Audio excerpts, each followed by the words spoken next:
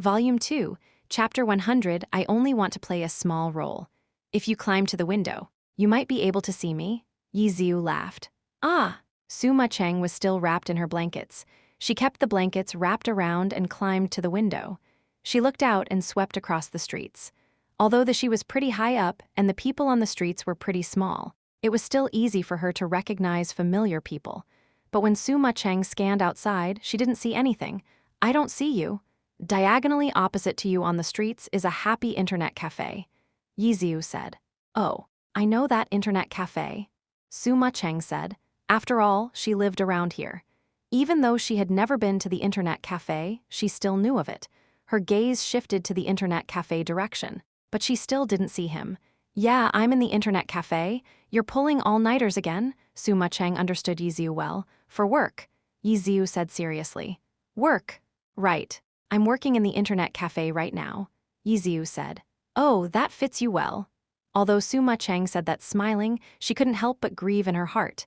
It didn't matter who switched. This type of gap in level couldn't be adapted so quickly, right? Yiziu's tone seemed to say that like he couldn't care less. There even seemed to be a trace of pride. But this guy had always been a mouth says yes, heart says no type of guy. Even for her, who was very familiar with him, sometimes didn't know what he was thinking. Yeah, I'm on night duty every day. My life is awfully disciplined now, Yiziu said. Where are you living? Suma Cheng asked. The internet cafe takes care of food and shelter. Let me tell you this. This internet cafe's lady boss is a super big fan of yours. Give me a signature sometime later. If I give it to her, she'll definitely raise my salary, Yiziu said. Really? Then I'll go visit you, Suma Cheng said. Do you want to visit me or do you want to be surrounded by fans? Yiziu said. Suma Cheng was helpless. It's not like she didn't know of this. Regarding pro players like her, internet cafes were the #1 forbidden place. If she went, then she'd definitely cause chaos. Suma Cheng's skill level wasn't considered top tier in the pro scene, but her popularity didn't lose to anyone. This was the beautiful girl effect. Just by relying on her appearance, advertising companies favored her highly. Most of the reason why Chen Gyu felt that Suma Cheng was the best female player was because of this sort of PR effect. For example, in the recent years, with his influence rising, Zhou Zekai could be considered the #1 player. He might not be as skilled as the top-tier players like Huang Xiaoshan or Han Wenqing, but he looked handsome and was also stylish. He was suitable for the young and old. Both males and females liked him. The media praised his accomplishments. The advertising companies thought highly of him. From a business standpoint, Zhou Zekai was the undisputed #1. In addition, his skill really was good. Nowadays, the only thing he was missing was the title of league champion. If not, then he would have taken the throne of #1 long ago. Then maybe later when there's a chance. Suma Cheng wasn't in a hurry. Knowing that Yiziu wasn't too far away and was even in the neighborhood, she immediately felt at peace. I saw yesterday's match. You played pretty well, Yiziu said. I don't like Sun Xiang as a person, but he really is quite strong, Suma Cheng said, but he's still a bit inexperienced. Yiziu sighed. Yeah, are you busy these days? You still need to ask this. The two had been so close for all these years. They understood each other's lifestyle and habits extremely well. Come to the new server and help me set a new record. You're playing in the new server? Suma Cheng stared blankly. Yeah, you. I transferred Lord Grimm over, Yiziu said. At this moment, Suma Cheng was silent for quite a long time. She clearly knew a lot about this account. You're planning on leveling this account? Suma Cheng asked. Right. Compared to leveling, the 1,000-chance umbrella is even more troublesome, right? Right, but 1 year is more than enough time, Yiziu said. And 1 year later, I'll return. I said that a while ago, Yiziu said. Okay.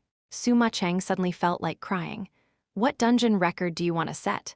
Suma Cheng suddenly felt that this was a problem. If Yiziu wanted to set a new record in the new server, why would he need her to help? Soon after, Yiziu explained it to her. After hearing it, Suma Cheng understood. So it turns out you were going to use this type of method to gather materials. No wonder you chose the new server. If things go smoothly, then you might not even need a year. The crucial point is at level 50, I still need to figure out how I'm going to upgrade it to level 70. Yiziu said, I'll definitely come help you. Okay, so you need to hurry up and level an account to 25. Afterwards, You also need to keep leveling with it so that you'll be available at any time, Yi Ziu ordered. Sure. Suma Cheng smiled while agreeing. After hanging up the phone, Suma Cheng's mood became incomparably good. In reality, she wasn't actually too interested in glory. She only started playing the game to purely play a small role. Who knew that after all these years, she'd risen to such a situation? So many people admired her. Yet Suma Cheng only wanted to play that small role in her heart. When Yi Ziu was forced to retire, she felt that her career as a small role should have also ended. But Yi Ziu said that he was still going to come back, so she decided to continue holding on. 1 year, she had originally thought she'd need that much time, but after just a few days, Yi Ziu had already come back. That's right, Yi Ziu still hadn't returned to the professional alliance, but Suma Cheng had never thought of this. She had only wanted to play a small role, whether it be in the professional alliance or the game. It didn't matter. The happy Suma Cheng hummed a song while getting out of bed. Right when she was washing her face, her cell phone rang again. She immediately ran to look and then picked up the phone. Hello, Ma Cheng. You said that you wanted to transfer clubs, but that isn't so easy to do. I know Yi Qiu's retirement hit you hard, but you have to know that excellent era won't easily let you go. It's all right, Sister Yang. I was just randomly asking, that's all. Suma Cheng smiled. Ah, randomly asking? The person on the other line was somewhat puzzled. When she had asked for this before, it didn't seem like she was just randomly asking. It seemed like she wanted to leave no matter what. Right. I'm doing quite well like this. Do you have anything else? Suma Cheng asked. No, that's it. Then I'll be hanging up. Bye-bye. Suma Cheng really did want to transfer at one point. It was at the same time Yi Ziu left. But now that she knew Yi Ziu was still here, then it didn't really matter anymore.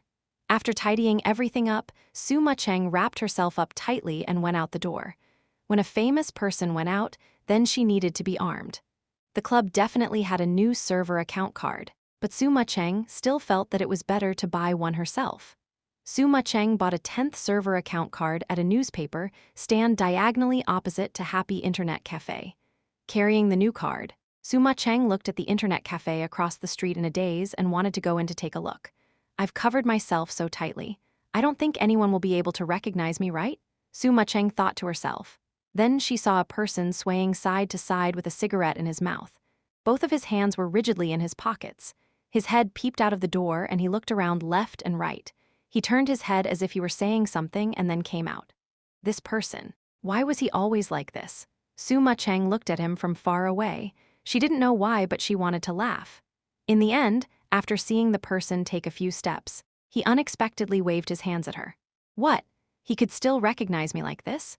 Suma Cheng was amazed. She immediately looked around left and right to see if anyone else had noticed her. Club Excellent Era wasn't some top-secret military base. The fans in the area all knew where the club was located. There was no lack of zealous fans that would stand guard outside the club waiting to get a signature or take a picture with them, especially since this place also had the super-secret god Yi Qiu. They would sometimes even lie low like a paparazzi. Suma Cheng looked left and right and didn't see anything abnormal, but she still felt that it'd be best to not go forward. She immediately put the account card into her pocket and hurriedly ran back. She snuck back to her room like a thief, locked the door, then logged into the game. She looked up Lord Grimm, online. Oh, you went back pretty quickly, Suma Cheng said to herself. The direction Yi Ziu was previously going towards should have been to eat breakfast. She sent a friend request over which was quickly accepted. I'm coming, Suma Cheng sent the message over. The reply came a while later. Huh, are you his friend? Can you wait a moment? He's out right now, so he's not here. Suma Cheng was startled. This account had the 1,000-chance umbrella. How could this account just be casually thrown to the side? You are? Suma Cheng asked. I'm his coworker. He went to buy breakfast. He'll be back soon. The person using Lord Grimm was obviously Tang Ru. Oh, thank you. You're welcome. Tang Ru was doing the last dungeon run of the day and finished it in a short moment. Yi Ziu had also come back with breakfast. There's someone looking for you. Tang Ru took the breakfast and gave the computer to Yi Ziu. Oh, Yi Ziu looked. A level 1 new player. He figured out who it was, but when he saw the name, he fainted. Why does it also have the word mist? Did girls nowadays like this word? What name is this? Yi Ziu sent a message. Cleansing Mist. Poem. It's from a poem in the Song Dynasty, Suma Cheng replied. You always like to take names from poems, Lord Grimm, etc. They're all your masterpieces. Yiziu returned. It makes me seem cultured, Suma Cheng replied. Then what about my one autumn leaf? You messed up a word, big sister. Shouldn't it be one falling leaf? Yiziu said. A mistake, that's a mistake, Suma Cheng replied. Whatever, hurry up and go level, the faster the better. Yiziu said. Who was the person using your account just a moment ago? Suma Cheng asked. Oh, that's a sister in the internet cafe. Her mechanical skill is really good, but she's a newbie at the game. She has a lot of potential, Yiziu said. How could a newbie have high mechanical skill? Suma Cheng didn't understand. Fast hand speed. Yiziu said. Why would her hand speed be high? How would I know? Can you stop chatting? Hurry up and level for me, Yiziu said. Yes, sir. Suma Cheng took her new account and began to level. Champion, individual glory, they were okay, but they weren't what she most wanted. The thing she wanted the most was to play a small role like this. Chapter 101, 3 days. Suma Cheng's talent was average. Her skills really weren't considered outstanding. If it was based purely on hand speed, then she might not even be better than Tangru. But as a pro player, everything that surrounded her was at a high level. Plus, she always accompanied the textbook-level god Yiziu. As a result, in the knowledge department, Suma Cheng was at a very professional level. Unfortunately, leveling in the game's new server simply didn't need such a high-level knowledge. She could only line up in the beginner village to receive the simplest of quests and steal monsters. Fortunately, the new server had already been open for several days. It was also early in the morning, so there weren't that many people. Suma Cheng set out rapidly and quickly reached level 5. Compared to Yiziu's 2 hours to get to level 7, this was a more ordinary leveling speed in beginner village. While leveling, she once again chatted idly with Yiziu when Yiziu suddenly replied, Can you wait a sec? I'm going to switch accounts. I'll add you in a bit. After saying this, Lord Grimm logged out of the game.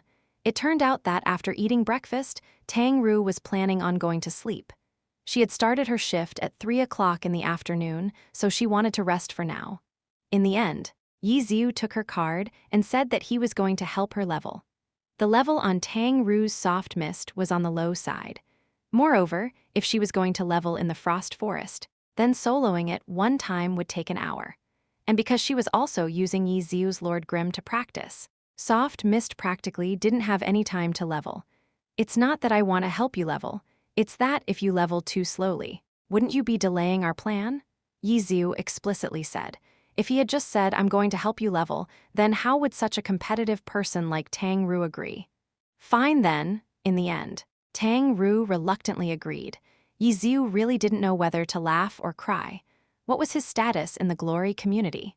For her to reluctantly let him help her train, if this went out, the glory community would definitely laugh their heads off.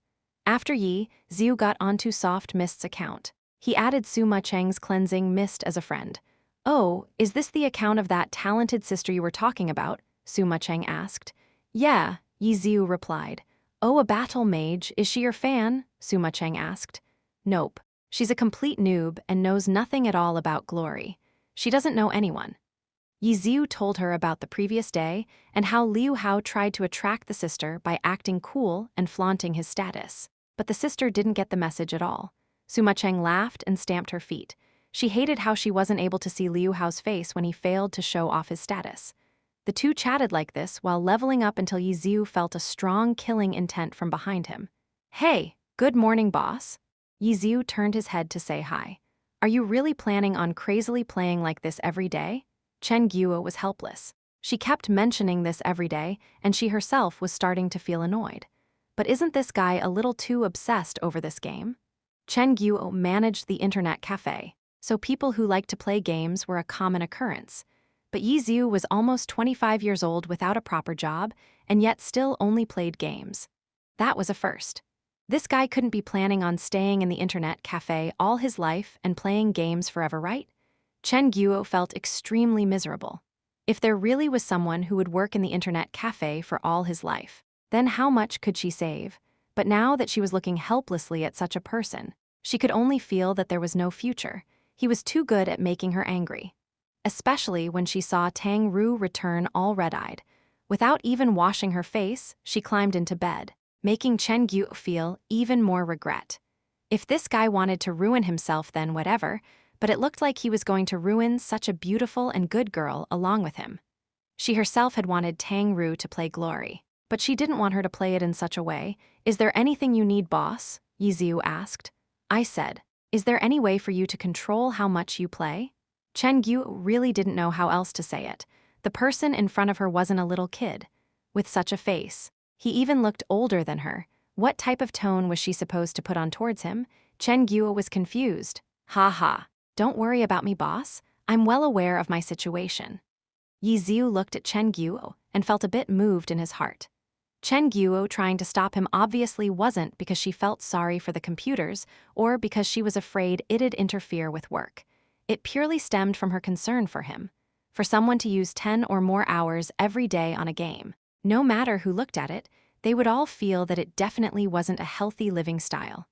Although Chen Guo often glared and scowled, it was actually because her character was very good. Really? Chen Guo said, surprised. She actually saw such a serious expression on this guy's face. Really? Yiziu nodded his head repeatedly. Okay, then take care of yourself. Chen Guo didn't say anything more. They were both adults. Yiziu's words already made it clear that he was taking responsibility for himself, so she could only stop when she should stop. Chen Guo wasn't the type of person to hold up a "for your own good" banner and wantonly criticize people. Yiziu once again leveled until noon and brought soft mist up to level 21. Suma Cheng made even faster progress. She had only just started on her new account in the morning, but had already reached level 13. It's about time for you to sleep, right? Yiziu hadn't yet told Suma Cheng yet, when she asked him the question first. Yup, I'm going to sleep for a bit. I have to get up again at night for my night shift. You should continue leveling. You don't need to match with my work and rest. Yiziu said, you don't have to worry about me. You should go to sleep. I'm going to go eat lunch. Suma Cheng sent a smiley face and then went offline. When he woke up from his sleep, it was night again, and Tang Ru was on the afternoon shift. The afternoon shift wasn't the time when there were the most customers, but there were still quite a few.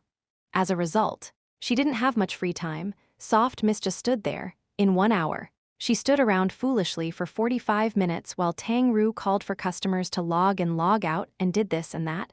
She didn't have any spare time to level. You must be tired. Yiziu went over to express his sympathies. I didn't level at all. Tang Ru sighed. With such a short amount of time, it'd be better to just study some guides and watch videos to better understand the basic information. Yiziu said, I guess that's the only way. Tang Ru said, you guys aren't going to sleep again tonight? Chen Guo walked over and asked. Boss? Yiziu was helpless. He himself was on the night shift. Even if he wanted to, he couldn't. Oh, if I feel sleepy, I'll sleep. Tang Ru said, you should take it easy. Chen Guo said, don't worry, I'm well aware of my situation. Tang Ru said. Chen Guo coughed blood. You guys are reading from a script, right? What script? Tang Ru stared blankly. Seeing that Chen Guo was glaring at Yiziu, she turned her head over and saw Yiziu with a cigarette in his mouth pointed towards the ceiling. They had caught up to the weekends, so the internet cafe was extremely crowded. In the peak hour of the night, Yiziu went around in a circle but wasn't able to find an open computer in the smoking area. In the end, he fiercely finished smoking a cigarette and then ran to the non-smoking area. When he went online, Cold Knight was the first to find him. Brother, I found information on all of their equipment. Oh, let me see. Yiziu said. Cold Knight sent him info on all 5 members. Sure enough, there wasn't any outstanding equipment among them. Each one of them only had a level 25 purple weapon. It was the new server, and they were all low-leveled. Who would put in the effort to gather a whole set of purple equipment? No one was willing to go that far, even if it was for a new dungeon record. Okay, I got it, Yiziu replied. Cold Knight saw Lord Grimm's level and felt very depressed. Brother, you level really slowly? It doesn't matter how fast I level. The helpers I found are lower leveled than me, Yiziu said. Oh, what level? Cold Knight asked.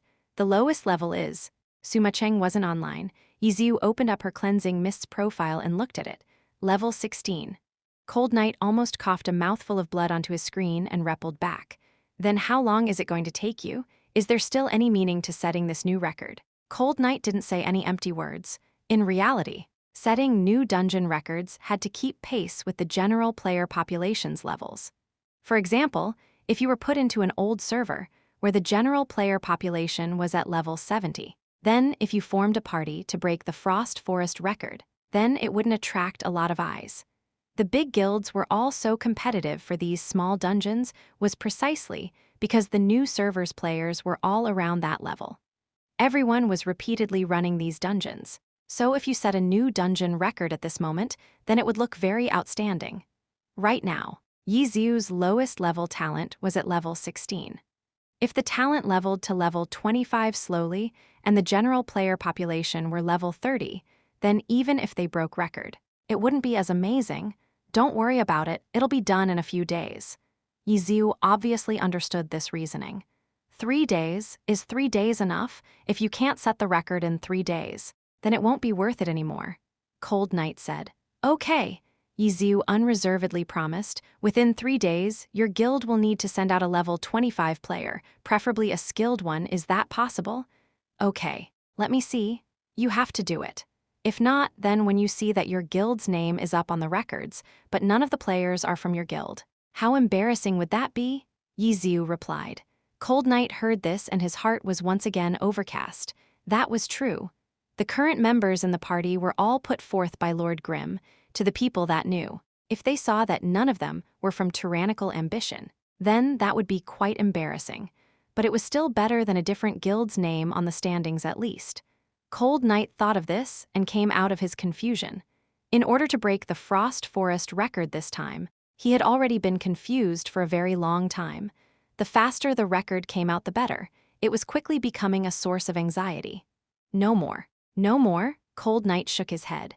He truly didn't want to go analyze the pros and cons of this. I'll just hand over everything to Lord Grimm to hurry up and grab the record. Yizu naturally did his utmost to level up. And of course, after getting off her shift, Tang Ru didn't go to sleep again. However, there were customers tonight, so she couldn't use the server computer. She randomly found a place to sit and went to clear Frost Forest. Yizu went to check up on her and felt that Tang Ru had familiarized with it well. He immediately let her use Lord Grimm to clear it once and then caught a hold of Steamed Bun Invasion and the others to get ready to party up and practice the dungeon once together. At this moment, Steamed Bun Invasion had already traded for a level 25 fighter claw. Yizu chose this weapon in particular because this purple weapon added +1 to strangle. In this battle for the dungeon record, any small detail could affect the results. Strangle was an important skill for the boss. An extra level in the skill could help a lot. In the depths of the night, Suma Cheng was once again quietly online. Yizu had already used up all his entries for Frost Forest. Without asking, he ran to Beginner Village to help Suma Cheng level. Besides Steamed Bun Invasion, Lord Grimm was still considered high-leveled, so his own leveling wasn't important. The most crucial point was to hurry up and drag the lowest-leveled player up. 3 days quickly passed. Chapter 102, All-Around Upgrade. In these 3 days, Yizu was busy all over the place. Steamed Bun Invasion, Tang Ru, Suma Cheng were all arrogant idlers. They were all waiting upon him. The first 2 were mainly for teaching, while the last was for leveling. Cold Knight was setting a record for his guild, so he obviously was even more careful with his work. On the first day, he sent a player over to Yizu. He was a level 23 elementalist called Crowd Lover. This name made Yizu a bit speechless. He was seriously suspecting that Cold Knight was trying to ridicule him. As a result, Yizu naturally had another person to instruct. After all, this record couldn't be looked down on. If every aspect of the dungeon wasn't examined properly, then a random mistake could delay their clear by a few seconds, destroying everyone's efforts. But now the entire party had been gathered. On the second day, Suma Cheng's Cleansing Mist leveled up to level 20. Yizu took the party and began to practice the dungeon. Cold Knight and Endless Night, the 2 leading comrades in the guild, had the honor of watching over them and giving them guidance. When they saw that Yizu's party had 2 girls, the 2 were extremely flabbergasted. Female players in the game were few and experts even fewer. Lord Grimm reportedly said that the players he brought weren't ordinary experts, yet he had actually brought along 2 girls. How rare of a resource were they? Cold Knight and Endless Night muttered to themselves but couldn't come to any conclusion. With regards to the experts that Lord Grimm brought, They already had thoughts of winning them over to their guild long ago. But now that they looked, there were unexpectedly girls. If they impatiently went up to get close to them, wouldn't they be mistaken as lecherous spirits? Fortunately, there was still that guy called Steamed Bun Invasion, but this name didn't seem like Expert's name at all. Endless Night was sent out by Cold Night, and he had no choice but to begin preparing to rope in Steamed Bun Invasion. Tyrannical Ambition's recruitment work in the 10th server was mainly Endless Night's responsibility. "Thanks for your hard work, everyone," Endless Night greeted, while Cold Night pretended to explain things to Crowd Lover, while listening in on the situation. "This person is..." Tang Ru and Suma Cheng obviously didn't recognize him. "The boss," Yiziu said. "Oh," Suma Cheng immediately understood. "What boss?" Tang Ru, on the other hand, didn't understand. "He's the boss that invited us to set a new dungeon record," Yiziu said. Tang Ru was still somewhat puzzled. How could she know about these sort of things in the game? Although Steamed Bun Invasion was a noob, he wasn't unfamiliar with games, so he roughly understood what he meant. "I'll explain it to you later," Yiziu said to Tang Ru. In the end, Endless Night had already chatted with Steamed Bun Invasion. "Hey brother, you have an extraordinary aura. Your name is amazing either. From just one look, I can tell that you're a 1 in 10,000 exceptional expert." Endless Night was still as shameless as ever. "Ha ha, you have good eyes. What astrological sign are you?" Astrological sign? Endless Night didn't know of Steamed Bun Invasion's power. In their first bout, Endless Night had already been blown off into space. "All right, Steamed Bun." Yiziu immediately went up and shouted at him to stop. He then said to Endless Night, "Little cleric, I'll leave you to your work. We're going to enter the dungeon to practice." After this, he called for everyone to enter the dungeon. The remaining Endless Night was still as puzzled as before. Astrological sign? What astrological sign? In the dungeon, Yiziu had already explained to Tang Ru Steamed Bun Invasion, and even the newly added member Crowd Lover how they were going to fight. Moreover, they had already drilled in real combat and all understood it well. As for Suma Cheng, she had been with Yiziu for so many years. Her tactics and knowledge were all pro-level. With just a few words of explanation, she had already grasped it. They began to officially clear the dungeon as 5. In 2 days, their official party was able to practice for a total of 8 times. But after these 8 times, every person knew exactly what they were supposed to do. Yiziu wasn't able to teach them anything more. In the end, what mattered was how they performed on the scene. From these 8 practice sessions, Yiziu determined that after switching for level 25 purple weapons, breaking the record shouldn't be a problem. On the last day, the 5 players all frantically leveled. They estimated that they would all be able to reach level 25 at midnight. Their official battle for the record would also start at this moment. The level 25 purple weapons that each player needed had already been provided by Cold Night. When he asked Yiziu if he had any other requirements, Yiziu expressed that he hoped that he'd be able to receive 2 mithril pendants in advance. These toys had no value to them. They were just things that female players liked to wear because they looked pretty. Right now, Lord Grimm's party had 2 girls in it, so Cold Night understood him very well. He took 2 mithril pendants and sent them over. Yiziu finally had a total of 4 mithril pendants and immediately opened the equipment editor. This time, he disassembled the 1000 Chance umbrella. He took the umbrella's pointed end, as well as all of the umbrella ribs, and tore them all off. The 4 mithril pendants were smashed into pieces, combined, and then duplicated into a new shiny new umbrella tip. The 24 umbrella ribs were duplicated using the spider teeth that he earned from killing the goblin merchant. After all of the materials were copied, they were once again assembled and installed back into place. He saved the editor and then immediately returned to the game to check the stats. The new tip made from the mithril pendants weren't as unremarkable as before. Now, the tip was red and white, inadvertently flashing rays of light. This time, the 1000 Chance umbrella was upgraded all around. The usual 1000 Chance umbrella form had been upgraded to level 15. The physical attack and the magic attack had been upgraded too. They were now both at 280. The attack speed and weight didn't change. The whole entity had reached level 15, which meant that no matter what form the 1000 Chance umbrella was in, none of them would have attributes below level 15. But Yi Xiu wasn't done yet. After seeing that it had been upgraded all around, he once again opened up the equipment editor. Opening the blueprint for the umbrella's canopy, Yi Xiu took off the 8 midnight cat fingernails he had put on last time. Afterwards, he switched them with the profits from his first deal, 8 white wolf fangs.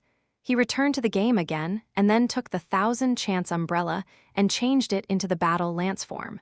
The 8 white wolf fangs converged onto the tip, forming an extremely dazzling snow-white lance tip, and now at this moment, the lance's attributes of course changed again. 1000-chance umbrella, lance form, level 25 weight, 2.3 kg, durability, 23, attack speed, 5 physical attack, 380, magic attack, 280 durability. This was a new attribute, however. This wasn't any special change for the 1000-chance umbrella. In Glory, level 20 and up equipment had a durability attribute, and those below level 20 didn't have durability. It could be considered a benefit of the beginner village. Even self-made equipment followed this setup. Durability would be depleted in battle, and the player had to be careful to not let the durability drop to 0. In Glory, if an equipment's durability fell to 0, then it would immediately break and disappear. Level 50 and up equipment needed special materials to fix. If not, then directly fixing it would reduce the durability limit. If the limit became 1, then the equipment basically became for decoration only. After seeing that the upgrade was successful, Yi Xiu switched back the form. Lord Grimm was still missing some experience before he hit level 25. The battle lance in his hands didn't have any strength right now. When the equipment was finished upgrading and ready to use, the 1000-chance umbrella's lance form was equivalent to a level 35 purple lance. This was a considerable advantage in damage. Excellent Dynasties, half-pro party obviously didn't have such a strong weapon. Level, the next thing he had to do was level. Before 12 o'clock, the 5 players finally leveled to 25. Then, they did the first task, join Tyrannical Ambition. Lord Grimm had already left Blue Brook Guild 5 days ago. Su Mucheng's Cleansing Mist and Tang Ru's Soft Mist obviously weren't in a guild.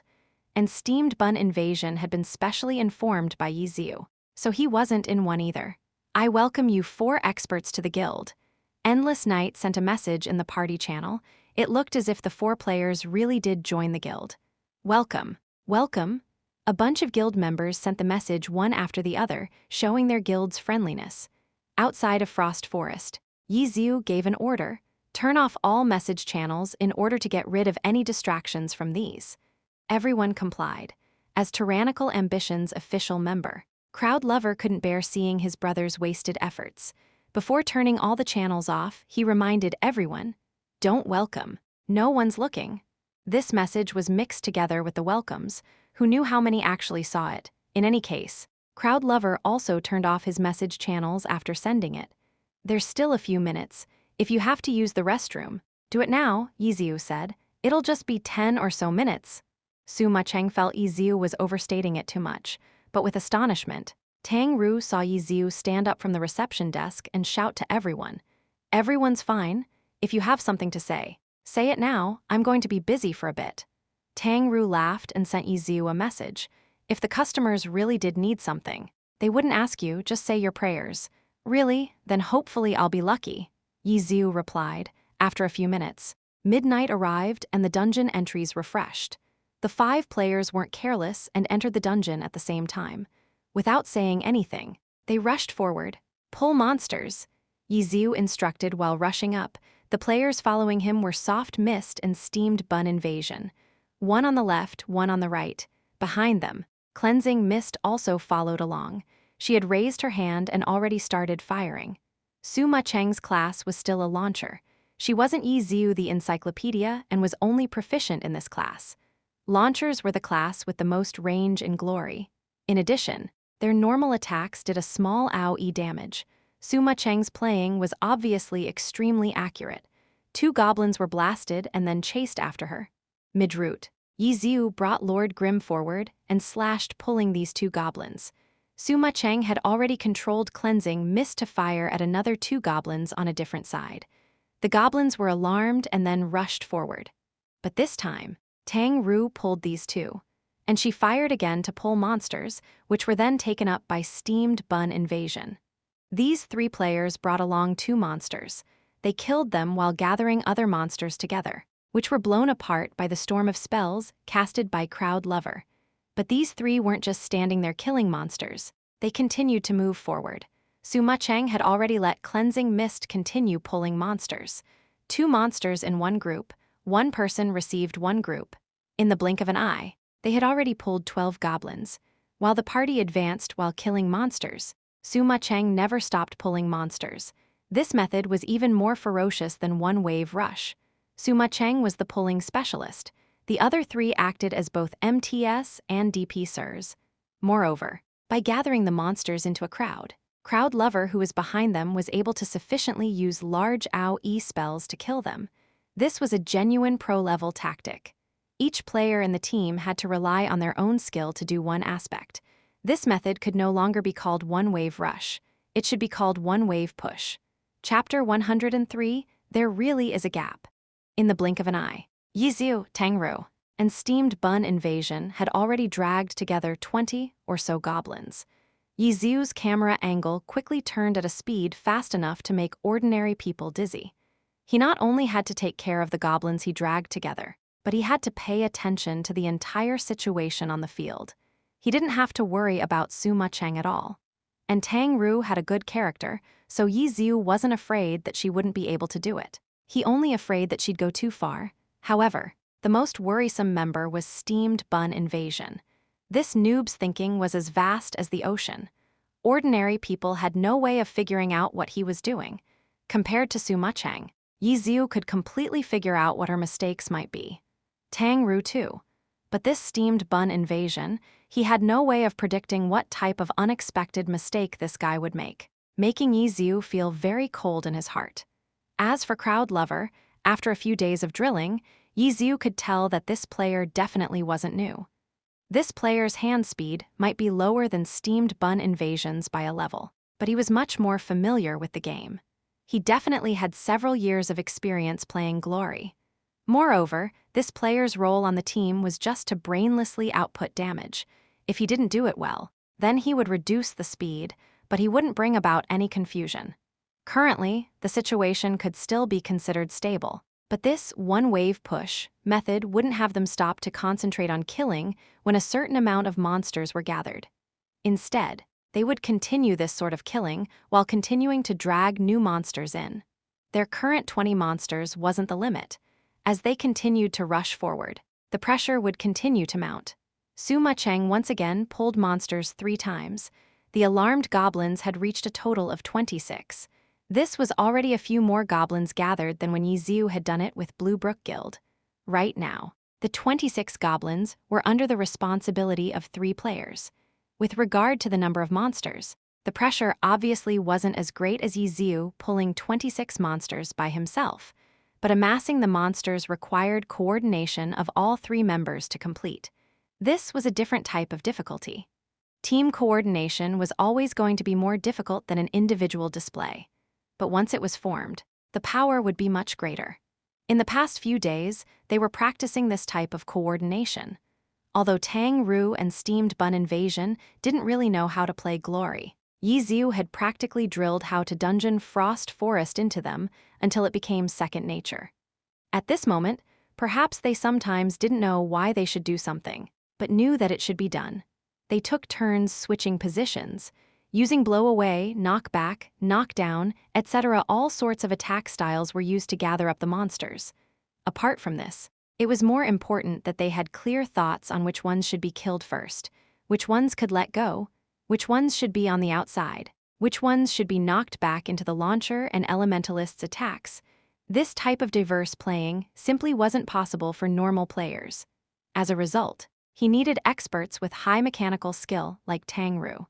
Steamed Bun Invasion was just slightly lower than Tang Ru's, but it was enough for this sort of situation as long as his noob disease didn't suddenly appear. Suma Cheng once again shot out and pulled 2 monsters. The total monster count reached 28. After repeatedly drilling, Tang Ru and the others had already familiarized with this tactic. Now that they had reached this step, their hearts tightened. This was because when they had practiced, the limit they had reached was 28. At this point, they would stop to kill for a bit before continuing on. But who knew that after there were 28 goblins, Suma Cheng's cleansing mist continued to run forward. After a few steps, another 2 monsters entered her firing range, and without the slightest hesitation, shot at them. Ah! Tang Ru cried out in surprise. Hadn't they pulled 30 goblins? She had played together in this dungeon with this sister for 2 days. But this sister had never made a mistake.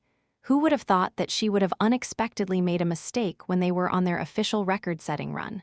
Why are there 2 more? That's a mistake. Right? Even Steamed Bun Invasion felt something wasn't right.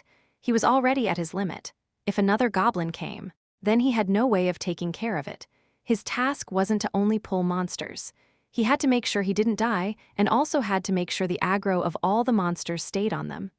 Right now, Steamed Bun Invasion had 8 goblins under his control. He wasn't able to take care of another one. It's not a mistake, continue. Yiziu followed. 2 more. Who's going to take them? Tang Ru asked. You're still okay, right? Yiziu said. Tang Ru was currently managing 8 goblins too, but her hand speed was a bit higher than Steamed Bun Invasion's, so it should be possible for her to manage 2 more. Okay, give them to me? Tang Ru didn't say anything more. Soft Mist advanced forward and stole the aggro from the 2 goblins. She moved into position and let out a falling flower palm, directly blowing them into the wave. She quickly ran back, and 10 goblins were now under her control. Soon after, another gun shot rang out, and Cleansing Mist once again pulled 2 more monsters. Tang Ru was surprised. 10 goblins were already extremely difficult for her. She didn't have the ability to take care of another one. Being unable to take care of it didn't mean that a single stray monster would cause them to wipe out. It meant that this unmanageable monster would get away from their attack range and would require a bit more time for them to kill it. Time. This was the most important component in this dungeon run. Killing these monsters weren't their main goal. The most important part was how to use the least amount of time to do so. I probably can't take care of them, although Tang Ru had these doubts in her heart. With her character, if she had never tried, then she definitely wouldn't say it out loud when there were 28 goblins. Steamed Bun Invasion pulled 8. Tang Ru also 8. Yiziu pulled 12. He had originally pulled 4 more than them. Steamed Bun Invasion was already at his limit. He couldn't go any further. Tang Ru had just taken 2 more and reached 10, although she still had 2 fewer than Yiziu. She understood the difference between her and Yiziu. However, Tang Ru didn't think that the gap was due to their differences in hand speed, but rather due to their difference in game knowledge. As a result, seeing that Yiziu could manage 12 goblins, Tang Ru felt that she might be able to do it too. Perhaps it was because she wasn't familiar with the game. Her judgment was inaccurate. These thoughts flashed by in an instant. Tang Ru had already brought Soft Mist forward, but to her surprise, Yiziu had already rushed up first with Lord Grimm. The 2 goblins were taken by him first using what Tang Ru had done before, and the 2 goblins joined the crowd. 14. This was the total number of goblins currently under Yiziu's control. He had 6 more than Steamed Bun Invasion and 4 more than Tang Ru. Tang Ru was astonished. This person wasn't at his limit before. She still hadn't recovered yet. Another gun shot rang out, and Cleansing Mist actually pulled 2 more. Don't tell me. Tang Ru had thought a rise in her heart when she saw Lord Grimm rush up again and pull another 2 monsters. His total reached 16. The gap was only because of their difference in game knowledge. Tang Ru's previous thought began to waver. But unfortunately, she wasn't next to Yiziu right now. She really wanted to see this person's 2 hands and whether they were faster than hers or not. Bang! Another gunshot rang out. Tang Ru foolishly looked towards Cleansing Mist. She didn't want to believe that this shot was to pull monsters. This was to do damage. To do damage right? In the end, she saw Cleansing Mist's gun turn back before she output damage. Another 2 lively goblins rushed up. 18. This guy could still manage this many. 10. Tang Ru had difficulty dealing with them. 12. She had thoughts of trying it. 14 was when she felt astonished. 16. She began to realize that the gap between her and Yiziu wasn't only because of their difference in game knowledge. 18. Tang Ru already had no more words to describe how she was feeling. She only saw Lord Grimm rush up once again, taking in 2 more new goblins into the crowd. In an instant, Tang Ru felt like she was on an endless road. Things she didn't understand. She could learn, experience could be accumulated, awareness could also be raised, but hand speed.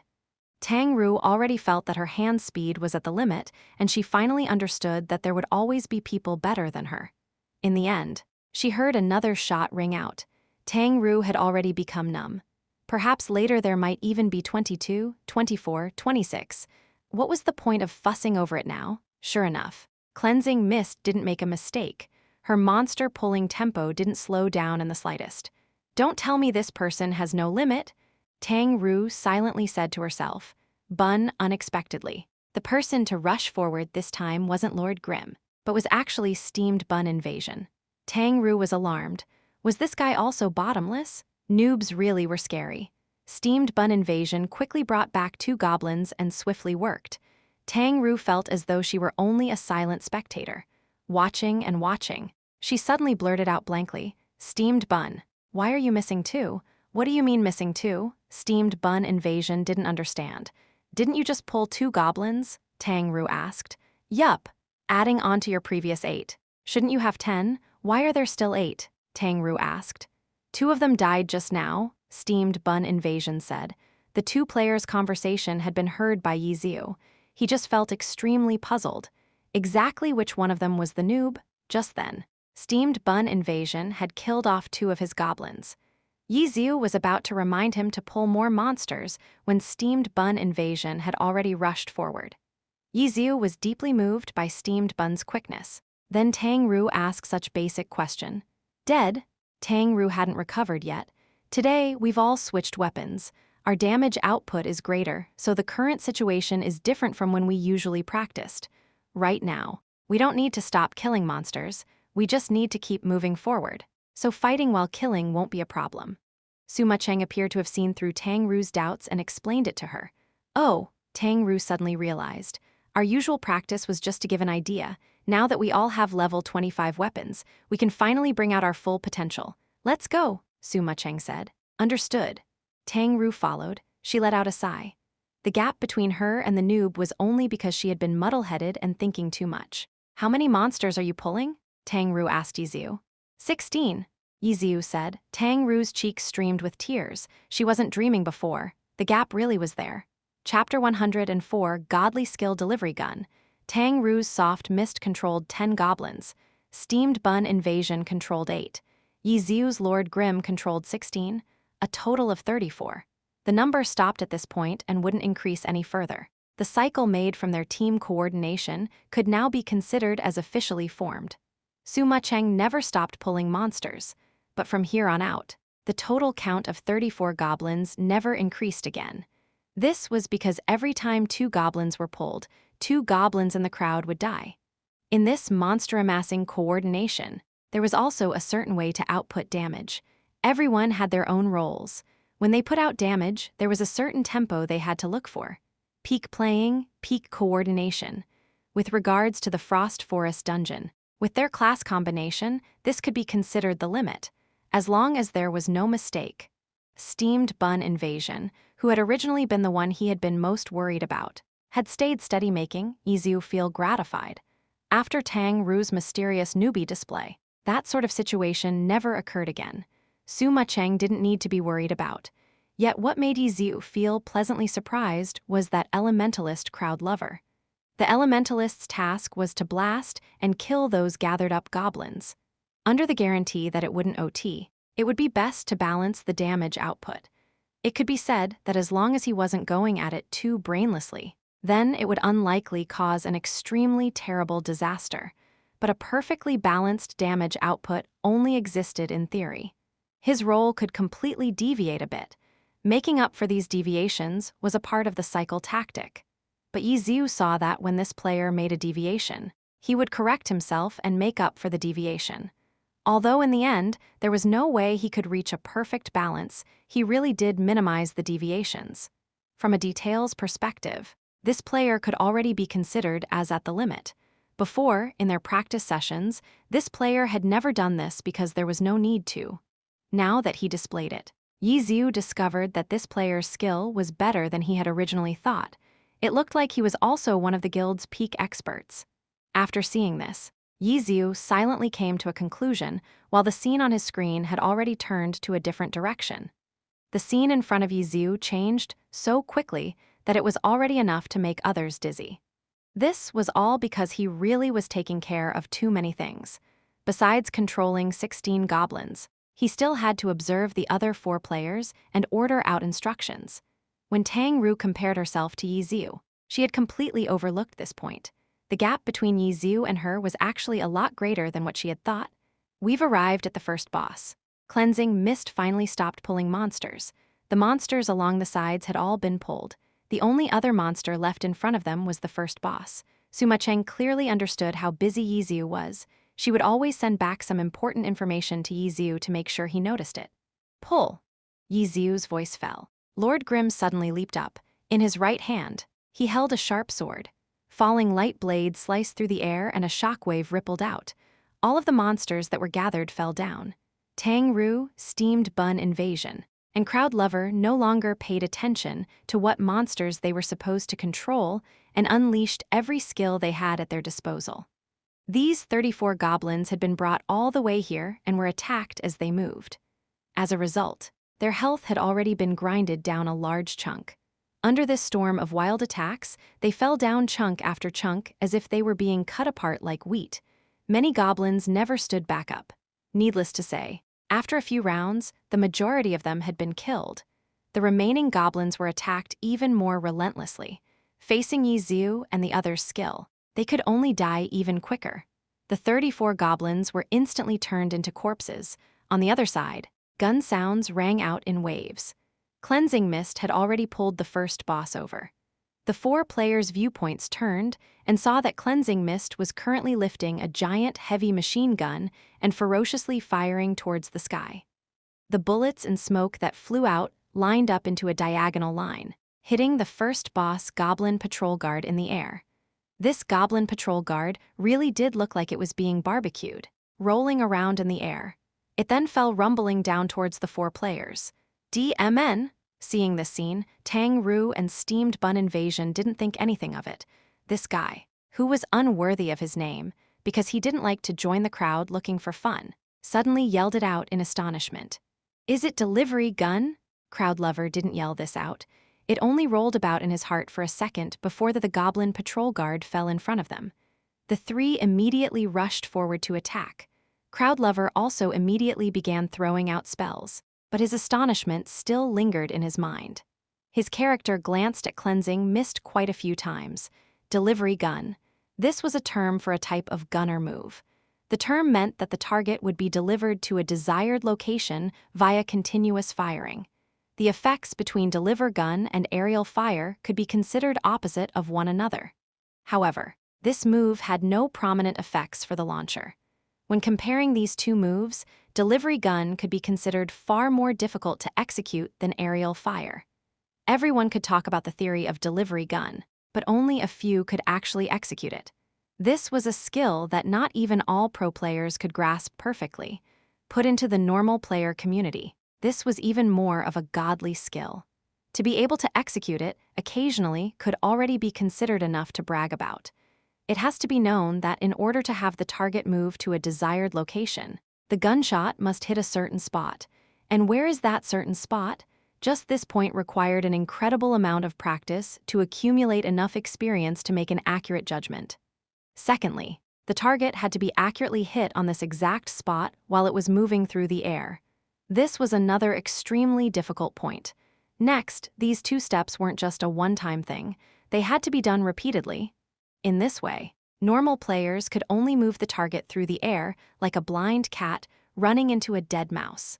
Moving the target to a desired location, and so on. How many pro players could do that? The current number 1 glory player, Joe Zekai, reached great heights with the move delivery gun. In one performance, he directly delivered the target all the way up to heaven. The host cried out a "shot my eyes blind," in surprise and hilarity ensued. Crowd Lover only saw the end of Cleansing Mist's barbecue, but the Goblin Patrol Guard had actually been delivered in front of them. Could it be a coincidence? Although using barbecue to execute delivery gun was a somewhat cheap trick, it was still enough to make others astonished. Crowd Lover couldn't calm down for a very long time and would turn his viewpoint to look towards cleansing mist whenever there was a chance to. He had already put Lord Grim, soft mist, and steamed bun invasion into his eyes. Their mechanical skill really was extremely exceptional, but soft mist and steamed bun invasion were still novices at glory. Crowd Lover could still see this. As for cleansing mist, he had never found anything special about her. The hardest task she had to do was only grasping a good tempo for pulling monsters. It was about the same as him paying attention to balancing his damage output. It wasn't that complicated. This ostensible delivery gun made Crowd Lover extremely taken aback. Yi Xiu's judgment of Crowd Lover wasn't wrong. The current Crowd Lover wasn't any ordinary player. He wasn't the actual Crowd Lover. At this moment, he was only using this account. He was Tyrannical Ambition's true head, guild leader Jiang Yu. Jiang Yu had heard of Lord Grim from Cold Knight's report. Cold Knight had described this player as if he were a god. After seeing him and mixing in with him for a few days, he discovered that this player certainly wasn't simple. However, at this moment, Jiang Yu's attention had been sucked into that ostensible delivery gun.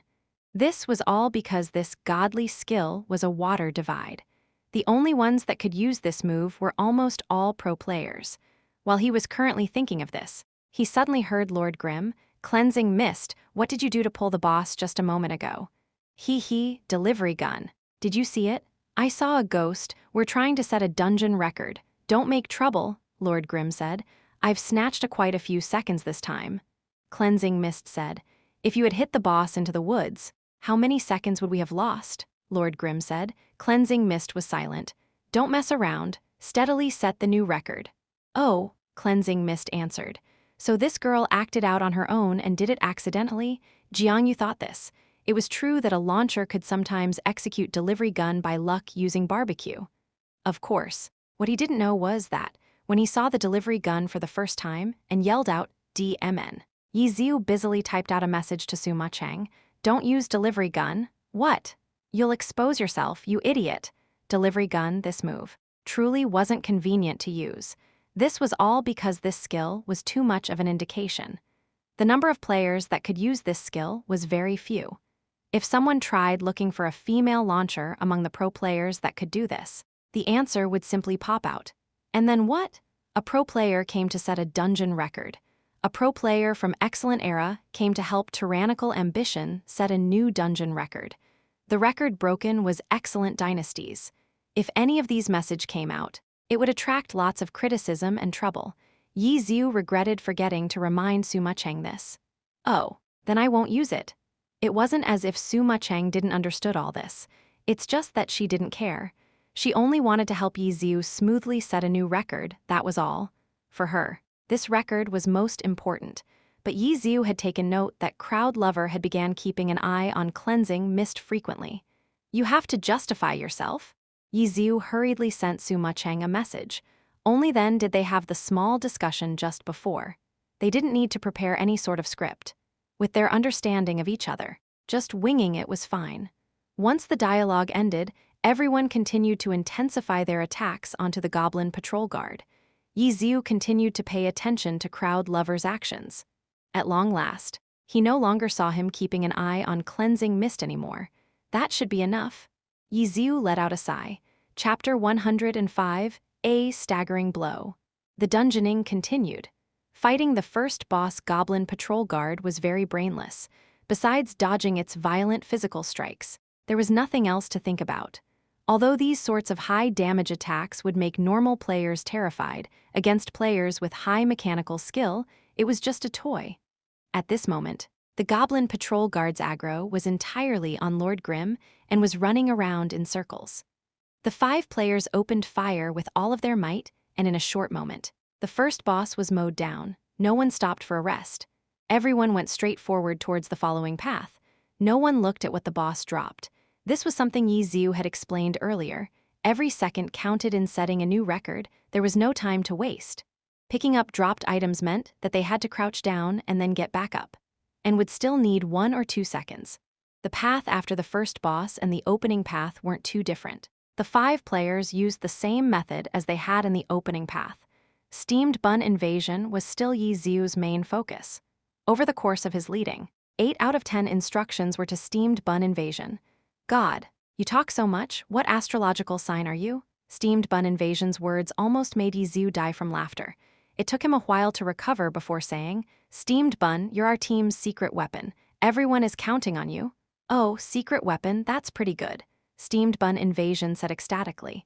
"Play well, pay attention when you use strangle," Yizu said. "Got it." Steamed bun invasion radiated with delight. Saying that steamed bun invasion was their secret weapon wasn't something Yizu said just to trick him. The brawler level 15 skill strangle didn't do a lot of damage, but strangle's effect of reducing the target's armor by 50% was extremely useful. Although the effect only lasted 2 seconds, in these 2 seconds, the party could do an incredible amount of damage. Moreover, because skills could level up every 5 levels, now that steamed bun invasion was level 25, strangle was level 3. With the fighter claw's additional attribute of +1 to strangle, strangle was now level 4, and its effect would last 3.5 seconds. Frost Forest's highest level boss was only level 25, so there was no level suppression. The effect could be fully displayed in these 3.5 seconds. It was equivalent of giving the entire party 3.5 seconds of an additional 50% damage to their attacks. The first boss Goblin Patrol Guard had been strangled by steamed bun invasion 3 times. This was equivalent to giving the entire party 10 seconds of burst, saving them a considerable amount of time. While they were dealing with the small monsters on the side of the path, steamed bun invasion would use his strangle whenever it was off cooldown. The entire party would then immediately switch focus onto the strangled target. While doing this, steamed bun invasion also had a hard time. This was because the user wasn't invincible when strangle was used. The target wasn't stunned and unable to move. The strangled target could use both hands to struggle and attack, but just like how its defense dropped, the strangled target would also have its attack reduced by 50%. If it wasn't like this, the previous Goblin Patrol Guard would have thrashed steamed bun invasion with its barbed wolf fang club long ago. The second boss, Suma Cheng, reminded everyone and then went to pull it. This time she did it normally without using delivery gun. The boss rushed out, and the 4 players flipped over the crowd of goblins they had been fighting. The 4 dashed up to gang up and beat on the second boss. Steamed bun invasion continued to use strangle, and the second boss defeated in the blink of an eye. They also didn't make any mistakes in the path after that. Finally, they reached the Frost Forest's final boss, Frost Tine. They had already talked plenty about how they were going to fight in the past few days. Without saying anything further, the first one to rush up was Tang Ru's Soft Mist. Frost Tine sensed it. It raised its blade and quickly moved up to face her. Soft Mist ran diagonally around to Frost Tine's side, not waiting for Frost Tine to turn its body. She slashed up diagonally with a sky strike, and Frost Tine was knocked into the air. Soft Mist went up and continued to attack, adding on the chasers. The combo she made was even greater than what Lord Grimm had done before. The juggled Frost Tine obviously couldn't bear it and promptly teleported away. Yizu had already been waiting for this. He had been paying attention to its teleport direction the entire time. He used a shadow clone technique to instantly move there. Right when Frost Tine teleported over, Lord Grimm welcomed it with Sky Strike. It was once again knocked into the air.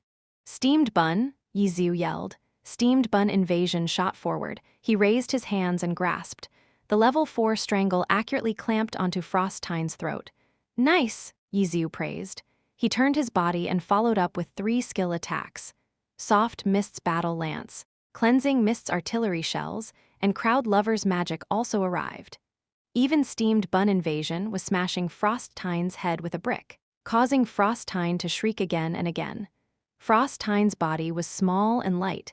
It didn't have any strength to resist the strangle. It had been attacked for a full 3.5 seconds, not even 0.1 seconds short. Lord Grimm's level 25,000 chance Umbrella Lance form was much stronger than everyone else's level 25 purple weapon. With its white lance tip, little snowflakes seemed to twinkle with every swing. 3.5 seconds quickly passed, and in the process, steamed bun invasion had been hit by Frost Tine's blade 2 times. NPCs weren't so stupid that it would resolutely search for an aggro target after being seized by such a skill. Usually, it would be whoever had grasped it, From this perspective, Strangle could be considered a strong aggro-shifting taunt skill. However, normally, using this skill to save the show depended on the user's careful judgment. The Brawler class didn't have as high of a defense as a Knight, even if the target's attack was reduced by 50%. Fearlessly being attacked by the boss for a few seconds wasn't good. This pitiful Frost Tine wasn't so strong. After being strangled, it looked like it was struggling. Once the 3.5 seconds quickly passed, Steamed Bun Invasion immediately drank a potion to recover health after letting go. This wasn't the beginner village's most basic potion. This was provided by Tyrannical Ambition. Their alchemists had crafted middle-grade potions suitable for level 20 players to use.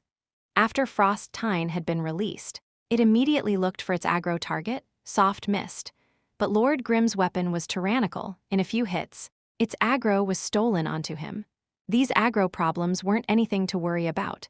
Everyone on the field was a highly skilled player. They all had the skill level to serve as the MT. Frost Tine moved quickly, but under these players' besiegement, it had already been beaten black and blue and was nearly unable to dodge any of the attacks. Even when Steamed Bun Invasion's Strangle was on cooldown, he still used normal attacks. He went up to punch and kick, displaying a brawler's way of fighting. The level 25 skill Apply Poison had already been put onto his claw and onto the Frost Tine's body. Frost Tine shrieked again and again. Under this situation, it wanted to teleport again. But in the end, even though it teleported, Lord Grimm was waiting for him there, and his battle lance cut upwards, knocking it into the air. Yiziu yelled another Steamed Bun, and Steamed Bun Invasion dashed forward. Frost Tine once again had its throat clutched like a struggling chicken. In a short while, Frost Tine's life had already hit red blood. But this party already knew how to deal with it once it reached red blood. When they received their purple weapons, they had to adjust to the changes when clearing the small monsters. But against the boss, they just had to fight like they always did. In addition, they were all mechanically skilled experts, so they weren't afraid of making a mistake against the quick Frost Tine like ordinary experts were. As a result, Frost Tine's summoned ice whirlwind never unfurled. It had been oppressed by the 5 players from start to finish. Finally, after another strangle by Steamed Bun Invasion, it unwillingly died in Steamed Bun Invasion's hands. Dungeon clear. The system announcement popped up at the same time. Congratulations to Tyrannical Ambition players. Crowd Lover. Lord Grimm, Cleansing Mist, Steamed Bun Invasion, Soft Mist for breaking the Frost Forest clear record. Time, 13:05 and 47 seconds. Success. The 5 players all had their own reactions. Steamed Bun Invasion saw the system announcement and laughed out loud. Ha ha ha ha. I'm on TV, secret weapon. Tang Ru opened up the dungeon record leaderboards and saw her name on the record. She felt extremely satisfied. And Suma Cheng? She just silently smiled, sitting in front of the screen. As for Yiziu, the noob Steamed Bun actually never made a mistake. This made him feel extremely excited. In comparison, Crowd Lover's reaction was relatively ordinary. After all, the person using this account was the Grand Tyrannical Ambitions guild leader. It was just a Frost Forest dungeon and nothing more. Although it was very astonishing, dancing around in excitement was a bit too exaggerated. Tyrannical Ambitions' guild channel was naturally bustling with excitement. Everyone energetically praised these 5 players' might. It looked like no one saw the message Crowd Lover had sent before that no one in the party would see their messages. Right when Yiziu was about to say a few words to everyone, a window suddenly popped up on his screen. Area C number 84 wanted 2 colas. He helplessly got up and delivered 2 colas to them. While returning, he saw Tang Ru hanging around the reception desk. After seeing him, she asked him, "This record should be the limit, right?" "Limit? I can't say that.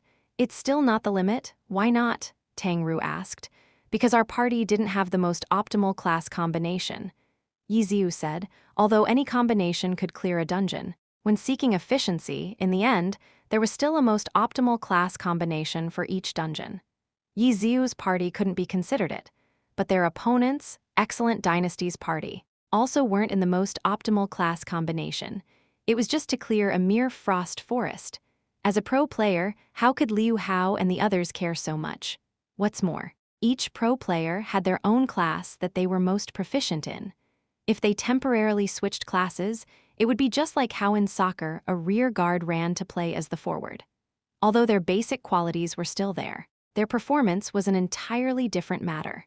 Speaking of Liu Hao and the others and their class combination, although their combination wasn't the best, it was actually better than Yi Xiu's party by a bit. However, regretfully, Liu Hao and the others weren't going all out. This was because they simply didn't think that any pro-level expert would compete with them in this dungeon. With regards to them, this was just a record against normal players. It was just a simple and easy task. A casual performance was good enough.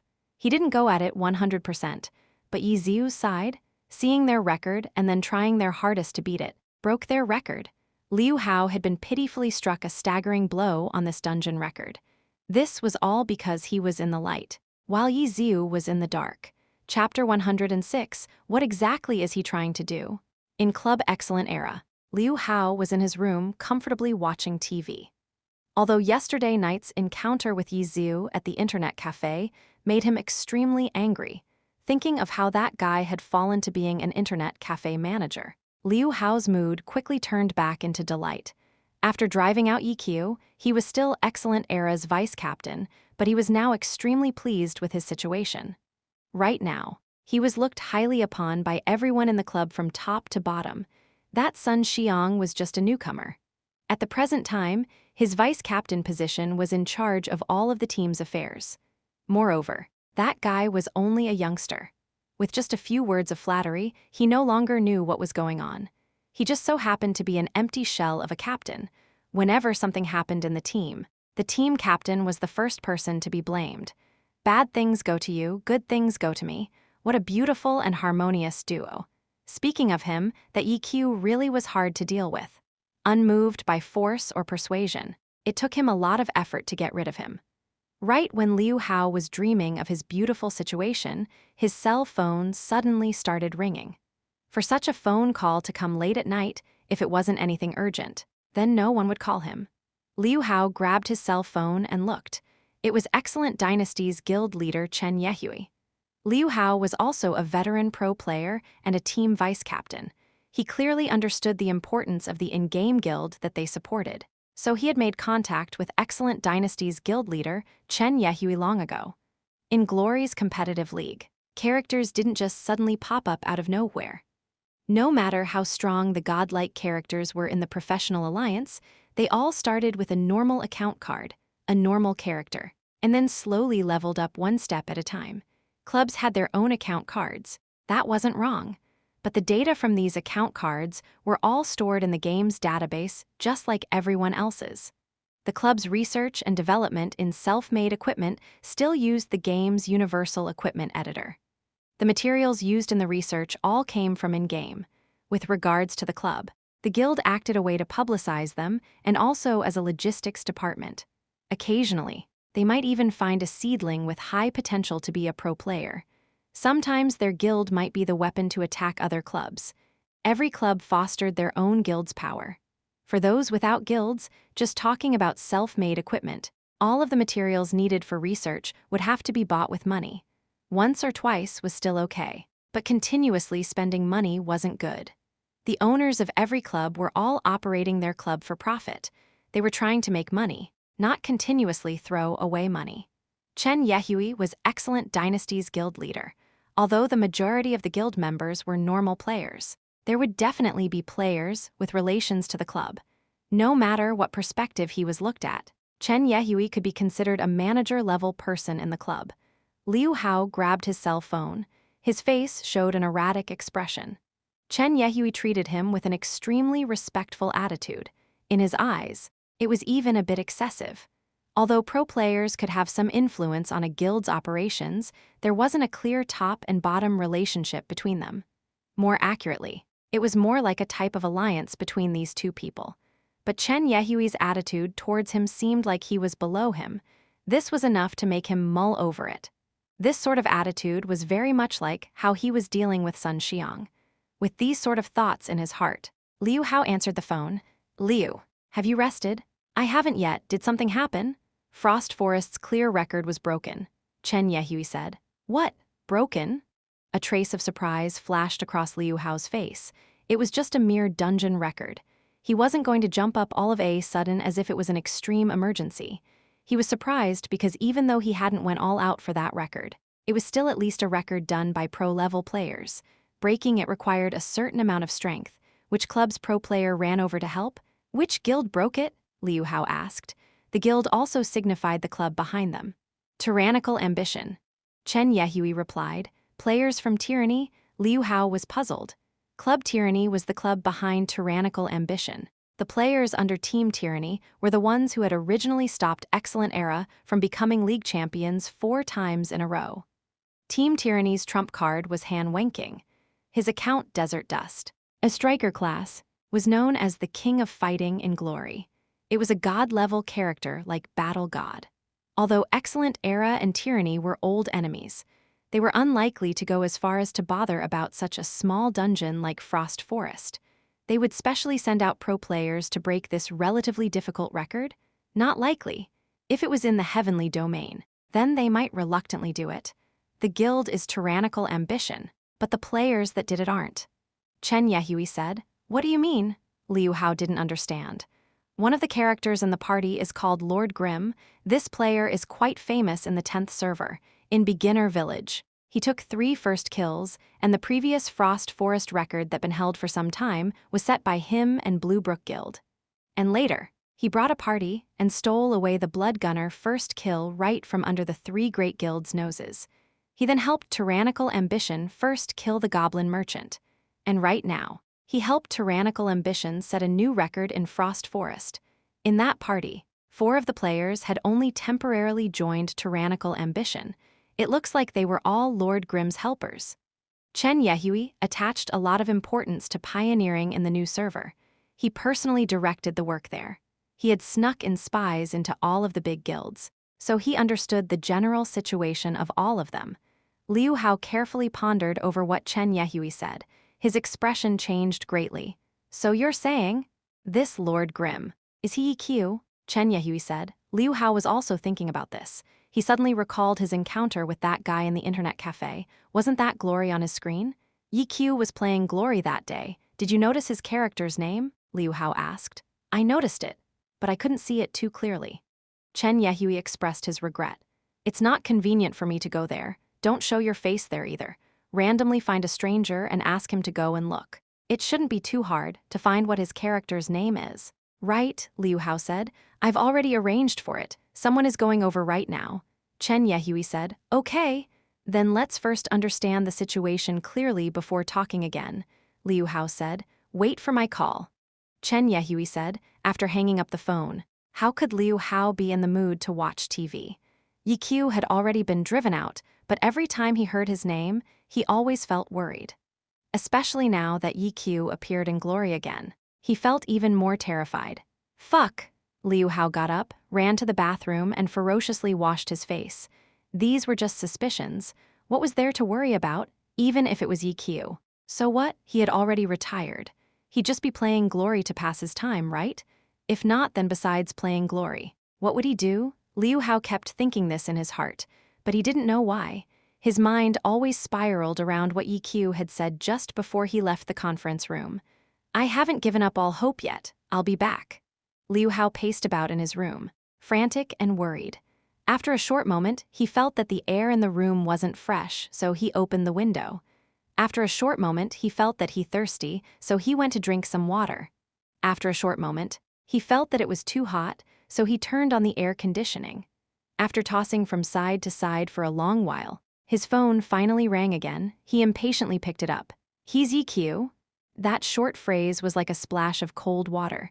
At once, Liu Hao forgot his pile of comforting thoughts. He quickly lost self-control. Fuck, this guy. How could he still be haunting me? It's already like this and he's still trying to fight me? I understand. He saw us that day. So he immediately thought that Excellent Dynasty's record was done by us. That's why he immediately joined Excellent Era's Sworn Enemy Tyranny's Guild, and then he broke our record. So he really knows his stuff. But isn't there something wrong with this guy's head? It's just a Frost Forest record. Does he really think I care? But if he keeps on fighting against us like this? Chen Yehui said. Don't panic. What was the time for his record? Liu Hao asked. 13:05 and 47 seconds. Chen Yehui said, "Ha ha ha ha." Liu Hao heard this and then laughed. "That's nothing much, and I thought he was good, don't worry. I'll set a new record for you immediately. We weren't focused at all last time, and that wasn't the most optimal class combination for Frost Forest last time either. Then what's the most optimal class combination? I'll pick out the accounts for you guys like last time." Chen Yehui said, "No need. Just last time's accounts will be fine," Liu Hao said, "but last time's accounts have all already leveled past 25. Chen Yehui said, "I'll look again."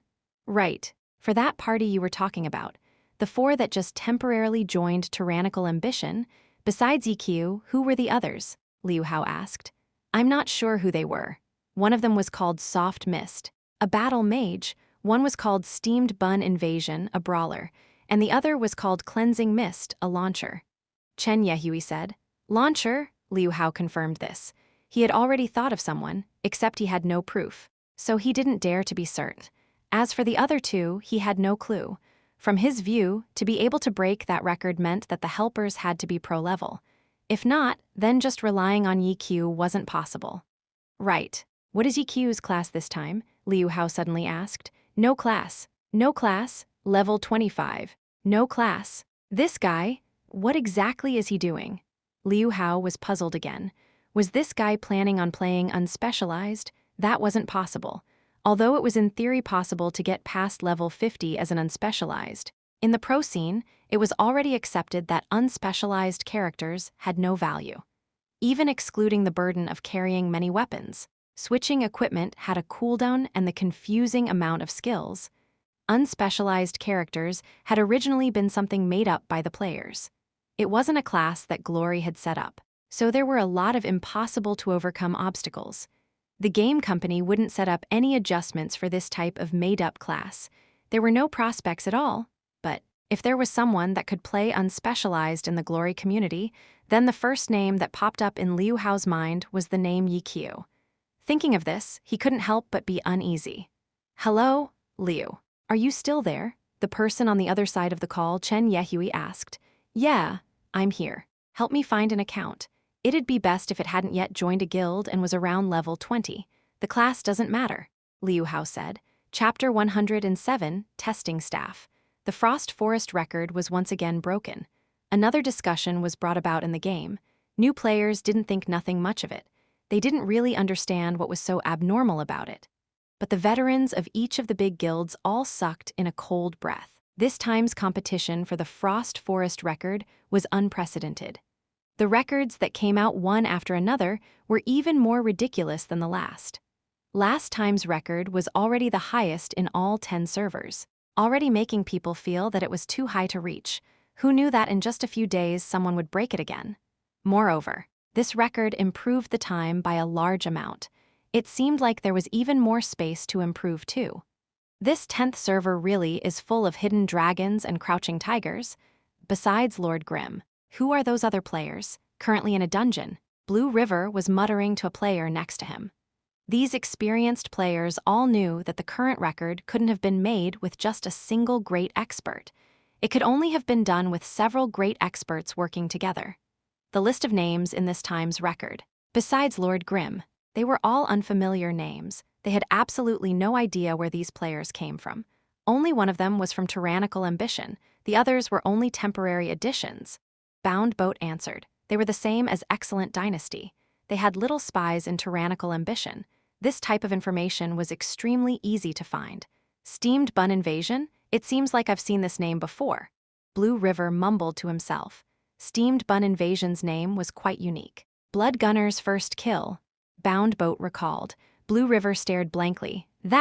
Didn't Lord Grimm just randomly run into those players? I thought so too. Then just like this, he just brought them and set that record? Blue River was puzzled. He really was puzzled. So he simply sent a message to Lord Grimm. "Brother, congratulations, you broke the record again."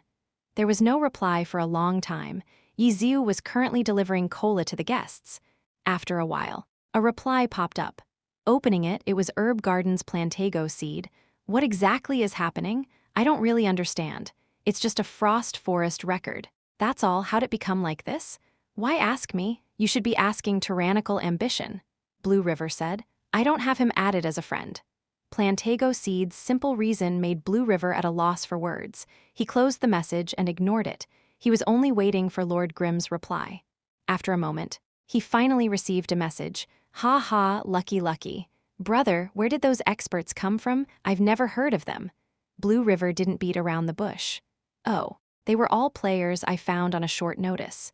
Yiziu said. They're all amazing, Blue River praised. Ha ha. Blue River wasn't praising him, so Yiziu didn't make any modest remarks on behalf of them. Brother, hurry up and level. I'm waiting until you're level 27, Blue River said. Yiziu stared blankly but immediately recovered. This Blue River really knew how to learn from experience. Level 27. That was the highest level for Boneyard. Although players could enter this dungeon at level 23, it looked like no guild would urgently appoint for him to set a new record then. As it turned out, they were all waiting for him to get to level 27 and then get it done all at once. It appeared that everyone was afraid after seeing this record being broken again and again. Just relying on their own strength to set one didn't really matter. But by paying for Yiziu's external help, wouldn't it be best to wait for the last moment to make the final killing blow? Ha ha, when the time comes, let's talk again. Yiziu once again ended the talks. He was a bit puzzled right now. Of the three great guilds, Bluebrook Guild and Tyrannical Ambition had all looked for him several times, but that herb garden never contacted him. Moreover, the other big guilds could also come look for him if they needed anything too. Were they all too embarrassed to do so? Yiziu was pondering over it when Tyrannical Ambition sent him the rewards. After several days of madly clearing Frost Forest, they had finally found the ice crystal staff and 10 white wolf bristles. Cold Knight didn't go back on his word and gave them all to Lord Grimm. After the record was set, the next step was to continue leveling. That crowd lover also didn't leave the party and continued to dungeon with the 4 of them. In theory, they could continue to challenge the record, especially since Tang Ru was extremely eager and completely earnest. But steamed bun invasion would make a mistake every so often, so breaking the record again was already like fleeting clouds. Yiziu let out a sigh. He found that having steamed bun invasion wasn't necessarily a bad thing. Honestly speaking, he was tired. In this dungeon, he had to invest far more energy than the 4 of them combined together. From teaching them in the beginning to madly leveling for himself, to helping Tang Ru level, to bringing Su Mucheng to level, he basically had no free time. Just then, in those 10 minutes in the dungeon, he had to lead, pay attention to everyone's playing, and control the most amount of monsters. It was all extremely taxing on his mind and body. Right now, he just wanted to casually play and relax. After steamed bun invasion made a mistake, everyone relaxed. They didn't need to pursue the greatest efficiency and casually chatted while playing. Crowd Lover was still not crowd-loving and didn't have much to say. Of course, no one knew that this guy was currently talking with Cold Knight. Soft Mist and Steamed Bun Invasion. These two are new players. Tyrannical Ambition's guild leader Jiang Yu, who was currently using Crowd Lover, was one of Glory's old generals. After observing them for 2 days, he was quite confident in his judgment. New players? Yeah, but they have a good foundation. After learning for a bit, they'll quickly become experts, Jiang Yu said. And the other two, Lord Grimm. This player has skill, tactics, knowledge, and experience, but to say how strong he is exactly, Frost Forest is only such. So I can't really tell. It's very likely that he's at a pro level. But hearing you, it seems like this person is online for a long time every day. Pro players shouldn't have so much time to play on a low-leveled account. Right, Jian, you said. Could it be a just recently retired pro player? Cold Knight heard the guild leader's analysis and could only think of one such person. Are you talking about God EQ? If it really is him, then I'd really be honored. But there is one thing that I'm not sure whether you've noticed or not. Jiang Yu said. What? His weapon. Weapon? Yeah, I've paid attention to it for these several days. When he fights, he doesn't ever switch weapons, rather that weapon of his can change forms at any time. Right now, the ones I've noticed are battle lance, sword, gun. These 3 forms, Jiang Yu said. How can there be such a weapon? That's why I'm saying that it must be self-made.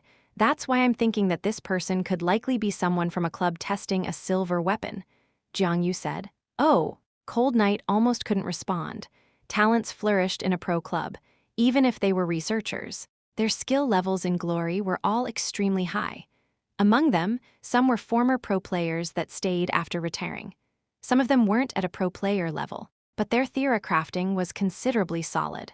These people might not be as good as pro players, but in the game, they were more than enough to easily beat the content, especially at the current low-leveled stage. This sort of transforming silver weapon is something I've never seen before. That's why I think he's testing to see whether it can be used practically. He's using it right now, which means that this weapon is at most level 25.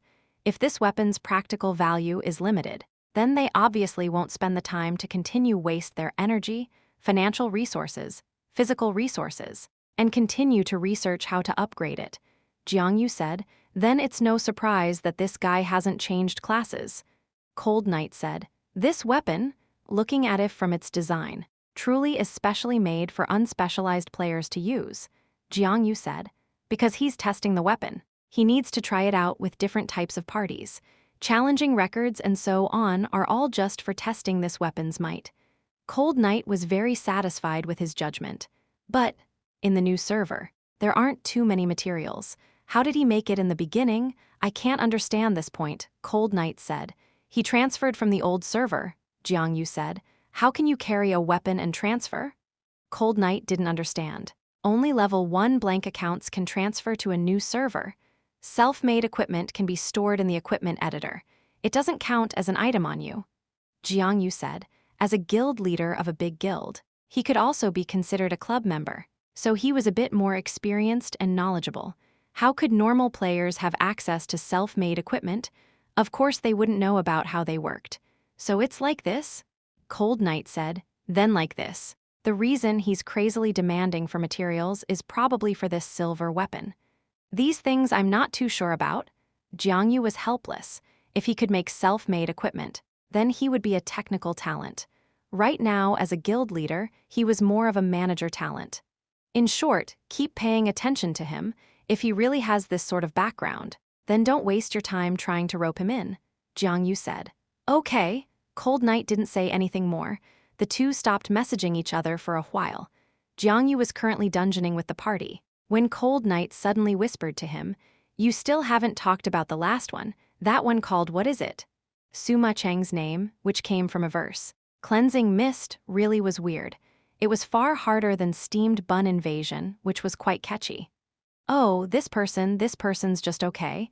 Just before she accidentally did a delivery gun. That scared me. But besides that, her playing was just average. She was just a steady player that didn't make any mistakes. Should we rope her in? This person is probably someone who was temporarily found to substitute in. It looks like she's very close to Lord Grimm, so it's quite probable that you won't be able to rope her in. In short, first pay attention to Soft Mist and Steamed Bun Invasion, these two important players. These two have overwhelming potential. They're also new players, so Lord Grimm probably found them in the game. Try your best to fight for them. Jiang Yu instructed. Okay, I understand. The two closed the messages. Jiang Yu used Crowd Lover and followed the 4 players to finish clearing Frost, Forest, and Boneyard. After carefully observing them, he saw that those 4 looked the same as before, so he was confident that he didn't make an error of judgment. After they finished clearing the dungeons, Jiang Yu said goodbye. Suma Cheng also went to rest. Steamed Bun Invasion hadn't went to the arena to bully other players and show off his strength for an entire day, so he ran off to bully others. The remaining 2, Yi Xiu and Tang Ru, went to a leveling area and silently leveled. Meanwhile, on Club Excellent Era's side, Chen Yehui finally found suitable account cards for Liu Hao and his party and sent them to him that very night. In the 10th Sever, Excellent Dynasty was personally managed by him, so finding an account was much easier compared to the 3 great guilds. Yi Qiu, I'll let you see my strength. Liu Hao called for manpower. He malevolently sat in front of a computer. Bringing his party, he rushed into Frost Forest. This time, he went all out without a trace of negligence. After a short moment, another system announcement popped up in the 10th Sever. Excellent Dynasty had broken the Frost Forest record. Time, 12:55 and 42 seconds. Chapter 108, Hateful Sword. In the eyes of players, the limit had already been reached for the record long ago, yet it had unexpectedly been broken once again. What exactly was going on in the 10th server's Frost Forest dungeon? Was the dungeon so rich in beauty that it attracted countless heroes to bow in homage? The day had just begun. The drowsy night players, who had stayed up at night, saw this system announcement and all re-energized all of a sudden. They discussed and gossiped. All of the guild channels were now even more lively than they were at prime time 8 p.m. An all-out fight, it's an all-out fight. Bluebrook Guild's MT Flower Lanterns sighed heavily with sorrow. Aren't these two Tyranny and Excellent Era? These two clubs have always been mortal enemies. They've even come to the new server to fight. But this record is too frightening. Lord Grimm, we'll let him pass. We've all seen his strength before. But who does Excellent Dynasty have? Where did all of these experts come from? Blue River was puzzled. The 5 characters that set the record this time are completely different from the ones who set the record last time. Bound Boat looked at the leaderboards. The 1st and 3rd place on the leaderboards for Frost Forest were set by parties from Excellent Dynasty, pressing down on tyrannical ambition from both sides. It looks like they have people substituting in, they're just using Excellent Dynasty's accounts. Blue River said. Clearly, Bound Boat said. Hee. I wonder how things are going for tyrannical ambition. Are they going to invite Lord Grimm again? Blue River's smile was a little dark. Of course he knew of Lord Grimm's costly demands. For tyrannical ambition to keep on hiring him again and again made Blue River feel good in his heart. He clearly wasn't the only one that felt good. Plantago Seed sent a message. How great! Yup, Blue River said happily. It was rare for both of them to feel happy together. These two guilds are going to go at each other now, right? Plantago Seed said. I'm not sure about that, but Excellent Dynasty hasn't made any big movements for a long time now. Blue River said. Excellent Era has just recently had a roster swap and re-established themselves. Their guild also wants to raise their prestige, and it just so happened that they began by attacking their rival's guild in the new server. There isn't anything to doubt. Right, Plantago Seed said. Does Excellent Dynasty have the strength? Fuck. Can't you see it? They have help from the experts behind them. Can you set a record like this? Plantago Seed said. Blue River didn't utter another word. He had no choice but to concede. The current Frost Forest record had already far exceeded what was possible for normal experts like them. Who was subbing in at Excellent Dynasty? Blue River guessed. Was it possible that Excellent Era sent their pro players to set a record for this lowest-level dungeon? They shouldn't go that far, right? While each of the guilds were randomly guessing and thinking, Tyrannical Ambition's guild channel was filled with resentment. Fuckers. Did they really need to go so far? So competitive? Cold Knight was dumbstruck. This dungeon really made him thin and pallid. No one in the guild uttered a word. No one knew what to say. The dungeon record had originally been something that was broken again and again. But this time, they all felt that something weird was going on. The sun hadn't even come out yet, and yet a new record had already been set again. Excellent Dynasty's players really were impatient. It was just a Frost Forest record. Did they need to fight for their lives like this? Look for Lord Grimm again? Someone asked. Those with insight knew that they definitely wouldn't be able to do it themselves. Cold Knight had no words. This type of record-setting back and forth wasn't the way. He didn't know how Excellent Dynasty had set theirs, but he had paid a lot of items to get Lord Grimm to do it. This sort of competition clearly wasn't worth it, but if they didn't fight, the players in all of the servers would see that they had been pushed down. They would lose a lot of face. If this sort of loss was because of a different guild, then they could still endure it. But unfortunately, the loss was because of Excellent Dynasty. In the Glory community, who didn't know that Excellent Era and Tyranny were sworn enemies, the rivalry had even invaded into the game, where Excellent Dynasty and Tyrannical Ambition were also enemies. For experienced veterans in the guild like Cold Knight, they'd be angry towards Excellent Dynasty even if there was nothing to be angry about. And now that Excellent Dynasty had stepped on their record, he felt extremely terrible. Cold Knight impatiently paced about for a moment. In the end, he went offline. He was planning on looking for Jiang Yu to ask him what exactly he should do. He was already at a loss. On Excellent Dynasty's side, the players were obviously feeling the exact opposite of Tyrannical Ambition, though their situation at midnight was extremely similar to the current Tyrannical Ambition. At that time, Excellent Dynasty's record had been broken. Not only that, it had also been broken by their sworn enemy tyrannical ambition, making the guild's veterans extremely furious, like how Cold Night was currently. Each and every one of Excellent Dynasty's players believed that tyrannical ambition hadn't relied on their own skills to do it.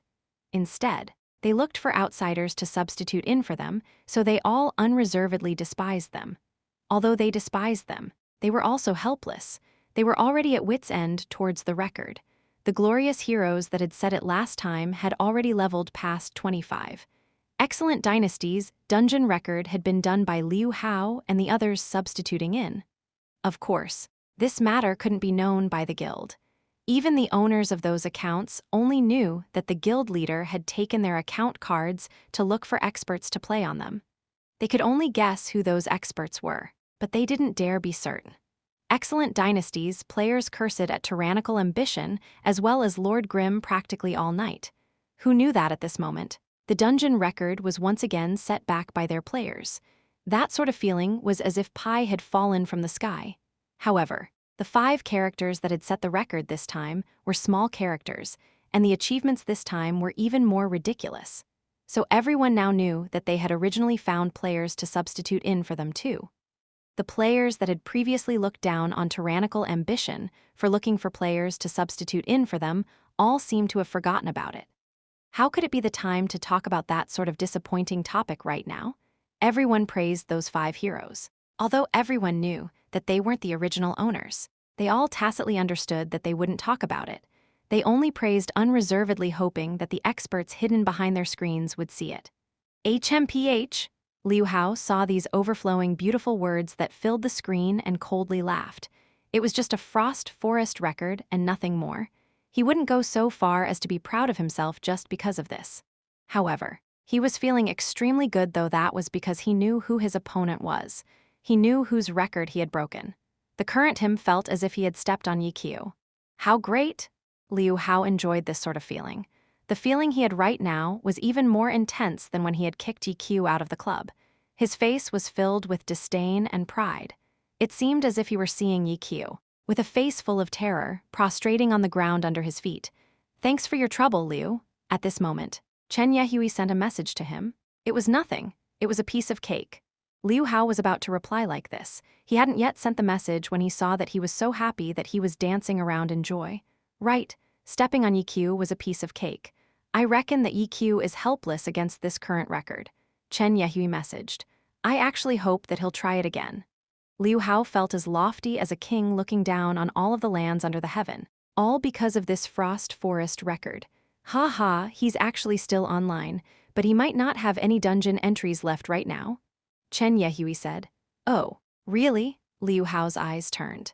He immediately logged out of the character he was currently using and then found the account card with a random level 20 character that Chen Yehui had given him. He swiped the card and entered the game. This character was level 24, his name was Hateful Sword, a berserker. Liu Hao was most proficient with spellblades. Although they were both swordsman classes, their styles were completely different. However, as a pro player, Liu Hao obviously wasn't completely clueless towards other classes. Just relying on his knowledge and mechanical skill, he would still be better than normal players by a lot. Hateful Sword had no guild because it was obvious what Liu Hao was planning on doing with this account. That was why Chen Yehui specially found an account for him that was originally going to be a spy for their guild. Liu Hao quickly scanned Hateful Sword and was quite satisfied. He immediately searched for a player name. Lord Grimm.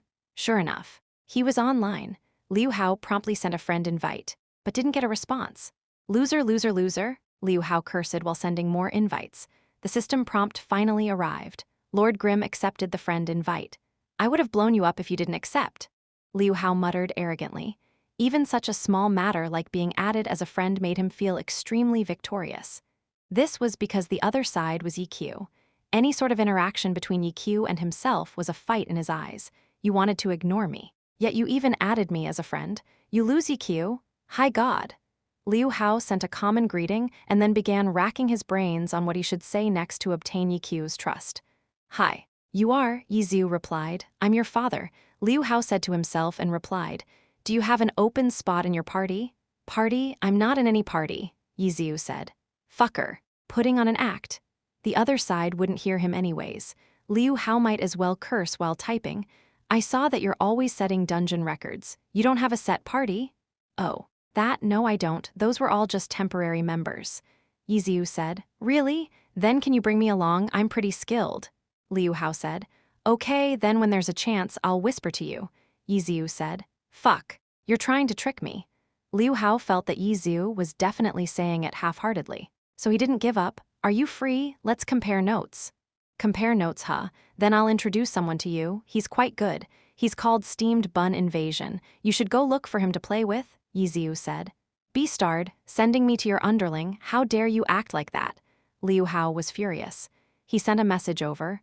Okay, then I'll go look for him to play with. Soon after, he cursed while adding Steamed Bun Invasion as a friend, showing his intent. Ha ha, you want to challenge me? You're pretty brave, Steamed Bun Invasion replied. Fuck, so the underlings imitate their boss? How pretentious.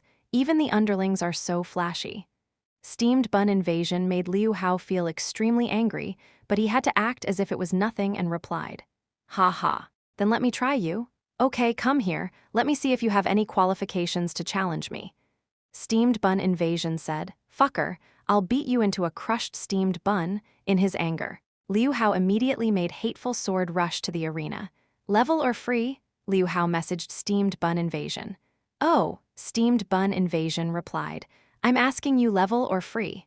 Liu Hao's 10 fingers almost broke the keyboard. After a long time, Steamed Bun Invasion asked, What does that mean? Chapter 109, A Directed Act. Liu Hao's keyboard really did break. This smash was too ferocious and had broken the keyboard into a slope. Liu Hao was unable to deal with so much. After laying flat the keyboard, he grinded his teeth while typing. I'm asking you, same level matches or free-for-all matches?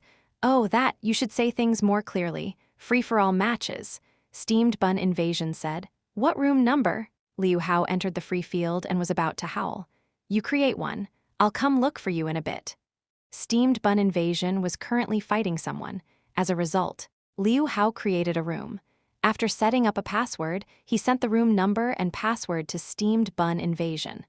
A short moment later, Steamed Bun Invasion finally appeared in Liu Hao's created room. Ready, ready, ready? Liu Hao madly urged. Right when Steamed Bun Invasion clicked ready, he entered the field the next second.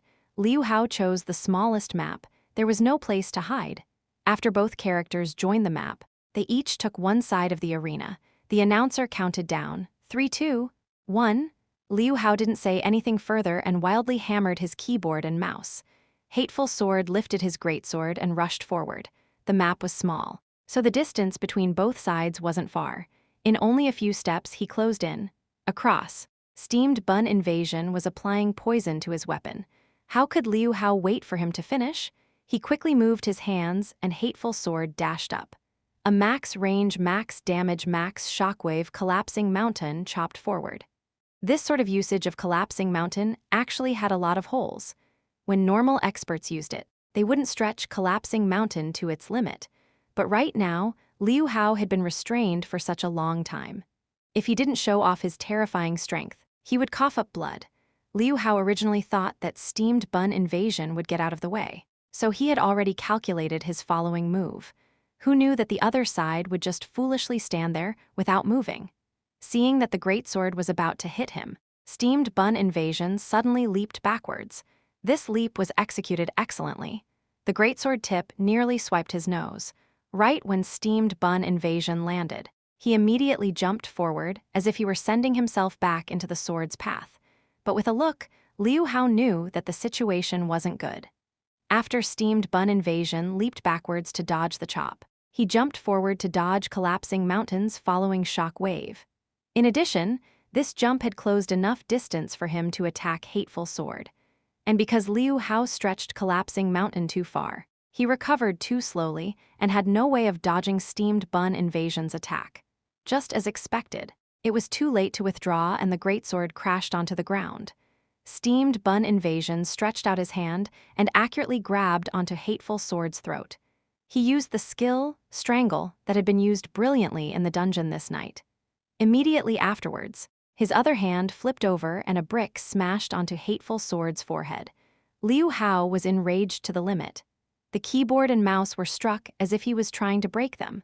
After he withdrew his collapsing mountain, he used a backslash.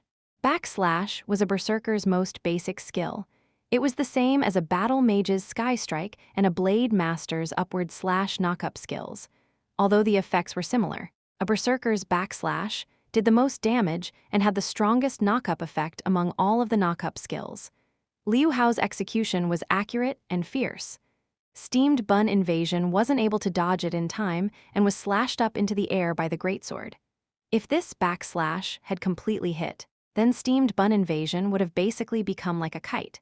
But Liu Hao had made Hateful Sword stop mid-slash. He then leaped backwards, and both hands lifted the greatsword to his chest.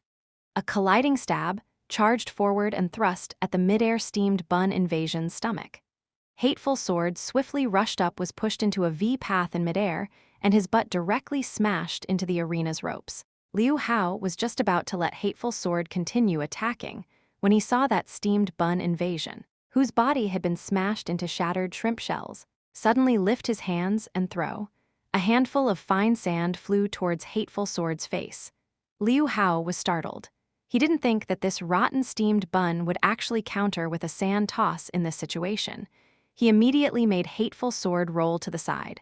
Although he had been hit by quite a bit of sand, he at least avoided the blind status. Flipping over, Steamed Bun Invasion rushed forward to Hateful Sword's back. His two hands grabbed onto Hateful Sword's shoulder and used a knee attack. Right when the knee attack hit Hateful Sword's waist, he let go of his hands and Hateful Sword couldn't help but stagger forward a few steps. This was a hidden effect that was triggered when knee attack hit the back. Steamed Bun Invasion didn't stop. He ran forward holding onto a brick and was about to smash it onto the back of Hateful Sword's head, when Hateful Sword suddenly leapt forward. But his body turned in midair and a sword light slashed down right in front of Steamed Bun's face. It was unexpectedly a collapsing mountain. Steamed Bun Invasion hadn't anticipated this. In the past few days, he had often soaked in the arena and had fought against every class several times, so he had experienced all of these low-leveled skills. That was why he had been able to perform the back leap into the forward leap to dodge collapsing mountain. But Liu Hao had unexpectedly used it while jumping backwards. This was a move that Steamed Bun Invasion had never seen before. This was because a backwards collapsing mountain was extremely complicated. Normal players didn't have the ability to use it, so of course Steamed Bun Invasion had never seen it before. At this moment, meeting a pro player Liu Hao, although the Berserker wasn't his most proficient class, using this sort of move wasn't difficult. However, because it was executed during a backwards leap, the backwards collapsing mountain couldn't be completed. This move wasn't to send an attack. It was to defend against the opponent's pursuit. Only because Steamed Bun Invasion didn't know of such a move was the sword able to hit him. The two players fought back and forth, and after a few bouts, Liu Hao had gradually calmed down. He had always been a reserved and scheming guy. Previously, he had been in such a state of excitement because he had successfully stepped on Yi Xiu's record. He had also been provoked by the noob Steamed Bun Invasion's words and had wanted to beat Steamed Bun Invasion into a pulp. Now that he had calmed down, he definitely knew that he couldn't continue fighting in the same way. Steamed Bun Invasion's skill truly wasn't bad. Among normal players, he could be considered a rare expert. Even so, he hadn't yet beaten Liu Hao. And if they continued to fight like this, then his Hateful Sword would for certain obtain victory. But after calming down and thinking for a bit, he felt that he shouldn't win. This Steamed Bun Invasion was already extremely strong. Those that could beat him were players that were almost at a pro level. Liu Hao was afraid that if he revealed too much of his strength, then he would arouse Yi Qiu's suspicions. If he just barely lost to this Steamed Bun Invasion, then he would prove that his strength wasn't ordinary without arousing Yi Qiu's suspicions. Liu Hao immediately decided on following this plan. He began to fight without fully exerting himself and showed openings. Steamed Bun Invasion really was an expert and immediately took advantage of these holes. Liu Hao didn't want to be beaten too easily, so he tangled with him once again. In this way, the two looked as if they were locked in a difficult battle. Liu Hao knew that his Hateful Sword was slowly walking towards the losing path. The situation had been grasped. In the end, Hateful Sword lost to Steamed Bun Invasion. Liu Hao sinisterly smiled. He pretended to not accept the outcome and once again challenged Steamed Bun Invasion. Steamed Bun Invasion happily took up the challenge and the two players fought again. Liu Hao continued his performance and slowly walked towards the losing path. In this way, they fought a total of 5 rounds. Hateful Sword lost to Steamed Bun Invasion every time. Steamed Bun Invasion appeared extremely mighty. However, the situation had been completely under Liu Hao's control the entire time. After the 5 rounds were over, Liu Hao left the room and sent Steamed Bun Invasion I'm going to rest a bit. Immediately afterwards, he sent Yizu a message, God, that Steamed Bun is really strong, I couldn't beat him. Ha ha, I heard him talk about it. He said that you weren't his opponent at all. Yizu replied. Liu Hao was furious. This rotten steamed bun, he wasn't honest at all. Although he had lost all 5 rounds, how could he use not his opponent at all to describe it? He had only just barely won 5 times. In addition, the situation had been completely under his control. He had originally wanted Steamed Bun to tell Yi Qiu of his strength so that Yi Qiu would more easily believe it. Who knew that this stinky Steamed Bun had no sense of shame and had actually ignored the important details? If he had known of this, then he would directed I barely beat Steamed Bun outcome and then directly went to look for Yi Qiu. I feel our skill levels are quite close. His luck today was a bit better. Liu Hao could only explain it while feeling furious. Ha ha, he's still waiting in the arena for you. You guys should continue playing? Yizu replied. Liu Hao wanted to cry but had no tears. He had only wanted to put on an act with that Steamed Bun, who actually wanted to continue playing with that rotten Steamed Bun. So he immediately replied, I'm not that good at player killing, but I really am very good at clearing dungeons. God, when are you going to bring me to set a record? Right now there isn't anything to set, Yizu replied. Really? But I saw that in the early morning. The record that you had set in Frost Forest just before had been broken. You're not going to get it back? Liu Hao asked. Oh that, maybe later, Yizu replied. He. Because you can't get it back. Liu Hao felt good again and continued to act. Then God, what are you doing now? Bring me with you. I'm leveling in Boneyard. If you want to come level, then you should come over too. Okay, Liu Hao replied and then let out a sigh of relief. He finally succeeded in getting close to this guy's side. This time, he'd figure out what exactly that guy was planning on doing in the new server. Liu Hao asked for the coordinates and then immediately ran towards Boneyard. When he reached the location, he looked around. He saw a male and a female, 2 characters. They were both carrying battle lances and clearing monsters. Among them, the female character had magical ripples flashing under her feet. It was clearly a chaser, the battle mage's signature skill. And even though that male character used battle mage skills, he had no chasers. He was precisely Lord Grimm, an unspecialized character acting as a battle mage. Hello, taking advantage of the fact that they were still far away. Liu Hao tested his voice and found a pitch that was different from his own voice. After experimenting a few times, plus considering that there would also be some distortion when he talked, Liu Hao felt that Yizu definitely wouldn't be able to tell it was his voice. He then calmly and composedly moved Hateful Sword forward. God, Liu Hao went up and greeted. He was a bit nervous in his heart. You've come, after replying. A party invite was sent to him. Liu Hao accepted and then joined the party. Remaining calm and collected, he laughed evilly. Chapter 110, Waiting and Seeing. Of the 2 players in the party, one was Lord Grimm and the other was Soft Mist. Although the 2 were in a party, they each fought their own monsters. There was no teamwork or coordination. After Hateful Sword joined the party, the 2 greeted him and then continued on with their own business. Once Liu Hao began killing monsters, 3 players were now minding their own business. No one went up to fight together with him. In the end, Liu Hao could only hack at monsters alone. What made him even more depressed was when the other 2 players fought monsters, none of them talked. Although Liu Hao had disguised his voice, he still didn't dare to talk too much. He had originally been pretty happy when he saw that Yi Qiu was leveling with someone else. He felt that by listening in on their conversations, he could perhaps obtain information he wanted. Who knew that besides a hi, after meeting each other, he wouldn't hear another word. After fighting for a bit, Liu Hao was unable to bear his depression. If he knew that these two wouldn't talk, then he would have been a bit more active when he came. If he suddenly asked around after being so quiet for so long, would he appear suspicious? Thinking like this, Liu Hao could only stay quiet. From time to time, he would pay attention to these two-player circumstances. Gradually, he found that something was somewhat abnormal. Lord Grimm's attack was really high.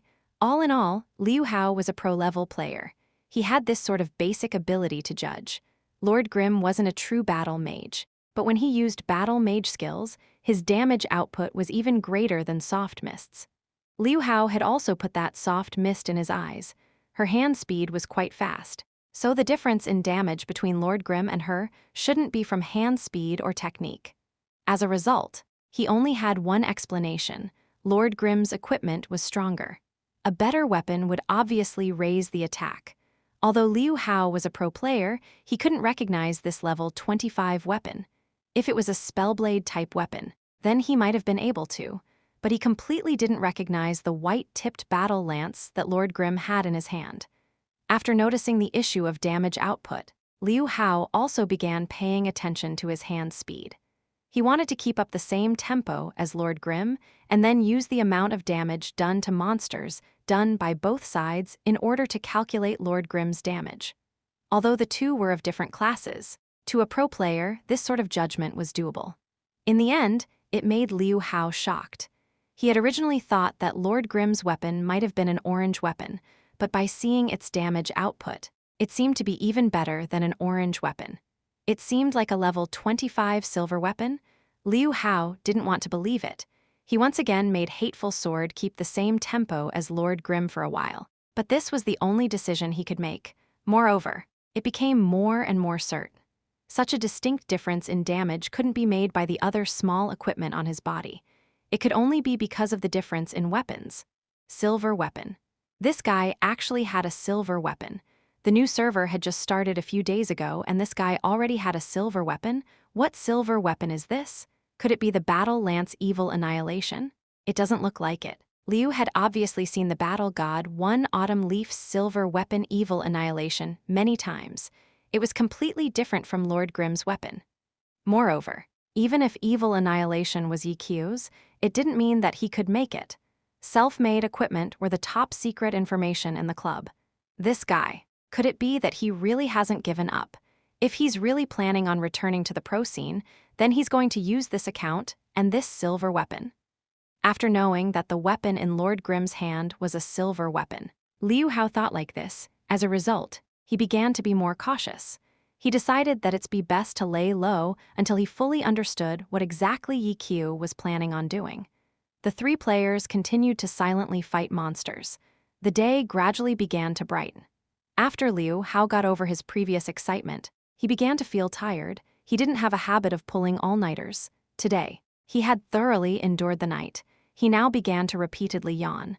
But those two players didn't seem to show that they were going to stop. He could only clench his teeth and persevere. He was afraid that if he left early, he might miss any news. At 7 in the morning, EQ suddenly went offline without any warning. Liu Hao stared blankly and was happy in his heart. He could finally rest. But in the end, before he had even finished killing off the remaining monsters, Lord Grimm suddenly went back online and continued to fight silently. Fuck! How long are these two going to play? With red eyes, Liu Hao struggled to hang on. 8 o'clock, 9 o'clock, 10 o'clock. The two didn't appear to have any intention of stopping. But even worse, these two still didn't say anything. They just fought monsters like robots as if they never got bored of it. 11 o'clock, they still continued to fight monsters, when Hateful Sword suddenly stopped moving. Yi Xiu and Tang Ru hadn't noticed in the beginning. After finding out, they immediately went to fend off the monsters surrounding him. While they protected him, they still didn't see any movement from him. Where'd he go? Tang Ru said. I don't know. He probably had something to do, Yi Xiu said. Oh, it was just a small matter. The two didn't really care and continued to level. After quite a while, Hateful Sword began moving a bit and struggled to fight against a few monsters. He's back, Tang Ru said. Yeah, Yi Xiu replied. It was still just a small matter. The two didn't really care and still continued to level. Liu Hao was in extreme suffering. He had actually fallen asleep at his chair. if he hadn't almost slipped off the chair onto the ground. Who knew when he'd have woken up? He struggled to fight for a bit more until he could no longer persevere any longer. God, you guys keep playing. I'm going to go rest first, Liu Hao said. Oh, okay. When are you usually online? Liu Hao asked. All night, Yi Ziu said. Fuck. Liu Hao almost cursed it out loud. Is he trying to kill me? Being a pro player was also a job. Every day. There were a lot of daily drills that he had to do. More so as the team captain. How could he have the ability to pull all-nighters every day? Liu Hao cursed inwardly. He could only say, I don't have the chance to pull all-nighters often, but if there's a dungeon, then you have to call me. Okay, Yi Ziu replied, from start to finish. This guy seemed as if he never spoke more than 5 words. Liu Hao didn't understand what type of plight he was in right now. He was too fucking sleepy. His ability to think had already declined. After hastily logging out of the game, he climbed straight to bed. Right when he took off his clothing, he heard a knock. Brother Hao, are you there? The boss wants to talk to you. I'm coming. Liu Hao's cheeks streamed with tears. He put his clothing back on and struggled out of bed. At the Happy Internet Cafe, Yi Ziu planned on leveling until 12 o'clock before he went asleep. Tang Ru had the morning shift today. She continued to keep watch at the reception desk, working while playing. Chen Gu stood on the side with a sinister face. These two people, after saying, I'm aware of my situation, immediately went to play even more crazily all day and night. Did you guys break any record? Chen Gu asked. Yeah, Yi Ziu said, but someone took it back this morning. Tang Ru added, Are you all still going to set records again and again? Chen Gu asked, waiting and seeing. After saying this, Yi Ziu went to sleep. When night came, Yi Ziu got up and went back to playing the game. Excellent Dynasty still held the Frost Forest record. No other guild went to go look for Lord Grimm. Clearly, everyone had had enough of this dungeon. If they could rely on their own strength to beat the record, then it'd be fine. But if they had to always pay and look for people to substitute in for them, then their gains didn't make up for their losses. In comparison, Boneyard's record had continued to be broken in these past few days. It was just that in the eye-catching whirlpool of the Frost Forest records, it was mostly overlooked by everyone. Now, the players of each of the big guilds were now level 27, the highest level for Boneyard. Although level 27 wasn't like level 25, where there were new skills and equipment that could make a qualitative leap, in the sort of fight over a few seconds of time for a record, a single level was enough to create a difference. Currently, in Boneyard, a level 27 party had set a fairly impressive record, which had been retained for quite a while. But Tyrannical Ambition, which had set that record, weren't happy. This was because they knew that they wouldn't be able to hold on to this record for long. Lord Grimm, or maybe the substituted-in players from Excellent Dynasty, they could break the record at any time. Tyrannical Ambition obviously couldn't defend against Excellent Dynasty. Lord Grimm, on the other hand, Cold Knight was watching attentively to his level. Except, the current record was held by their Tyrannical Ambition. If they bought Lord Grimm to break the record, wasn't it a bit wrong? Cold Knight was a little hesitant. He thought whether or not to let it go and let other guilds set it first and then hire him. But the other guilds would also go and invite Lord Grimm. For Lord Grimm to set a new record and then invite Lord Grimm to break it, this was kind of forcing him to do something. Unless this guy was despicable and sinister and intentionally leaving some space for the record. But anyone with a brain knew that he definitely wouldn't deliberately do such a thing. This behavior was destroy his reputation. In addition, to help someone clear a record and then helping another set a new record, this sort of method would make others despise him. This guy probably wouldn't do such a thing, right? This didn't need to be guessed. When the time came, he just had to ask. It was still too early. Cold Knight looked at Lord Grimm in his friends list. He was still level 25. Yi Ziu also knew that until he reached level 27. No guild would hire him to set a new record. As a result, he could only level. When it was almost midnight and the dungeon entries were about to refresh, as usual, 7 Fields asked him if he wanted to dungeon with them. Yi Ziu naturally wouldn't decline. He was just leveling. That's all. He didn't need to pick players. 7 Fields was once again with just him and Sleeping Moon. Once Drifting Water and Sunset Clouds had been active for the 2 days after the new server started. They stopped appearing in the early mornings.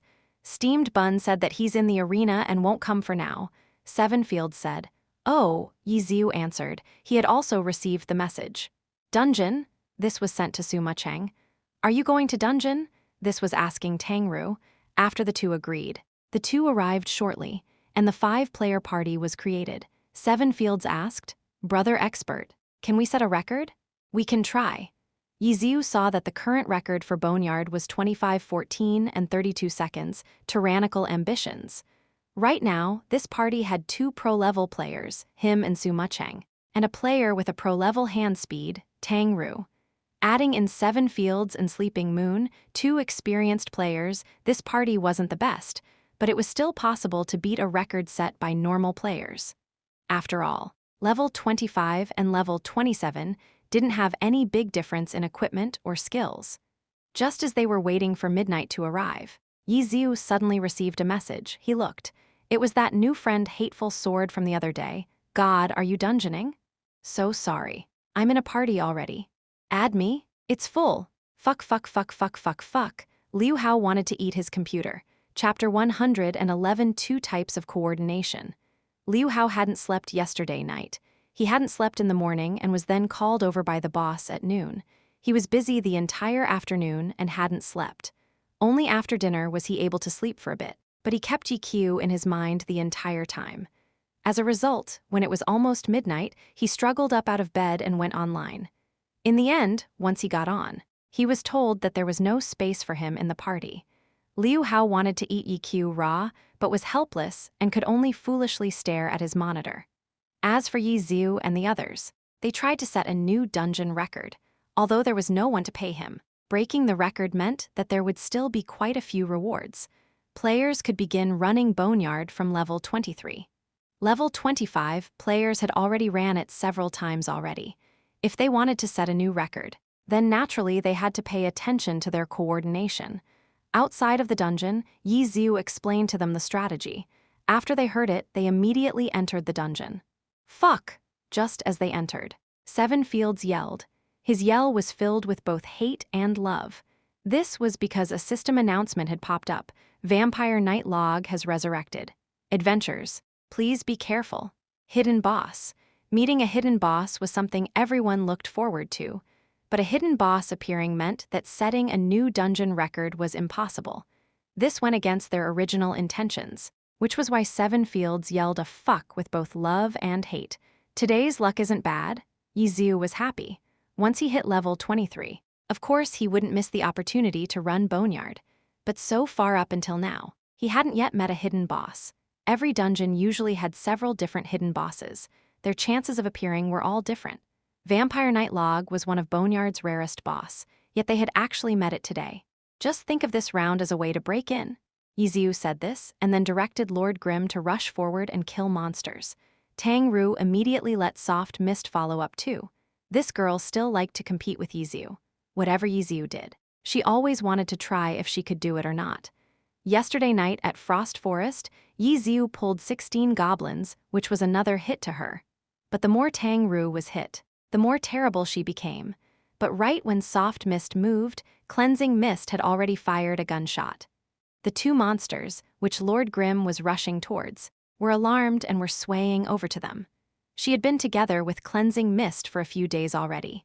To Tang Ru, her performance was always ahead of Tang Ru by a bit. For example, when Yi Xiu's Lord Grimm rushed forward to pull monsters, Tang Ru immediately went to follow up. However, Cleansing Mist's movements were just slightly faster. Is this person's hand faster than mine too? Tang Ru thought like this, but never went to ask her. What she didn't know was that Suma Cheng didn't have a faster hand speed, but rather more knowledge. Just through hand speed, she was faster than Suma Cheng. And under Yi Xiu's coaching, the coordination between her left and right hands improved rapidly. But besides that, in other aspects, she was still far from Suma Cheng. This sister also didn't have it easy. She was always comparing herself to people like Yi Xiu, those types of god-level characters, or people like Suma Cheng, those types of good pro-level characters. This always made her feel somewhat incapable, which made her work even harder. In the game, that meant that Soft Mist had to be even more forward and even more ferocious than Lord Grimm. This sort of tyrannical display made Seven Fields and Sleeping Moon feel somewhat bewildered. The way this girl fought gave them the feeling that they couldn't intervene. They could only fight alongside Lord Grim and help Brother Expert. But the damage by Lord Grim's silver weapon was much greater than Soft Mist's weapon. In addition, Cleansing Mist was also helping Lord Grim clear monsters. The monsters on this side fell quickly. When Seven Fields and Sleeping Moon went over to support him, they felt as if they couldn't really help, making them feel as if they were useless. The two players' cheeks streamed with tears. Did they really even need them? Yiziu saw the situation and understood them well. On his side, he and Suma Cheng were already enough. Seven Fields and Sleeping Moon should have been Tang Ru's helpers, but Tang Ru was too strong-headed and always pursued the limits. In addition, the gap between her and Seven Fields, Sleeping Moon was quite large, so the two sides were unable to coordinate together. "Let's switch. You go help her," Yiziu said to Suma Cheng. "This sister's really fierce." Suma Cheng said while letting her Cleansing Mist help Soft Mist. Yiziu naturally lowered his tempo, which made Seven Fields and Sleeping Moon suddenly feel much more comfortable fighting the monsters. These two's skill levels weren't enough to understand all these high-level things. They just thought that because Cleansing Mist had went over to the other side, she left them some space to fight. Tang Ru controlled Soft Mist to attack monsters, while occasionally paying attention to Yiziu's situation. Seven Fields and the Sleeping Moon hastily ran over to the other side, while Cleansing Mist went over to help her. She didn't know the reason why and fought as she was before. But at this moment, she saw that Yiziu's Lord Grim was clearly moving slower and had slowed down his tempo. She didn't know why either. Tang Ru fought together with her, but gradually discovered that her situation had also changed. In the beginning, she was the one who took initiative, while Cleansing Mist was there for assistance. But unknowingly, she discovered that the situation had reversed. Cleansing Mist was the one who took initiative, while she was there for assistance. This sort of initiator and helper relationship wasn't only seen on the monster's aggro, but was also on the tempo and direction. Unknowingly, Tang Ru found that her tempo had already been stolen by Cleansing Mist. She was now following Cleansing Mist's lead. This type of tempo issue, how could a noob like Tang Ru understand it? She simply didn't like that sort of feeling. That's all. Annoyed, she deliberately tried to sabotage the situation and caused the two players to be in danger several times. Even Yiziu's Lord Grim had to rush up and help them occasionally. Tang Ru was astonished. She had no idea why everything had happened like so. While she was at a loss, she heard Cleansing Mist say on the side, "Look how he's fighting on that side." Tang Ru obviously knew who he was pointing to, but seeing Yiziu fight, she couldn't understand what was so amazing. He was so slow, she herself could just casually do that. "If you switched with him, could you coordinate well with Seven Fields and Sleeping Moon?" Suma Cheng said. "Coordinate?" Tang Ru stared blankly. "There are two types of coordination. One type is to adjust to the other members and coordinate like that. Seven Fields and Sleeping Moon do this type. This type is relatively simple. As for the other type, that's to drive the other members to coordinate with you. That's the type he's doing," Suma Cheng said. After Tang Ru stared blankly, she suddenly said, "Then just a moment ago, you were driving me to coordinate with you?" "Me, I was adjusting to you, but I don't know how it slowly became you following me," Suma Cheng said. Tang Ru scratched her head. This idea seemed very abstruse, but honestly speaking, she didn't really like the word coordination.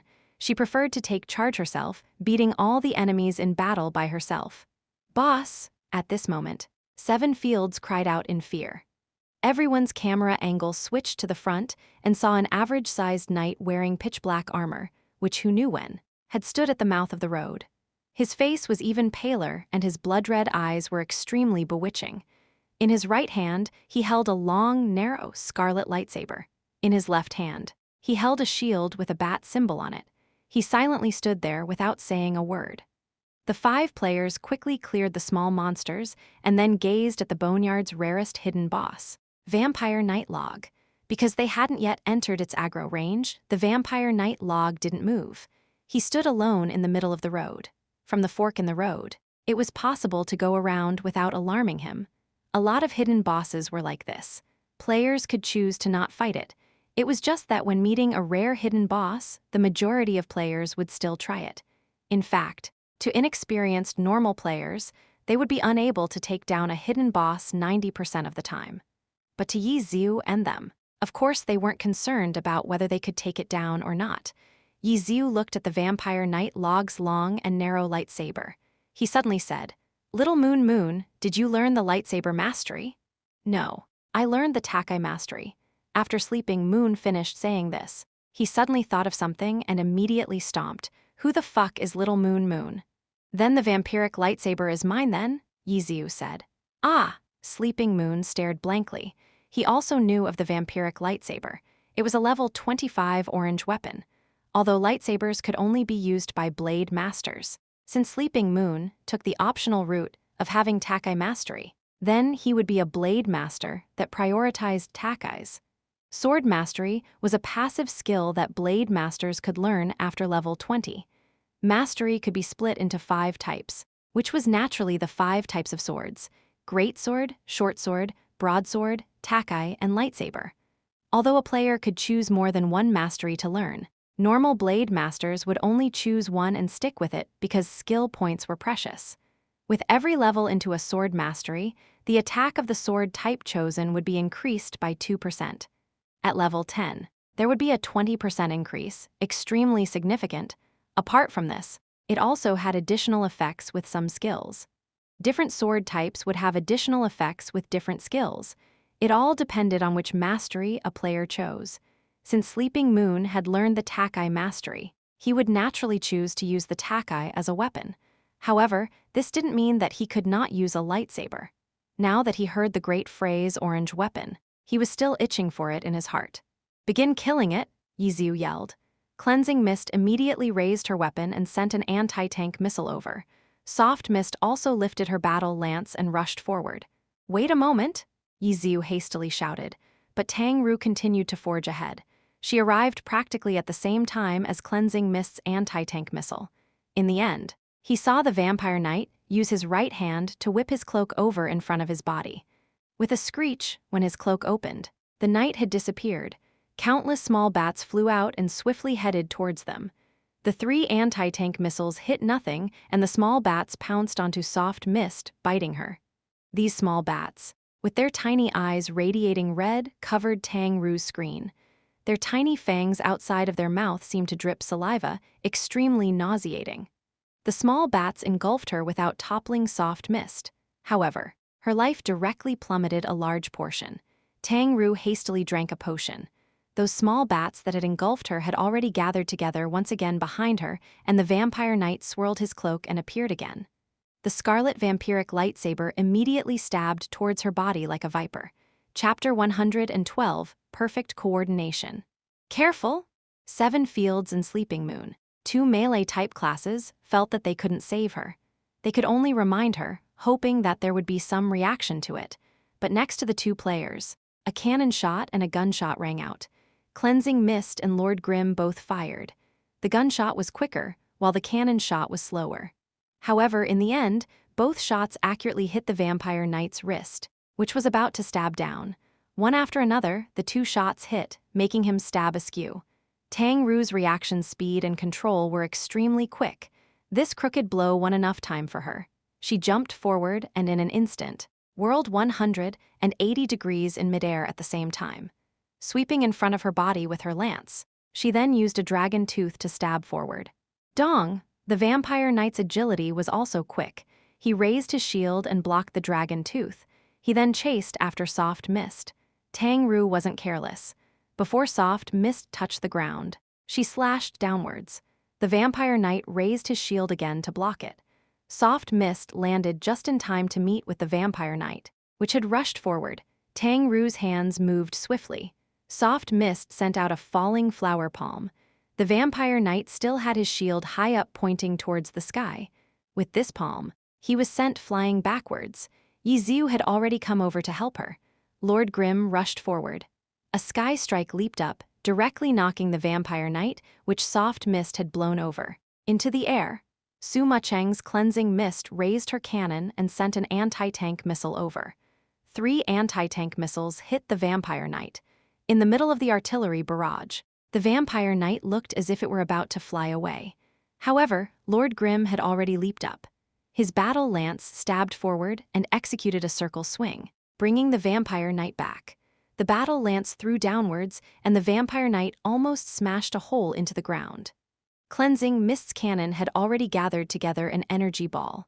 Right when the vampire knight crashed to the ground, the energy ball flew out and exploded onto the vampire knight's face. This was a launcher's level 25 skill cannonball, which shot out an energy ball at a target. After storing power, the energy ball would have increased damage and range. When it exploded, the shockwave would be even greater too. These few fluid moves and coordination were completed in an instant. Seven Fields and Sleeping Moon were both watching dumbstruck. After the cannonball exploded, Lord Grim and Cleansing Mist immediately leaped backwards. The vampire knight's cloak whirled around him like a sword, but only hit air. While taking back his cloak, the vampire knight got up. He turned around and still rushed towards Soft Mist's direction. Tang Ru stared blankly. Although she was a new player, she already had a basic understanding of how aggro worked. Her previous dragon tooth hit the shield. Afterwards, she sent out a falling flower palm. In theory, it shouldn't have pulled more aggro than Lord Grim and Cleansing Mist. Could it be because she had been bitten by those small bats? Tang Ru's guess wasn't wrong.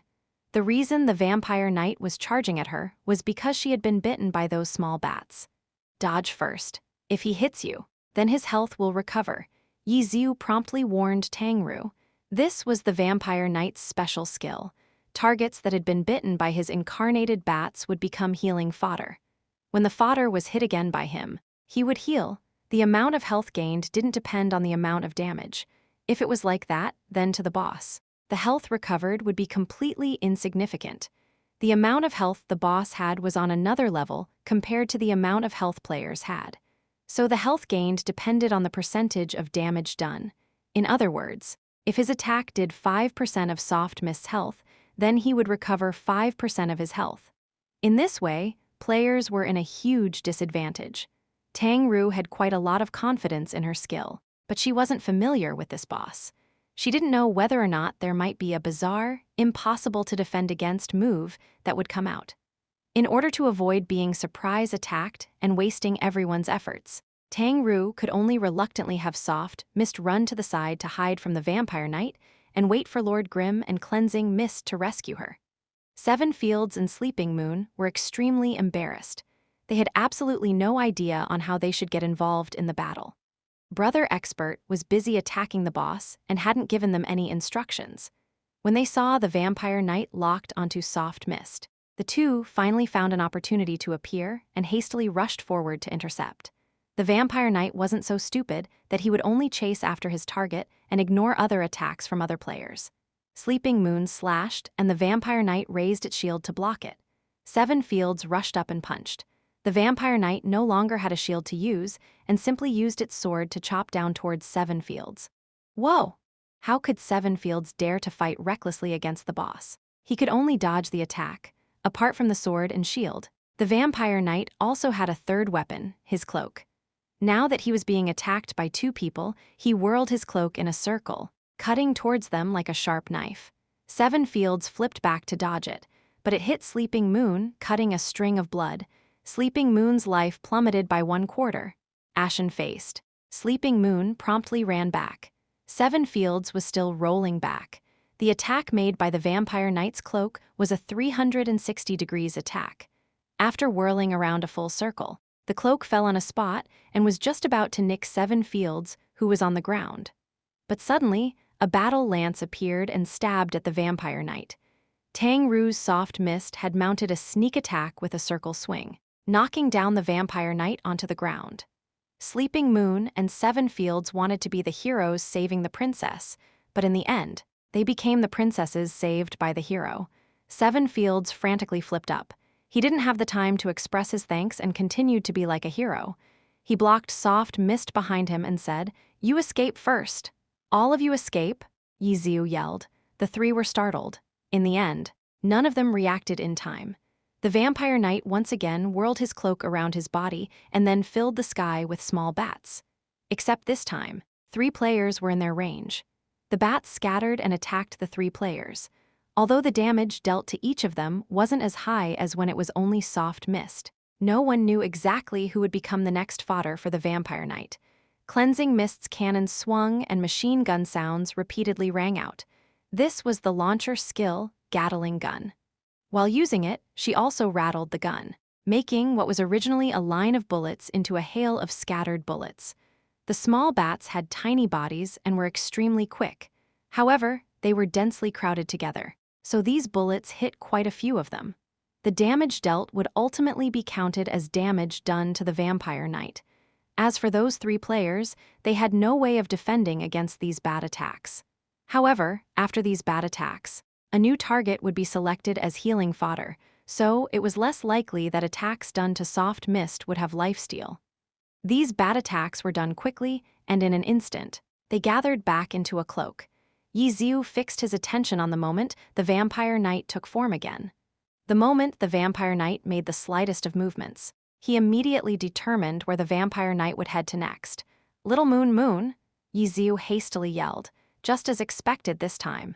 Sleeping Moon became the vampire knight's fodder, and the vampire knight charged at him. Sleeping Moon was so scared, he ran away in a hurry. But his movements weren't enough in front of the vampire knight. After a few steps, he was about to be closed in on and chopped up. In his imminent peril, a lance diagonally stabbed at the vampire knight, knocking him up into the air. A falling flower palm followed, and the vampire knight was blown away. It was soft mist. She was closer to Sleeping Moon than Lord Grimm, so she arrived quicker. Because she had been the fodder previously, she didn't dare face the vampire knight. She had been suppressed. Now that Sleeping Moon was the fodder, if the vampire knight wasn't going to chase her, then she was going to chase him. "Hurry up and run a bit farther away," Tang Ru said to Sleeping Moon. This made Sleeping Moon feel very shameful, but what could he do? Generally speaking, male players were a bit better than female players. As a result, male players tended to show their strength in front of female players. But in this party, the two female players were both monsters. He didn't know how much more skilled they were than he was, and in the end, he was the one to be looked after by them. Sleeping Moon was sad, very sad. At this moment, Yi Xiu's Lord Grimm finally arrived. Cleansing Mist followed after. After the moment of confusion, the three experts could finally fight together. Yi Xiu quickly arranged a formation. Their ability to carry it out didn't need to be said. It didn't matter if the trapped vampire knight raised his shield, brandished his sword, or whirled his cloak. Nothing worked. Sleeping Moon and Seven Fields were reduced to spectators, but they knew that it wasn't because Brother Expert wasn't giving them any opportunities, it was because they had no way of matching their coordination. Fast. It was way too fast. In the middle of their besiegement, Lord Grimm suddenly inappropriately used a falling flower palm, blowing away the vampire knight out of their encirclement. "Oh no!" Seven Fields yelled out sorrowfully. This was the first time he had seen Brother Expert make a mistake, but when the falling flower palm flew out, Cleansing Mist followed up with an anti-tank missile at the same time. The three anti-tank missiles exploded onto the vampire knight, one after another. The shock wave from the explosions added onto the falling flower palm's power sent the vampire knight flying away like an arrow. The vampire knight hadn't yet fallen to the ground when the vampire knight suddenly screeched and turned into a swarm of bats. Except this time, the bats had no one to attack. They randomly flew around and then transformed back into a single body. Seven Fields and Sleeping Moon were once again dumbstruck. It looked like the previous falling flower palm wasn't a mistake at all. With Cleansing Mist's anti-tank missiles added on, the palm was a move that was quickly done after seeing that the vampire knight was about to whirl his cloak. In the instant that the vampire knight began whirling his cloak, the two players were actually able to knock the bats far away enough to be outside of their attack range. Seven Fields and Sleeping Moon weren't Tang Ru. They had known about the vampire knight's great name as well as the troublesome bat attack. To defend against this attack, only a Chi Master's Nen Guard would work. Besides this, the only other method was to jump out of the bat swarm's attack range when the bats appeared. But because this had to be done quickly and the attack range wasn't small, whether or not one could run away was a big problem. But today, Seven Fields and Sleeping Moon witnessed the legendary solution. Knock the vampire knight far away enough so that they wouldn't be in the bat's swarm's attack range. To do this, besides accurate judgment and quick movements, the most important part was perfect coordination. Chapter 113, Casually Dungeoning. This time, the vampire knight didn't have a set fodder. However, the previous fodder didn't expire. Fortunately, after this cycle, the effects had somewhat decreased, but it didn't matter if the effects decreased. With the boss's percent lifesteal, there was no way they could let him have his way. Yiziu, Tangru, and Su Mucheng rushed forward after the bats transformed back into the vampire knight. They continued to surround and attack him, while Seven Fields and Sleeping Moon continued to watch as spectators. After a few cycles, the vampire knight's life finally dropped to 10%. However, no one was worried about his red blood status. This was because when the vampire knight turned enraged after dropping to red blood, it would set new fodder without replacing the old fodder. In theory, this meant that all 5 players could become fodder, which meant that no matter who fought it, they would have their life stolen. But with Yi Ziu's and Su Mucheng's level of skill, the vampire knight's bat transformation was already an empty threat. They didn't need to care about such a change. The red blood vampire knight screeched as he struggled until finally, he died under the 3 players' attacks. After falling to the ground, all of the items that could be dropped had already all dropped. Yi Ziu looked over them. He didn't see that scarlet vampiric lightsaber, but wasn't too disappointed. This was an orange equipment, a type of equipment that heavily depended on your luck. If you didn't have the right mindset towards it, then it would be easy for you to curse your luck and cause you to lose all hope in yourself. Wow, 2 purple eggs? Su Mucheng cried out in astonishment. Yi Ziu stared blankly. 2 purple eggs was a saying in glory. It meant that 2 purple equipment dropped when the monster died. To raise 1 and infer 3. 2 blue eggs, 3 purple eggs, 4 orange eggs could all be said as long as you actually encountered such a situation. The probability of 2 purple eggs obviously wasn't high. However, of the equipment that the vampire knight dropped, the only item Yi Ziu wanted was the vampiric lightsaber. As for rest, even if 8 purple eggs came out, he still wouldn't care. It's the shield and cloak. Seven Fields looked over them and said, after changing classes, the shield could only be used by a knight. Shields had 2 main attributes. The first was increased defense and the second was damage absorption. They were both important in increasing the knight's survivability. The shield dropped from the vampire knight was his vampiric shield.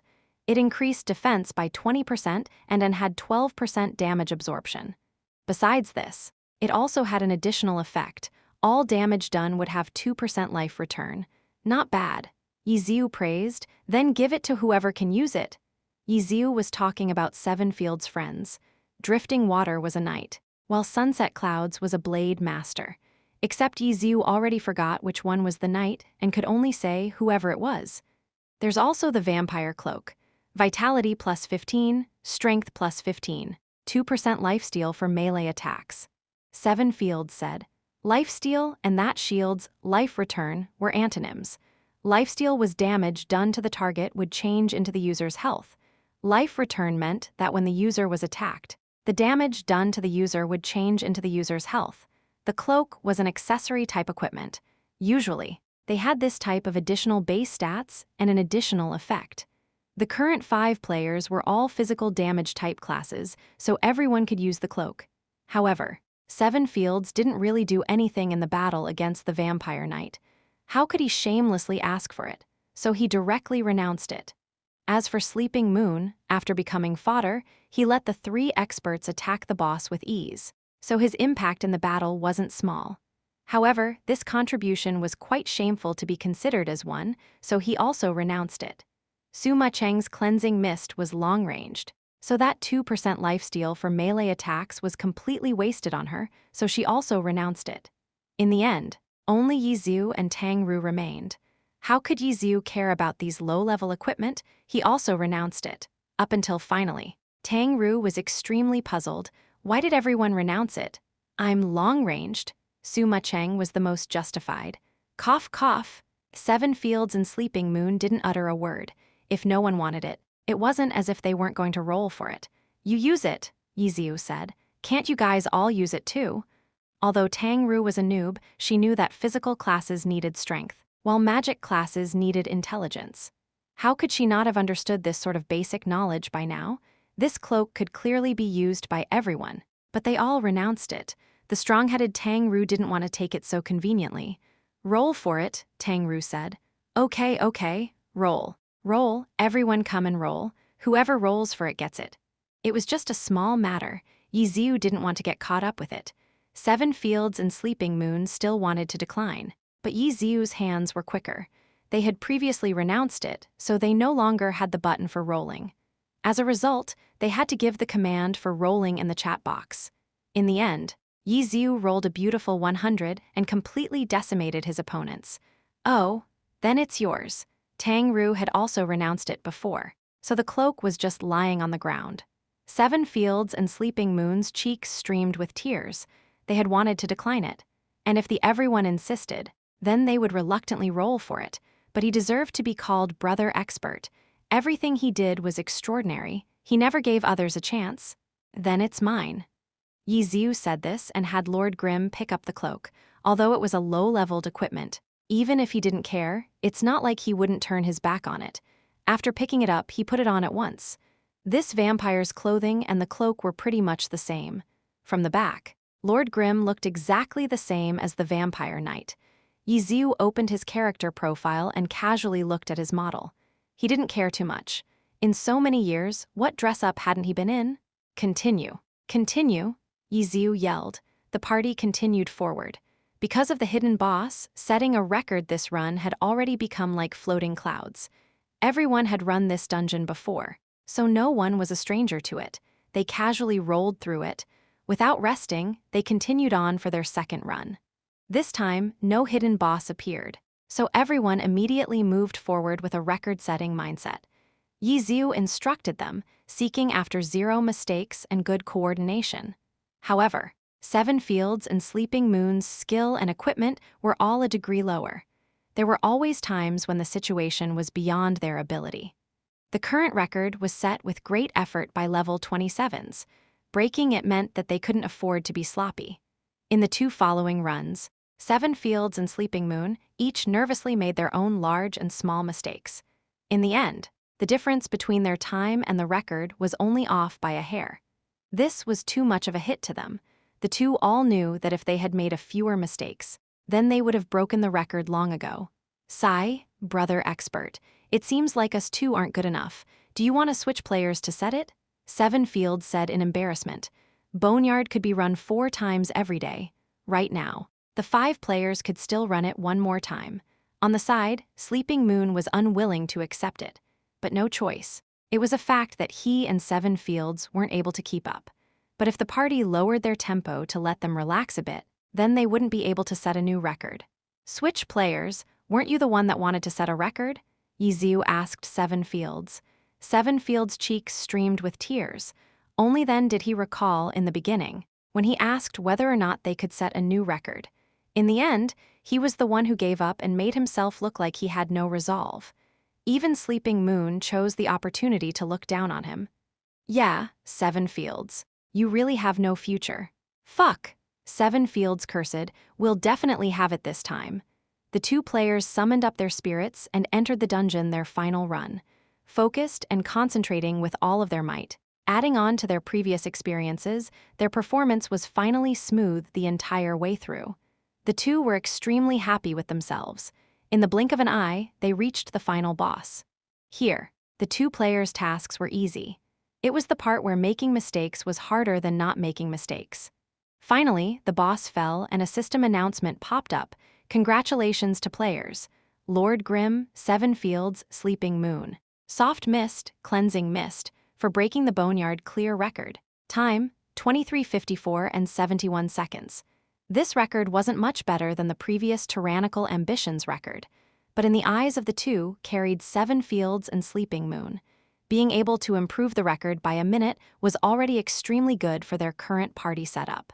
Currently, in the competition between the big guilds, they were only improving the records by a few seconds.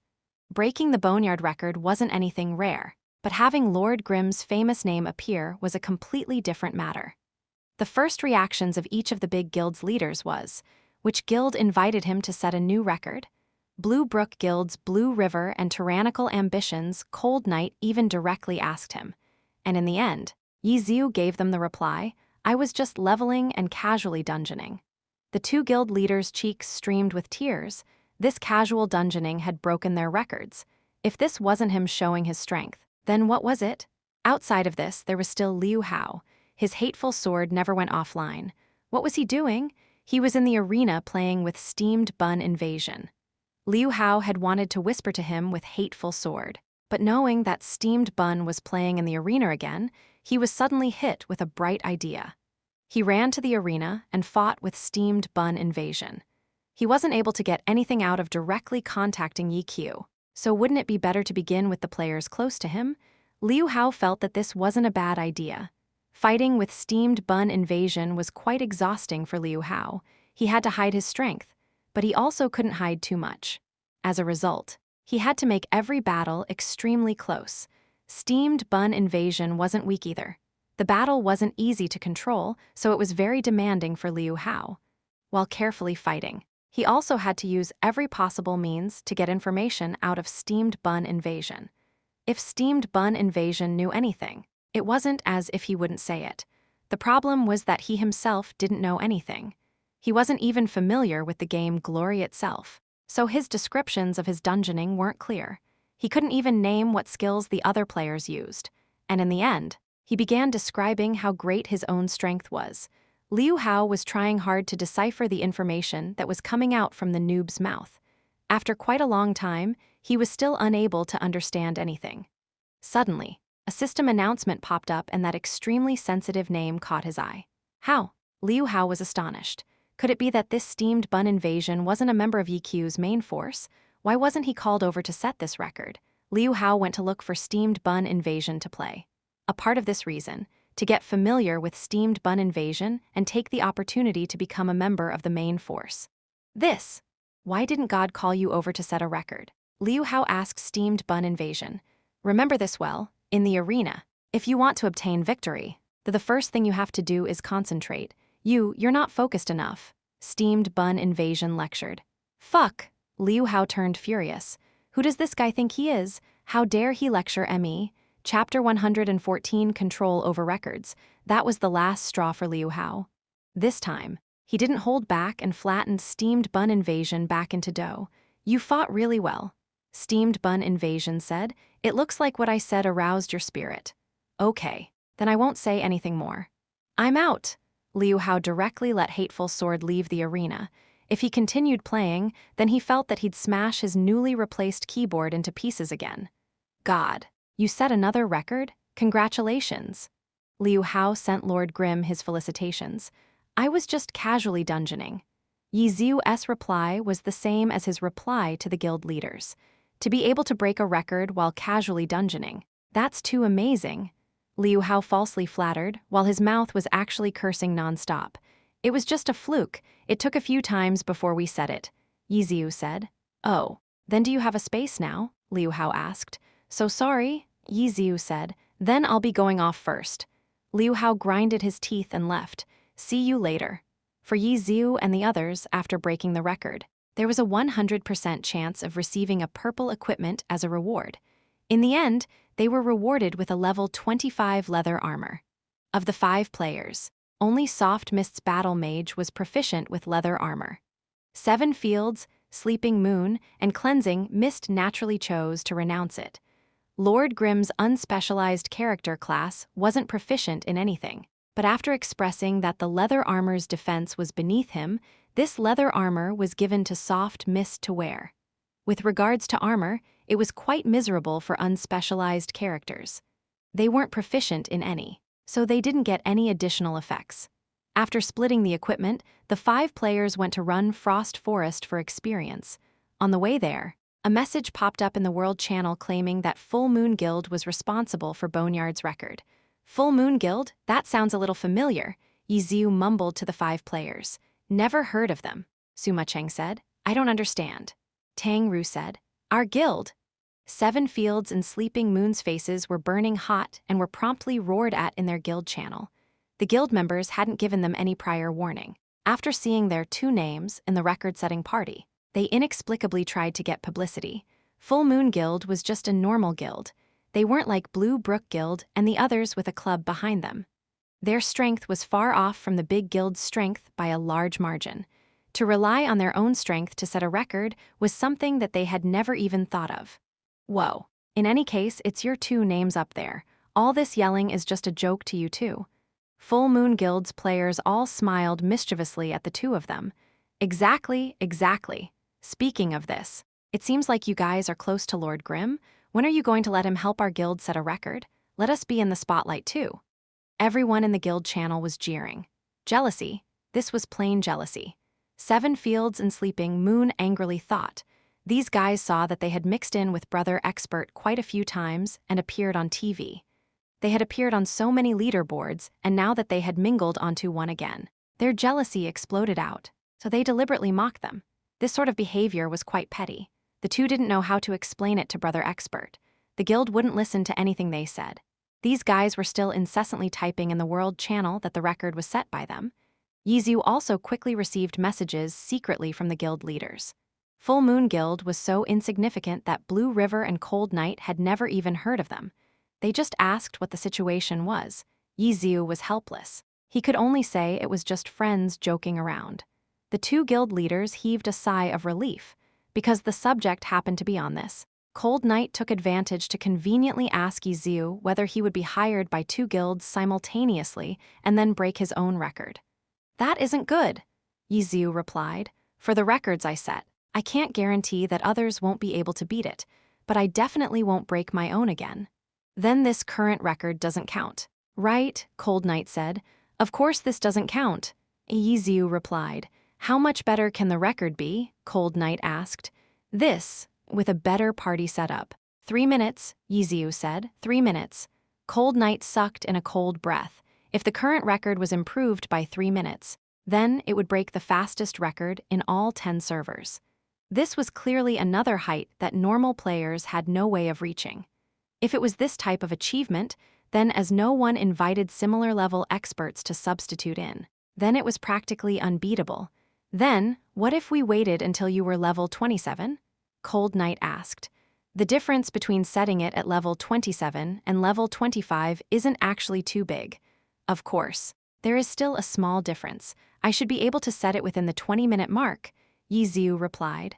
Oh, then currently, how many guilds are you in contact with? Cold Night asked a relatively sensitive subject. Not many. Yizu looked at his chat box. Besides Cold Night, there was only Blue Brook Guild's Blue River. The other big guilds hadn't contacted him, which was clearly because the current competition for the records was both chaotic and high-end. Each of the big guilds were all already in a wait-and-see state. This type of situation wasn't one that Yizu wanted to see. He clearly knew where the problem was. He had lost control over the fastest record. In the competition for Frost Forest's record, from a short-term perspective, he took control 2 times, one after another. But the final record still fell into Excellent Dynasty's hands. On the surface, Yizu looked as if he was indifferent. But in his heart, he clearly understood what a heavy blow this was to him. It was all because of the existence of this that all of those guilds sunk into a wait-and-see state. Because of this, Lord Grimm was no longer a guarantee for the fastest dungeon record. Even if his record was far higher than the normal record, there were outside players that could still break his record in the 10th server. If the situation stayed the same, then obviously no one would look for him to break the record. Currently, Blue Brook Guild and Tyrannical Ambitions players still looked for him all because these 2 guilds had cooperated with him before and had personally seen his skill. This was why they still held confidence in him. But Yizu was afraid that Frost Forest's record had already sown a seed of doubt into these 2's hearts. The following competition for Boneyard became another test for him. If this time, he broke the record, but was still unable to hold the spot for fastest record, then even though he could still obtain the rewards in the next dungeon, he was afraid that even these 2 guilds wouldn't look for him. If he could improve the Frost Forest's record again, then it would be a powerful counter-attack. However, the current record made Yizu feel a bit helpless. Just like what he once said, this was only a low-level dungeon. No matter if it was him or Liu Hao's party, their skill was way above the dungeon. Thus, against this dungeon, tactics, skill, and so on couldn't make too much of a difference. As a result, once Liu Hao went all out, the record set by his more optimal party made Yi Xiu feel somewhat helpless. Moreover, he didn't have too many players he could choose from to create the most optimal party. On the other hand, Excellent Dynasty could provide the necessary accounts for the required party setup. As a pro player, besides their most proficient class, they also had some understanding of all the other classes. If they switched classes, even if they couldn't display the greatest strength, it was still a low-level dungeon and nothing more. Pro players simply didn't need their complete strength. Yi Xiu was thinking while running the Frost Forest dungeon with the other 4 players. In the process, he was not only fighting monsters, but he was also carefully observing the dungeon. He wanted to see if there was any sort of way to break through the record. In the end, after clearing the dungeon 4 times, he hadn't come up with anything.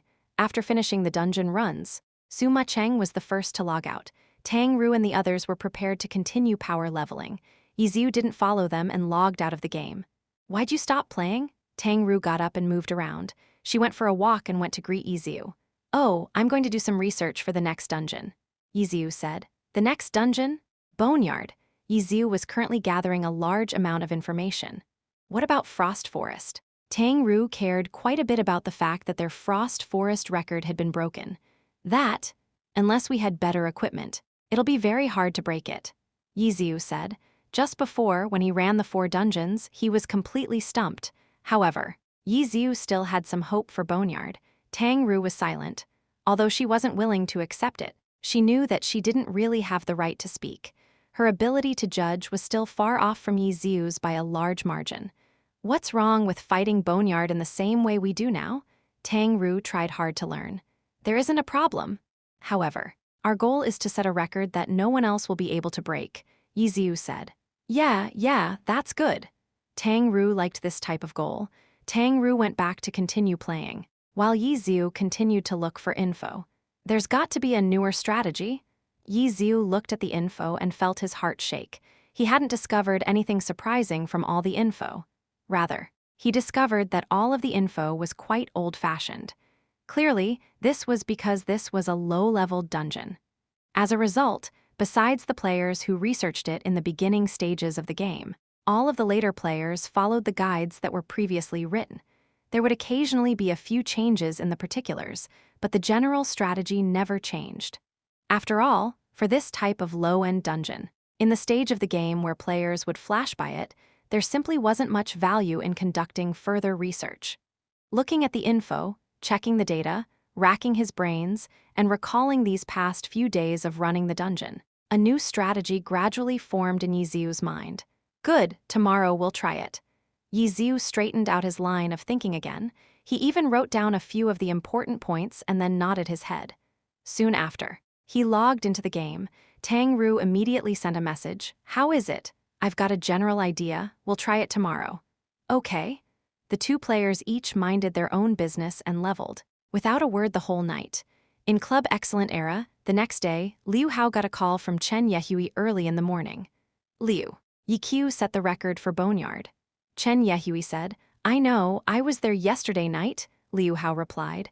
"Oh, I had something to do last night, so I wasn't there, I just found out, but it looks like the record this time isn't anything amazing." Chen Yehui said. "Yeah, he definitely wasn't using everything he had, so there's no need to come out yet," Liu Hao said. "All right, I have info from Tyrannical Ambition and Blue Brook Guild. Yiqiu received pay from them when he helped them set a record." Received pay? Ha ha ha. So he was originally selling himself. God, you must be hard-pressed for money. How much money for one dungeon? Perhaps I'll buy him to do our labor. Liu Hao was extremely happy. Oh, he's not taking money. He wanted several specific uncommon material. Chen Yehui said, "He wants uncommon material?" Liu Hao suddenly thought of something. Chapter 115, Going All Out. Uncommon materials. Self-made equipment? Liu Hao quickly thought of these 2 things and then immediately understood Yi Xiu's purpose. He suddenly laughed wildly. Ha ha ha ha ha, so this is his plan. On the other line, Chen Yehui almost threw out his phone in surprise. After steadying himself, he carefully asked, "What do you mean?" It's too bad. He's already been completely seen through by me, with his current state. How does he plan on fighting me? Is he going to start over and try again? Dream on." Liu Hao was already talking to himself. Chen Yehui heard this while saying helplessly, "Liu, if there's nothing else to attend to, then I'm going to hang up." "Okay, go back and prepare accounts to use for Boneyard. I need a spellblade, sharpshooter, striker, blade master, and a witch," Liu Hao ordered. "Okay," Chen Yehui replied, hearing these 5 classes. He was secretly startled. For the previous record, Liu Hao had only picked 3 classes. This time, he had picked 5 classes. Could it be that he was going to bring out 5 pro players to set the record for Boneyard? What exactly has he discovered? He was actually starting to put even more energy on this dungeon. In Happy Internet Cafe, Yi Xiu and Tang Ru continued to level and weren't doing anything out of the ordinary. Chen Guo had already become numb to it. That morning, after waking up, Yi Xiu unexpectedly went over to look for her. "Boss, lend me your account for me to play with?" Yi Xiu had come over to borrow her account card. "What are you planning on doing?" Chen Guo asked. "Clearing a low-level dungeon," Yi Xiu said. "Clearing a low-level dungeon?" Chen Guo stared blankly. She handed over her Chasing Haze while following along to see what he was planning on doing. Chasing Haze was an account that had already entered the Heavenly Domain, but that didn't mean she couldn't leave the Heavenly Domain. After Yi Xiu had Chasing Haze leave the Heavenly Domain, he immediately rushed over to the low-level dungeon Boneyard. The Boneyard in the old server naturally wasn't as lively as the 10th server's Boneyard, but there were still a few players there. Seeing a level 70 character appear, players immediately filled the screen with messages of "Sister, please carry me." Quite a few parties had already sent out party invites. This was the benefit of playing in an old server. When comparing leveling speed, leveling in the old server was absolutely faster than leveling in the new server. Even if you didn't know any friends, there were quite a few high-leveled accounts that specially came to sell their services to carry low-leveled accounts. Yi Xiu obviously ignored these players. He immediately had Chasing Haze enter the dungeon. A level 70 account wouldn't have any problems clearing this low-leveled dungeon, not to mention that Yi Xiu was the one controlling it. But after entering the dungeon, Yi Xiu wasn't in a hurry to fight.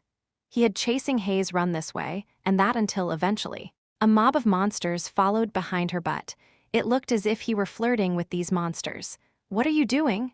Chen Guo didn't understand. "Oh, I'm just looking at this dungeon. My account doesn't have any entries left," Yi Xiu explained while playing. Chasing Haze unleashed a few skills and the mob of monsters were wiped clean. Following after, Yi Xiu fished out a notebook from his pocket. Chen Guo was familiar with this notebook.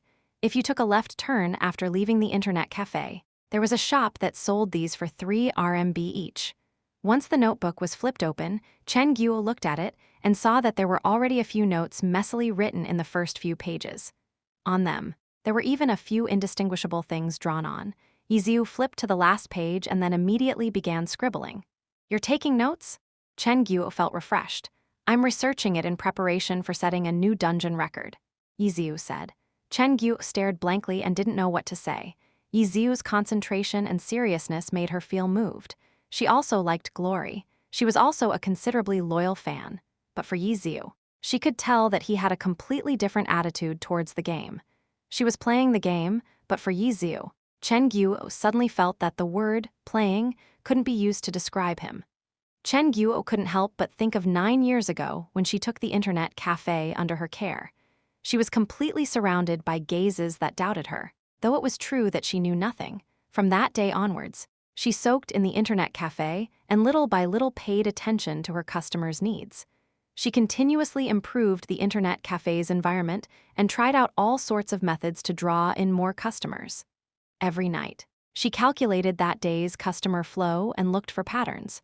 The her at that time was similar to the current Yi Xiu, concentrated, serious, and spared no efforts. It was extremely exhausting. But when she saw how her internet cafe was doing better and better every day, she felt that much more satisfied. The current internet cafe had a steady customer flow, and the income that came in far exceeded the income at that time. But how long had it been since she had felt that sort of satisfaction? Chen Guo was somewhat envious of Yi Xiu. But besides envy, there was also some sympathy. To put so much effort into the game, yet to be kicked out of the pro scene. How sad. Chen Guo suddenly felt her heartache. She couldn't help but think of the recently retired Yi Qiu. At the time of his retirement, the person suffering the most had to be the person himself. No, it truly was a cruel word. The pen tip scribbled across the notebook. Yi Qiu didn't notice the change in Chen Guo behind him. Chen Guo didn't disturb him any further and silently walked away in grief. Yi Qiu continued to use Chasing Haze to explore Boneyard. A high-leveled account brought along with it a lot of conveniences that low-leveled accounts didn't have. The notes written on the notebook increased more and more. Unwittingly, the run had been completed. Yi Qiu didn't stop. He had Chasing Haze enter the dungeon again. Except this time, he spent more time playing and less time taking notes. After 3 runs, Chasing Haze's entries had all been used up. Yi Qiu harvested quite a bit from this. He logged out of the game in satisfaction and returned the account card to Chen Guo. How was it? Chen Guo asked. Pretty good. Yi Qiu smiled. Okay, you can do it, Chen Guo said. What? Yi Qiu didn't hear her clearly. You can do it. Chen Guo repeated. I didn't hear wrong, did I? Yi Qiu widened his eyes. He had put so much effort in the low-level dungeon. Wasn't she supposed to look down on him? She was cheering him on right now. Moreover, her tone seemed a little gentle. Thinking of this word, Yi Qiu couldn't help but shiver. This word seemed a little wrong to describe Chen Guo. Get lost. Go to sleep? Chen Guo was furious. This guy truly didn't know good from bad. Yi Qiu immediately relaxed. This was the Chen Guo he was used to. He wasn't talking to the wrong person. Nothing exciting happened during the day. At night, when Chen Guo was getting ready to go to bed, Yi Qiu and Tang Ru turned on their computers in glowing spirits and began their day. In-game, after Yi Qiu went online, he whispered to Steamed Bun Invasion and told him to come to dungeon with him at midnight. In the end, Steamed Bun Invasion recommended him that hateful sword.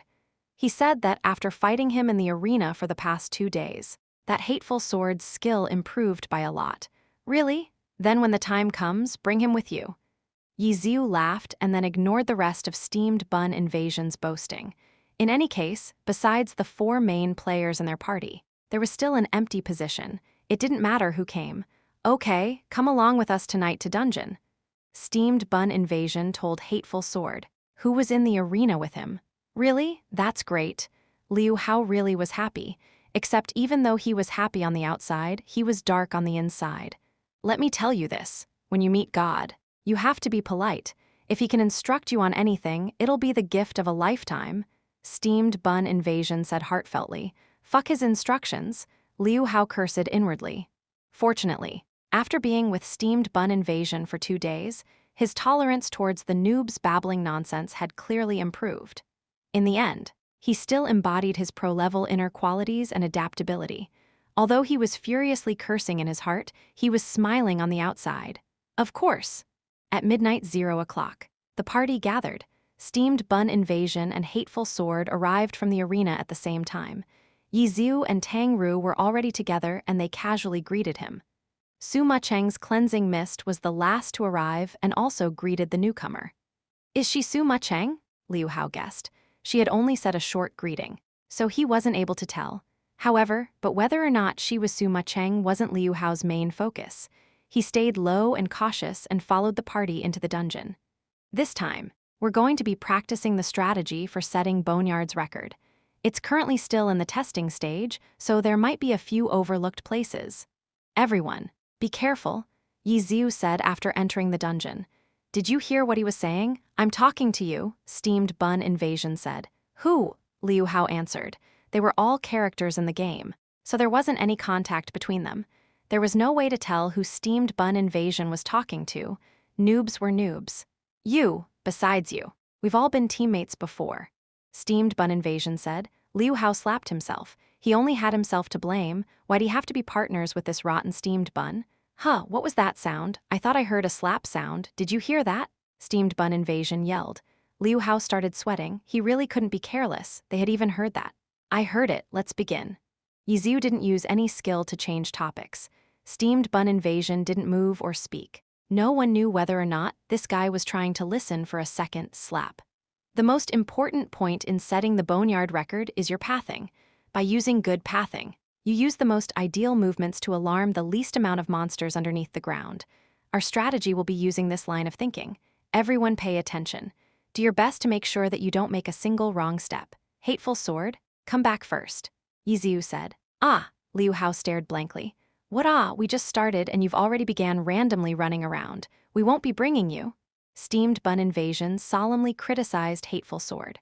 What's wrong? Liu Hao still didn't understand. It looks like you know the strategy, Yi Ziu said. If they weren't rushing for the record, there was no need to save time. If they had more monsters to fight, then there would even be a bit more experience for them. That's why Tang Ru and Steamed Bun Invasion had no clue on the strategy for record setting. I know it. In the beginning, I thought that there wasn't much to pay attention to, Liu Hao said. Ha, we're going to be using a new strategy. Yi Ziu said. Did you not hear it? New strategy. It's not that outdated strategy you know of. Steamed Bun Invasion said. New strategy? Liu Hao was in a daze. Right. Everyone pay attention to how I move. I'll talk while I move. Yi Ziu said. He had already let his Lord Grim rush forward. In the blink of an eye, the earth that met his body opened up and 4 undead monsters began climbing up. What's different about this strategy? Liu Hao was at a loss. The 4 monsters in the beginning couldn't be avoided, which was why they would swarm around them and kill them off.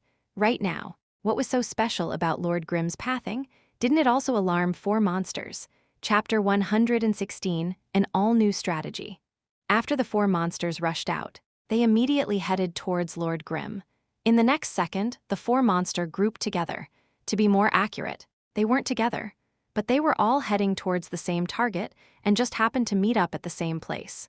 Although Tang Ru and Steamed Bun Invasion had skill, they were still beginners in terms of knowledge and experience and were completely indifferent to the current situation. However, Sima Cheng and Liu Hao quickly saw through it. This was gathering the monsters in one move. Just by relying on his pathing, he was able to perfectly gather up the monsters in one move. This gathering calculated for the monsters' positions, the monsters' movement speed, pursuit path, as well as how they chose to change directions. Afterwards, by controlling the characters' movements and pathing, in the blink of an eye, the monsters would move into the necessary position. This was a strategy that needed them to pay extreme attention to the details.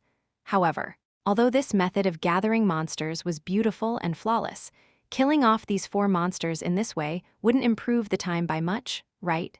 If everyone just swarmed them and forcefully attacked the 4 monsters separately, they could also instantly gather the monsters, and they might even be a bit faster. Sima Cheng and Liu Hao both had the same doubts in their heart. Lord Grim, however, had already started moving. Shadow clone technique. Lord Grim's fake body was left in his original position while his real body had already instantly flashed over to the other side. However, the monsters were still headed towards his original position. Players could rely on experience to determine the real body in Shadow clone technique, but monsters couldn't. This skill had a 100% chance to trick monsters. The 4 monsters continued to charge towards the fake body. Falling Flower Palm, the real Lord Grim immediately unleashed a blast. The 4 monsters smashed into each other and flew out. One of them wasn't hit strong enough. It looked as if it were about to fall, when Lord Grim stabbed out with his lance and the monster flew high up into sky. A dragon tooth thrust forth, and this monster flew forward farther than rest. The 4 monsters were hit onto a stone wall. Dungeons? Most of them had a closed-off space. Whether it be a mountain, a forest, a precipice, or a wall, there was always some sort of barrier that led players towards a certain direction. They couldn't let you just casually go around the monsters. The 4 monsters smashed into the wall. Lord Grim's quickly rushed up. Steamed Bun Invasion roared and was about to go up to battle when Yi Ziu yelled, "Watch first." Steamed Bun Invasion immediately halted. He spun around in his original position and said to Hateful Sword, "Don't move, watch carefully."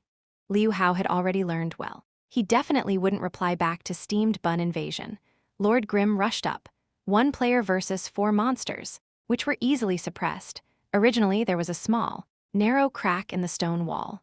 Lord Grim's previous falling flower had blown a monster into it, and his following dragon tooth knocked another one into it. After rushing up and using 2 or 3 moves, the monsters were stuffed into the crack. Although it was a 1 versus 4, it was more like a 1 versus 1. This It could be considered a pretty good method for clearing the dungeon, but for setting a record. How will this save time? Liu Hao was puzzled, extremely puzzled, but he didn't say anything and only silently watched. One of the monsters fell. The second one stepped out of the crack. In a short moment, it was killed and then also fell. The third monster stepped out, was killed, and then fell. And then afterwards there was no more, besides Yiziu. The other 4 players all looked at their screen with wide eyes. They had all seen in awe that the fourth monster, a zombie, was stuck in the stone wall. Although it bore its fangs and brandished its claws, no matter how it struggled, it couldn't get out. What was jamming it were the broken bones of the previous 3 skeletons. After the skeletons in the boneyard were killed, they would immediately turn into a pile of bones and merge with the ground into a solid chunk like a scar. At this moment, the 3 skeletons were killed by Lord Grimm on the same spot in the stone crack. The 3 piles of bones built on each other, and the pile couldn't be considered very tall. However, the clumsy zombie couldn't get out no matter how hard it tried. It could only spin around in circles. DMN, so it could be done like this? Liu Hao was dumbstruck. Like this, when they pulled 4 monsters, they could kill 1 less, which would definitely save a lot of time. However, to do this, he would have to do a lot more movements. Although he would save time from killing 1 monster less, would that time be wasted on those extra movements?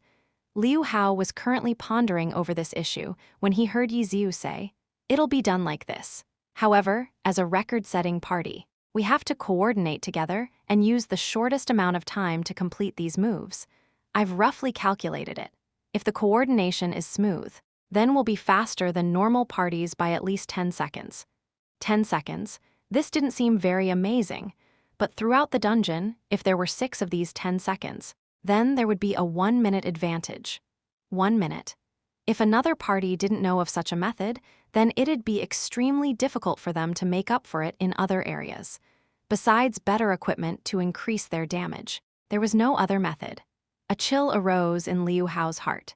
He believed that situations similar to this definitely wouldn't arise just this one time in the beginning.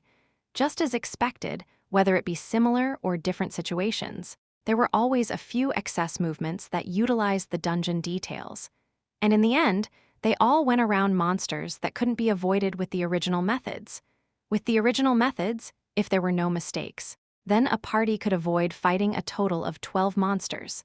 With the new method, if there were no mistakes, then a party could avoid fighting a total of 21 monsters. Using the previously calculated 10 seconds for each monster, then the new method had an advantage of 1.5 minutes.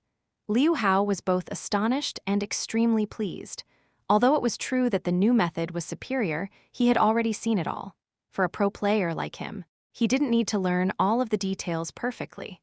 He just needed to understand the general line of thinking and then rely on his skill level to work it out.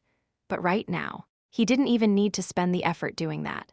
This was because after their first run, the following 3 runs were for practicing their coordination. And Liu Hao was one of the 5. Soft mist. You execute this falling flower, go here good. Steamed bun. You're pathing, use brick to hit that one.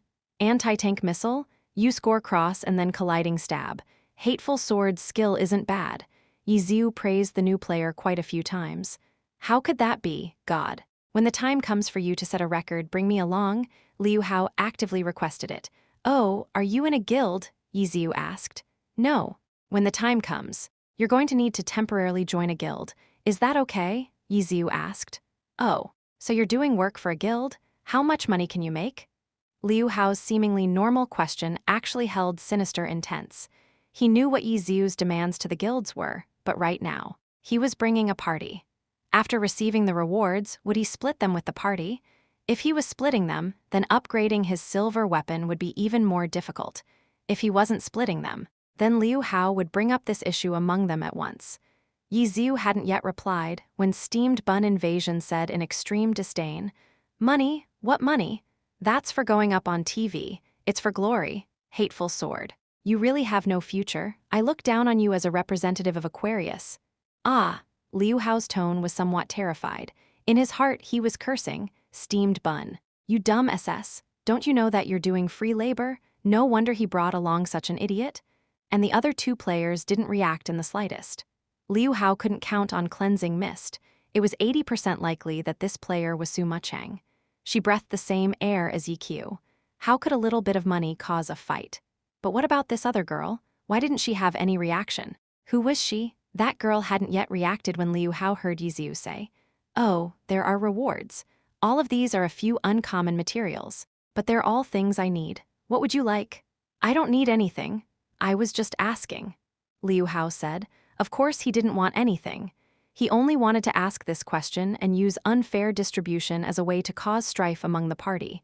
But now that he looked at it, it seemed he had failed. There was no point talking about the player that was likely Suma Cheng. It looked like the other girl didn't get the signal at all. And as for steamed bun, that fucker was an idiot. However, even if he was an idiot, if he really wanted to sow seeds of doubt into that guy, then it wouldn't be too hard. The materials I ask for are all things I urgently need. As for the items dropped in the dungeon, those are given to everyone else to split. I don't need those. That shouldn't be too big of a problem, right? Yiziu said. Liu Hao recalled. In the previous 2 runs, it seemed like Lord Grimm really didn't take anything. Whether it be green equipment dropped from monsters or blue equipment dropped from bosses, he directly renounced those. If he really did it like this every time they ran a dungeon, then there truly wasn't anything to complain about. Oh, it's nothing. I was just curious, so I just randomly asked, that's all. Liu Hao hurriedly said. I can join a guild or whatever. Why don't you bring me along? I also want to go up on TV. Okay, I'll tell the guild when the time comes. All in all, we're helping them set the dungeon record. So if no one from their guild comes along, then it won't look very good for them. Let's see what they say. If they don't care, then I'll bring you along. Yiziu said. Okay, thank you, Liu Hao said, following the party. He could completely grasp their final strategy for setting the record. Moreover, as a member of their party, he could make a few mistakes to waste time without exposing himself. Right now, he was already hiding his true strength. As a result, he could act like he had difficulty doing a few actions in a few places as if he wasn't skilled enough. And when it was time for him to truly set the record, he could completely go all out. Like this, using the same method, he would be able to set a better record. Even if he wasn't able to become a member when the time came, he felt that he could still suppress this party by a chunk relying on his pro-level coordination and skill. Liu Hao was already extremely clear on these few players' strength. Yiqiu's Lord Grimm naturally didn't need to be talked about. That cleansing mist's performance wasn't particularly noteworthy.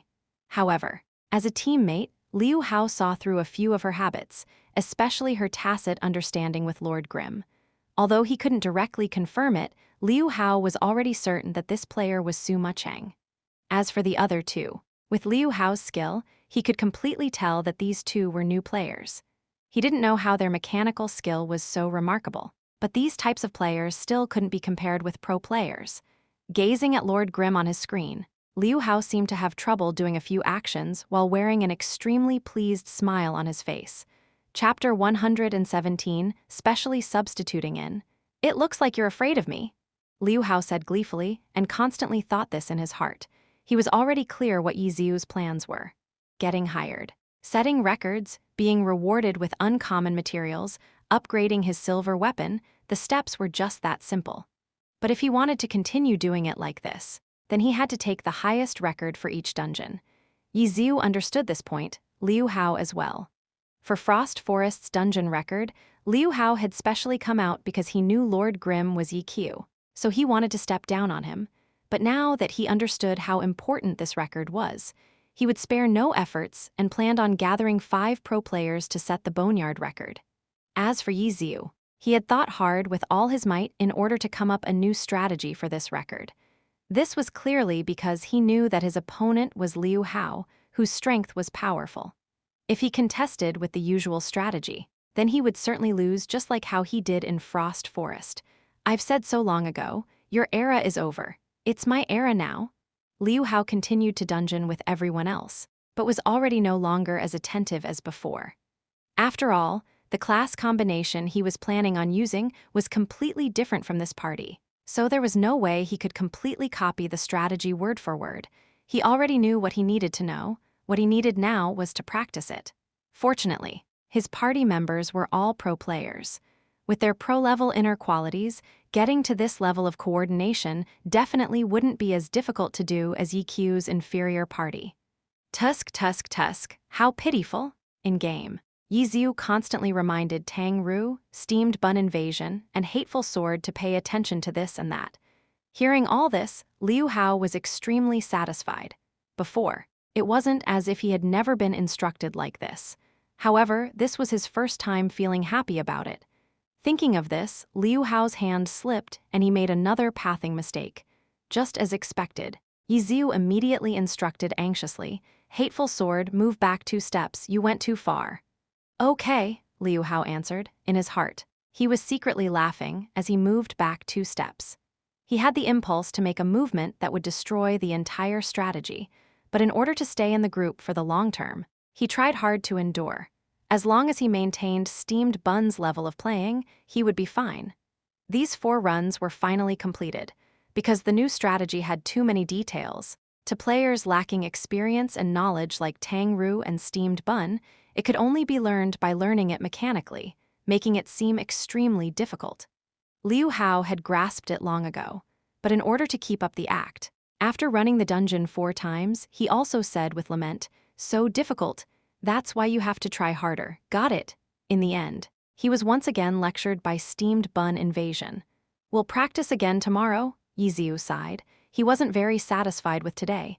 As expected, complicated strategies completely exposed the weaknesses of Tang Ru and steamed bun invasion. These types of new players. "Are we going to go to Frost Forest?" Liu Hao asked. He was incomparably happy right now. "Not right now," Yiziu said. "Okay. Then I'll be going off now. See you tomorrow." Liu Hao said goodbye to everyone and then went offline. He swiped his account card and ran to Boneyard. Taking advantage of the fact that the strategy was still fresh in his mind, he went in to review it. Based on their class combination, he also did his own homework. It's a little troublesome, right? In Happy Internet Cafe, carrying her teacup, Tang Ru went to the reception desk to look for Yiziu. "Yeah," Yiziu admitted. "Practice for a few more days?" Tang Ru asked. "If time drags on for too long, then the record won't be worth anything anymore," Yiziu said helplessly. "Is there any other way to practice?" Tang Ru was more eager to face difficulties than anyone else. Having a limit of 4 runs every day didn't make her feel good. "There is." This question reminded Yiziu of something, and he immediately thought of a place. "Steamed bun." "Steamed bun?" Yiziu called in the game. "Here," steamed bun invasion replied. "Come here, we're going to keep practicing." Yiziu said, "I don't have any entries left. We're going to practice somewhere else." Yiziu said, "Where?" "Skeleton Graveyard." Yiziu said, "Skeleton Graveyard." A beginner village dungeon was obviously different than Boneyard. However, there were definitely a few similarities between them. More importantly, there was no entry limit, so they could practice however many times they wanted to. "Buy a random low-leveled weapon in beginner village. We're going to practice slowly." Yiziu sent steamed bun invasion a message while saying it to Tang Ru. "Cleansing mist and hateful sword aren't on anymore." After meeting up with everyone, Tang Ru noted, "It doesn't matter, we'll practice first." Yiziu led the 2 into the dungeon. He himself obviously didn't have any problems using the strategy. The most important part was getting the other players' coordination up to par. Right now, Tang Ru, steamed bun invasion, and hateful sword made too many mistakes. Although they weren't fatal, they were definitely enough to stop them from setting a record. Skeleton Graveyards and Boneyard's terrain were different, but the monster models and spawn points were very similar. In Skeleton Graveyard, the monsters were randomly distributed, so occasionally they would be distributed similarly to their arrangement in Boneyard. Plus, with Yiziu's ability to control monsters, it really made the scenario extremely similar. The 3 spent the night soaking in Skeleton Graveyard. It didn't need to be said that Tang Ru silently and stubbornly worked hard. Steamed bun invasion, on the other hand, talked a lot. He would talk for a while and then another while. His mouth just kept on moving like a train. However, he also worked hard and practiced with the other 2. This was all because of love, an idiot's deep love for the game. They had to practice, but their levels couldn't fall too far behind. After a few days, Lord Grimm was the first to reach level 27. He didn't know how often this blue river checked his level. but less than a minute after he hit level 27, Blue River sent a message. Boneyard. Boneyard, I'm not too late, right? No, Yiziu said. Oh, what do you want this time? Blue River asked. This was a question that he was quite concerned about. Vampiric lightsaber. Yiziu said. What a coincidence. Blue River's cheeks streamed with tears. I'm using a vampiric lightsaber right now, Blue River cried. Aren't you almost level 30? Yiziu said. It's an orange weapon. Brother, there's no need to switch weapons at level 30. Blue River said. It doesn't matter if it's orange. It's still a low-leveled weapon. It's just like floating clouds. Yiziu comforted. What else do you need? Blue River was aware that his demands couldn't be as simple as just a single vampiric lightsaber. 8 bone spines, Yiziu said. This was an uncommon material from Boneyard's hidden boss rotten skeleton sheep. Okay, but no more, Blue River replied. Okay, but setting the record for Boneyard is going to be a bit difficult. This time, I want to directly bring a party of 5 members. We'll then play for your guild after joining it. Is that okay? Yiziu said. That won't look too good for us. No, Blue River hesitated. The fight for dungeon records is very intense right now. I have to do everything I can, Yiziu said. Okay then. After thinking for a bit, Blue River agreed. We'll start tomorrow. Okay. Their conversation had already ended. When Cold Knight sent his message, Boneyard, Blue Brook Guild, Yiziu's message was very simple. Fuck, when did you get to level 27? Cold Knight asked. 5 minutes ago, Yiziu said. Sigh, then I pray for your success. Cold Knight showed his grace. Brother, Blue River sent another message at this time. What? Yiziu replied. Are you planning on doing things like this, substituting in and setting records? For the long term? Blue River asked. That's what I'm planning on doing for now, Yiziu said. Then if it's like this, if you keep on pulling along your party, then I'm afraid you won't be able to continue doing this for more than a few times. No, Blue River said. Yiziu sighed. How could he not know what Blue River was talking about? Although he could join a guild and then hang the guild's name up on the record. If he kept on bringing along a fixed party with the same set of players, then if it was today Tyrannical Ambition and tomorrow Blue Brook Guild, everyone would eventually see through it. Although the dungeon record was technically the guild's, everyone would know what their party was doing. It meant that this record was bought with money. For guilds, records were supposed to be a way to advertise themselves and represent a guild's strength. However, in this way, that would no longer hold any meaning. In the beginning, Yiziu hadn't thought of pulling along a set party.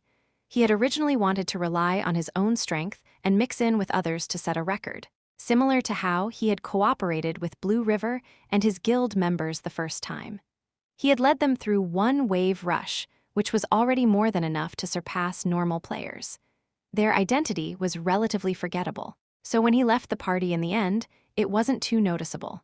However, because Liu Hao came out and substituted in for Excellent Dynasty, a pro-level record was set. As a result, Yiziu had no choice but to pull along a somewhat elite party to resolve the situation. In fact, actual substitution should have been like how Liu Hao was doing it. He would use the other side's provided account, which wouldn't expose his identity. Yiziu directly using Lord Grimm and making a reputation for himself already couldn't be considered as substitution. Let's discuss this later. There was nothing he could do right now. Brother, why not just join our guild for the long term? We'll reward you according to your needs. How about specially substituting in for our guild? Blue River said his true intentions. Sell out, Yiziu laughed. You wouldn't lose out in any way. No, if you're not happy, you can just leave. We won't stop you. Blue River said. Let me think about it, Yiziu said. Okay, let's talk about this after you finish setting a record for Boneyard. Blue River said. Yiziu laughed. As expected, Boneyard really was a test for him. Blue River also needed to see whether his record would be beaten by someone else. The next day, everyone depended on the next day. Yiziu silently thought. He rushed over to Boneyard and did a final practice for the final day. They had already successfully worn in, so they emphasized the details today. They couldn't have any mistakes. They couldn't be careless when they went for the record-setting run, between level 27 and 28. Even though they could keep practicing for a few more days if they only went to Boneyard, then they might find it difficult to concentrate when carrying this casual, stress-free attitude into the record-setting run. In this area, what they all needed was Tang Ru's spirit. If they were going to do it, then they had to do it until they were the best. At midnight the next day, the 5 players gathered together in front of Boneyard. Yiziu once again stressed this sort of spirit. Afterwards, he ran to the side and prayed silently to himself. He prayed that no customer would come to him with a problem while he was dungeoning. Chapter 118, Midair Coordination.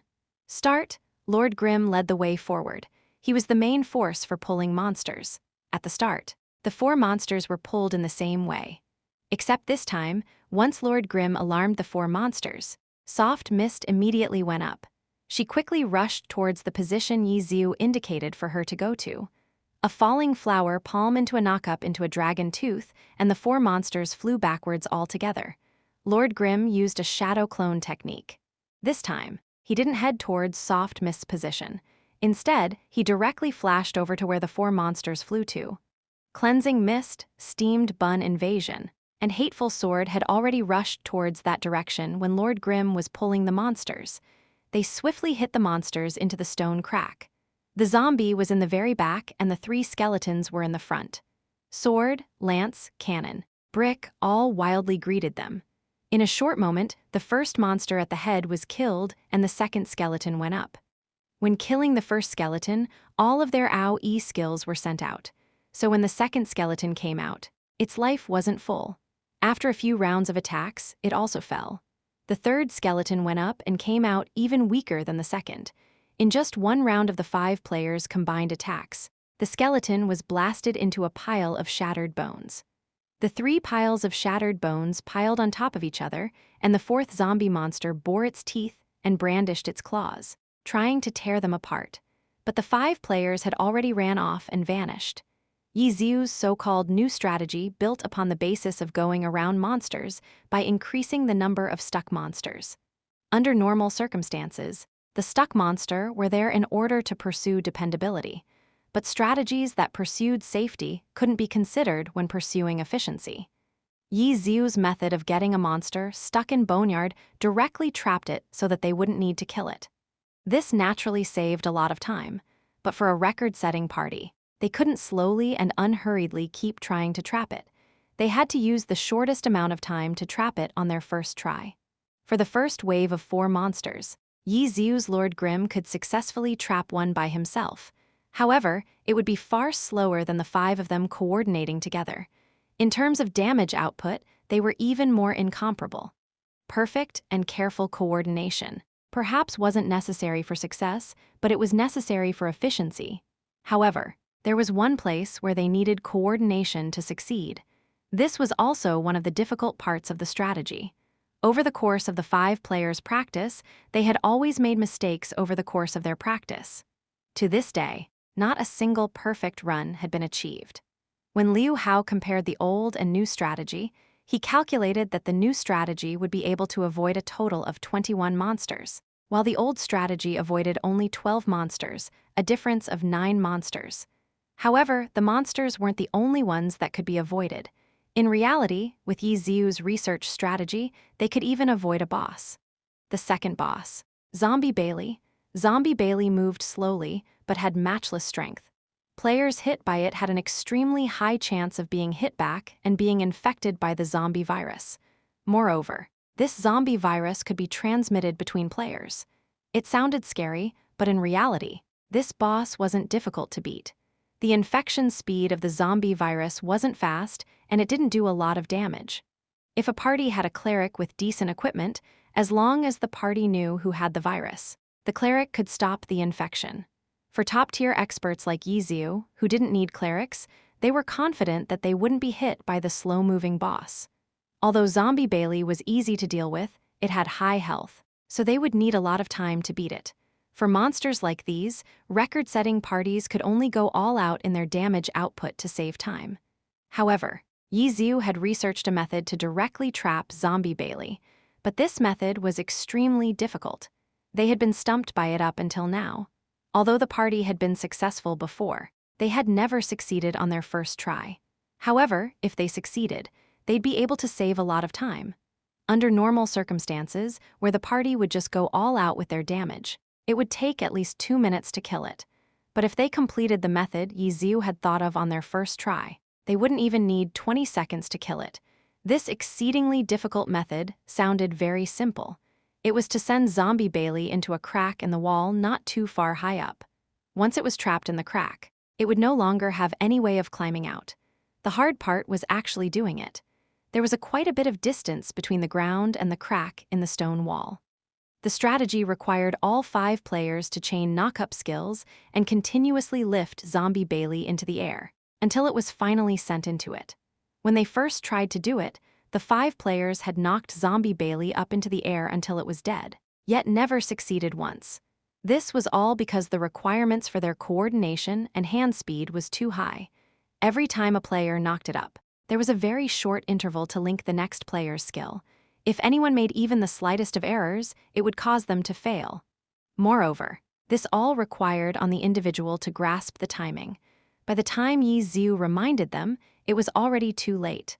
Only by succeeding on the first try would they be able to set the fastest record. However, no one had much confidence in doing this on the first try. But even if they succeeded on their second try or third try, they'd still be able to win a lot of time. It was an advantage that no normal party could surpass. Liu Hao liked this. With his hateful sword here, there was no way he would let Yi Qiu's party succeed on their first try. In this party, anyone had the possibility of making a mistake. But switched with a party of pro players, wanting to succeed in this difficult part wasn't a challenge at all. Seeing that they were about to reach Zombie Bailey, Liu Hao secretly plotted. "We're almost at Zombie Bailey, we can do it," Yi Ziu said at this moment. "We can do it," Steamed Bun Invasion yelled. "Let's try to succeed by the second try," Yi Ziu said. "Succeed on the first try?" Tang Ru was even harsher. Yi Ziu laughed bitterly. He hoped to succeed on the first try, but such a thing really was too difficult for them. "Everyone focus!" After clearing away all of the monsters in front of Zombie Bailey, Yi Ziu shouted out. Everyone immediately went into their position. Because Zombie Bailey moved slowly, it would take quite a bit of time for it to reach the stone wall, which was why it required the players to help push it faster. "Begin!" Yi Ziu's Lord Grimm rushed up to pull it. He knocked it up and unleashed a falling flower palm. Zombie Bailey went flying. Soft mist stabbed forward. Taking advantage of the flying Zombie Bailey, she used a sky strike and then another falling flower palm. Steamed Bun Invasion and Hateful Sword carried out their relay roles. From beginning to end, Zombie Bailey never fell and was sent over. This process was simple.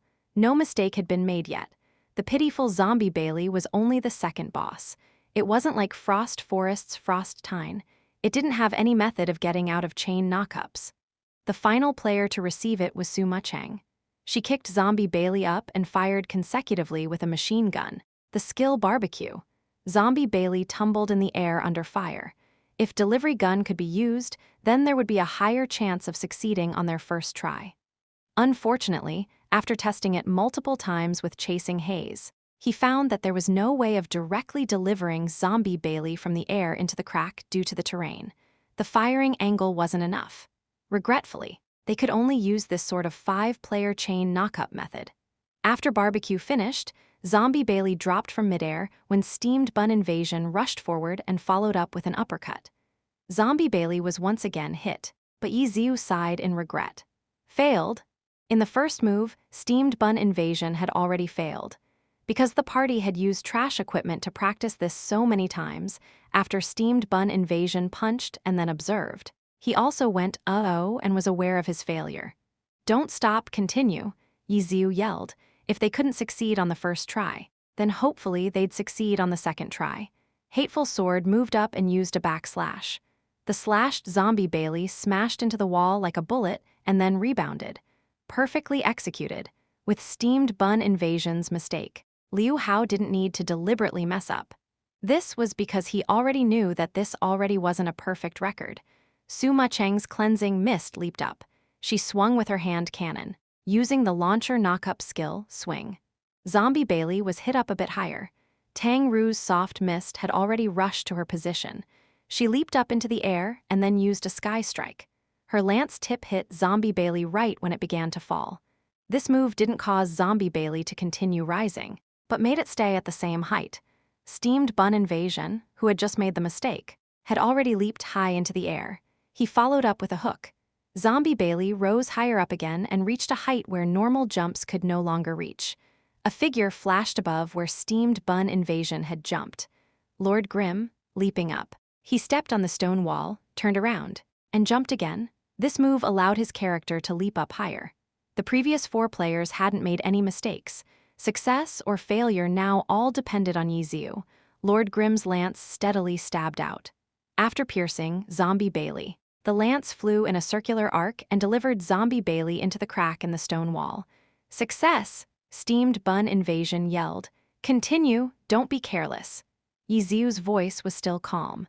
After landing onto the ground, the party continued onto the remaining 1/3 of the dungeon. At this moment, Liu Hao suddenly felt a bit regretful. Even though this level wasn't perfect, it wasn't far from it. The only time lost was from Steamed Bun Invasion's single mistake. How long was that? 3 seconds? 4 seconds? But could his party succeed on the first try? Previously, Liu Hao had never doubted it. After all, they were all genuine pro players. But after finding out that the gap was only by 3 or 4 seconds, he suddenly felt a little worried. No, how could the distance from perfection only be 3 or 4 seconds? In the entire dungeon, I've always been holding back my strength. If I went all out, then I'd definitely be able to steal back 15 seconds. Adding on to my more perfect and coordinated pro team, we should at least be able to beat the time by 30 seconds. Oh, I forgot. We even have orange weapons. This time, our party has 2 players with orange weapons. The damage output is definitely greater than Lord Grimm's party, who only has a silver weapon. Liu Hao carefully calculated. After determining his party's overall advantage, he finally relaxed and gave up on intentionally making a mistake in this run. Boneyard's final boss finally fell. The last 1/3 of the dungeon could be considered perfectly done. The system announcement also came out. Congratulations to Blue Brook Guild's players, Lord Grimm, Cleansing Mist, Steamed Bun Invasion, Soft Mist, Hateful Sword for breaking the Boneyard clear record. Time, 17:22 and 17 seconds. Chapter 119, I forgot. The world was at a loss. Each of the big guilds were shocked. 17:22 and 17 seconds. All of the Glory veterans began murmuring about this record. If they hadn't gone mad yet, they were close. It was another fastest record in all 10 servers. After the 10th server opened, these towering records that stood tall for many years became like crumpled paper. Fortunately, the new server had a lot of new players, so they didn't understand. If this was in an old server, then the players would certainly begin discussing which god had descended down into the mortal plane. But even if it was the 10th server, sooner or later, there would be controversy too. Right now, because the server had just opened, the other server's players didn't pay much attention to the circumstances in the 10th server. Even more so, this was still just a low-level dungeon, so the amount of attention onto it was even more limited. But the content of the controversy wasn't wrong. This really was a which god had descended down into the mortal plane issue. Amazing. Too amazing, I don't think anyone can beat this record. Blue River sent a message at the first open moment.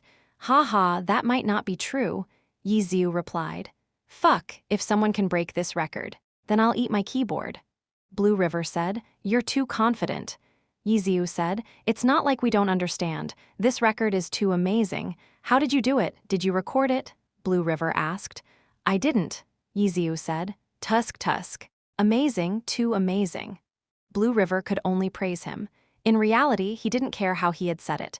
As long as he had the record, he was fine. It was just Boneyard. Even Blue River wouldn't put so much effort into researching it.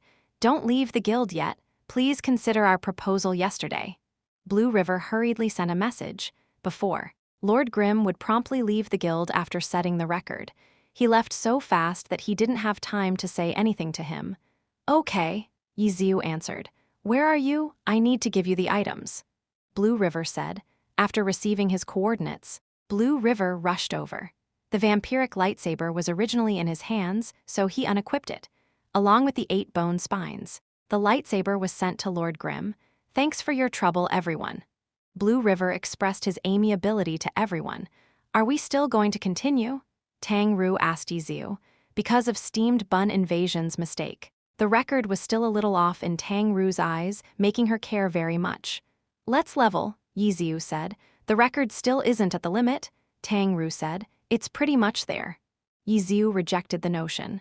Aside, Liu Hao snuck a laugh. This girl still wanted to hit the limit. With me here, give it a rest. The limit, you'll all see it soon. Afterwards, they ran the dungeon another 3 times.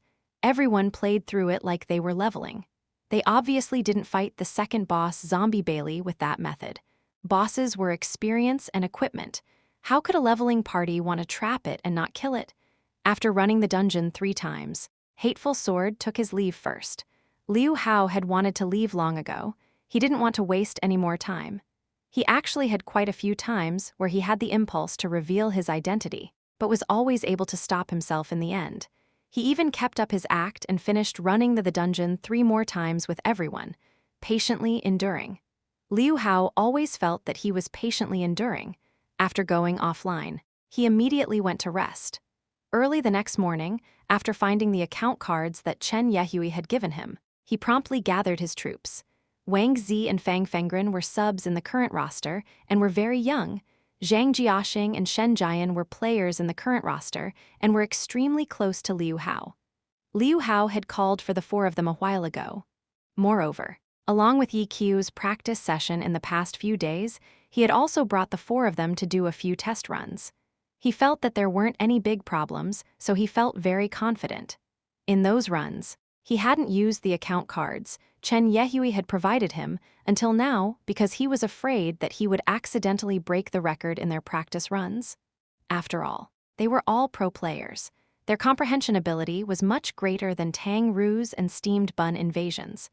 After Liu Hao had explained it once, everyone already understood what they were supposed to do.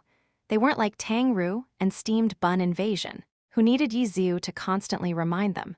Breaking in naturally went by extremely quickly. Now that he had the suitable account cards, Liu Hao felt certain that they'd be able to set the record within 4 runs. We're setting the record now. The 4 players had all come to the practice room and all knew why they were here. Yeah, we have a match tonight, Shen Jian said. What match? Liu Hao asked. The 4 were greatly alarmed. Liu Hao, their vice captain, had actually forgotten the day of their matches. We have a match versus Blue Rain tonight, Shen Jian reminded him. Really? Liu Hao looked at the calendar. Sure enough, the match was today. In these past few days, he had been extremely busy in the new server. So busy that he had even forgotten such an important event. Recently, he hadn't practiced as much either. After calculating it, he found that he had actually practiced with Steamed Bun Invasion in the arena the longest. Fuck. Thinking of that guy, Liu Hao felt a burst of sinister anger explode. Oh, then let's wait until after the match to do it. Liu Hao hesitated for a bit. It was still better to put the more important things first. It wasn't appropriate to spend time on the Boneyard record. Although Liu Hao was extremely confident, he also knew that taking down the current record wasn't going to be easy. High levels of concentration were a must. Okay, tonight then. After they heard Liu Hao's decision, they let out a sigh of relief. Needless to say, Zhang Jiaxing and Shen Jian were going to be playing in the match today. As for Wang Zi and Fang Fengren, even though they probably weren't going to go on stage, it still wouldn't be good if they went to play the game on match day. If the club knew of it, they would definitely punish them. What maps are we playing on tonight? Just as they were about to leave, Liu Hao suddenly asked this question. Zhang Jiaxing almost crashed to the floor. He hastily supported himself with a chair. The vice captain didn't even know what maps they were going to be playing on. Just how distracted was he? That night, Glory League's 21st match began. The home team Excellent Era faced against the visiting team Blue Rain. As before, it became competition night in Happy Internet Cafe and business boomed. Team Blue Rain couldn't be compared to 301. Blue Rain was currently in 2nd place. Their spot in the playoffs didn't need to be worried about. They were one of the most popular contestants for the champion title. Compared to the 2nd to last place Excellent Era, the difference between them was simply like heaven and earth. Excellent Era had changed their rosters, and in their 2nd match with a new roster, they would face against such a strong opponent. It would be a big challenge for them. Chen Guo was once again sitting in her usual spot, while Yi Ziu was once again leaning on the door and smoking. And Tang Ru, who now took Glory seriously, specially ran over to watch the highest level of play in Glory, a pro match. As before, the match was split into 3 parts: individual, group, and team competition. Excellent Era was the home team, utilizing their advantage of knowing the maps. Excellent Era won 2 of the 3 individual matches. Happy Internet Cafe jumped about in joy. Next up was the group arena. This time, unlike 301, Blue Rain wouldn't be so hesitant against Sun Xiang and won Autumn Leaf. Blue River's trump card was Huang Xiaoshan. He didn't lose to Sun Xiang in skill and was more experienced than Sun Xiang. In addition, his character Troubling Rain was on the same level as the battle god One Autumn Leaf. In the end, in this group arena, both teams put their trump cards in the 3rd position as the anchor. Relying on their home team advantage, Excellent Era started off well and stayed ahead all the way until Blue Rain's Huang Xiaoshan came out. Then, the situation reversed. After slashing down 2 of Excellent Era's pro players, still with of his health, he met Sun Xiang's One Autumn Leaf head-on. In the end, he still obtained victory. In the group arena, Team Blue Rain won 2 points. Happy Internet Cafe fell into silence. In this group arena, both teams played well, but in the end, Huang Xiaoshan was still better and took advantage of every opening there was. In the broadcast, the host and the honored guest brilliantly commentated on the highlight reel in the group arena. Finally, the team competition began. Excellent Era took the initiative and had a good opening. The situation looked good, and the spectators at the Internet Cafe jumped in joy. "Oh, a mistake. This is a very serious mistake," the host suddenly yelled. "Yeah, Liu Hao. His performance today has been very poor," the honored guest said. "He also lost in the first match of the individual competition," the host said. "But this mistake shouldn't have happened. Liu Hao is completely out of it today." The honored guest shook his head. "We haven't even finished talking about the first one and he makes yet another one. That move." The host was clearly a little speechless. He couldn't find the right words to describe the situation. As a pro player, that move was a little amateurish, the honored guest politely criticized. The situation had been reversed. How could Huang Xiaoshan let go of such a hole? Nice. Formless Phantom Sword. Beautiful. The timing of Formless Phantom Sword was too good. The honored guest shouted. Sun Xiang's current momentum isn't bad, but he's still not as efficient and ruthless as Huang Xiaoshan. However, we can still look forward to his growth. This competition, how unfortunate for Excellent Era. Yeah, from the looks of it, unless Blue Rain makes several major mistakes in a row like how Liu Hao did. I don't see a way, the honored guest said. Yeah, the host once again had no words to say. Clearly, he wasn't convinced of such a possibility. Okay, in the end, Blue Rain won. Finally, the host announced the victor. What a pity, what a pity. The honored guest sighed on behalf of Excellent Era. Happy Internet Cafe was a sheet of silence. After a short moment, curses began to be thrown around.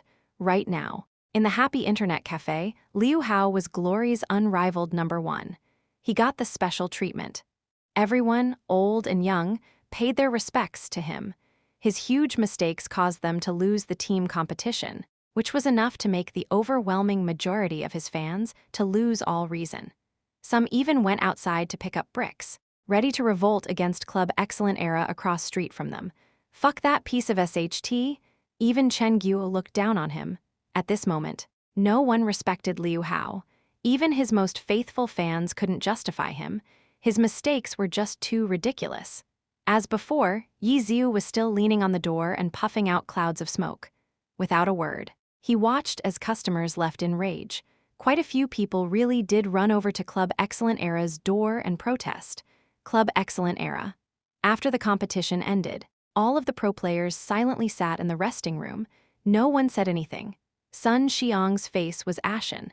After savagely glaring at Liu Hao, he slammed the door and left. The other pro players gazed at each other in speechless dismay. They stealthily examined Liu Hao's expression. Liu Hao's face was deathly pale. He obviously knew how serious his mistakes were. He even knew why those extremely serious mistakes were made. In the past few days, he truly was too unfocused. He spent way too much time on that level 20 berserker and wasn't in the right mindset coming into the match. In the end, he had carried along a mindset of playing against steamed bun invasion in the arena as well as the boneyard record coming into the match. How could he have done well?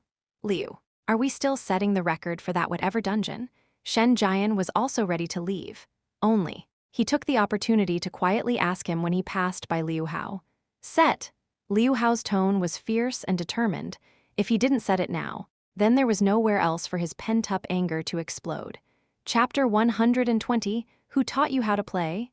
The majority of Happy Internet Cafe's customers left. This match wasn't as good as the last's.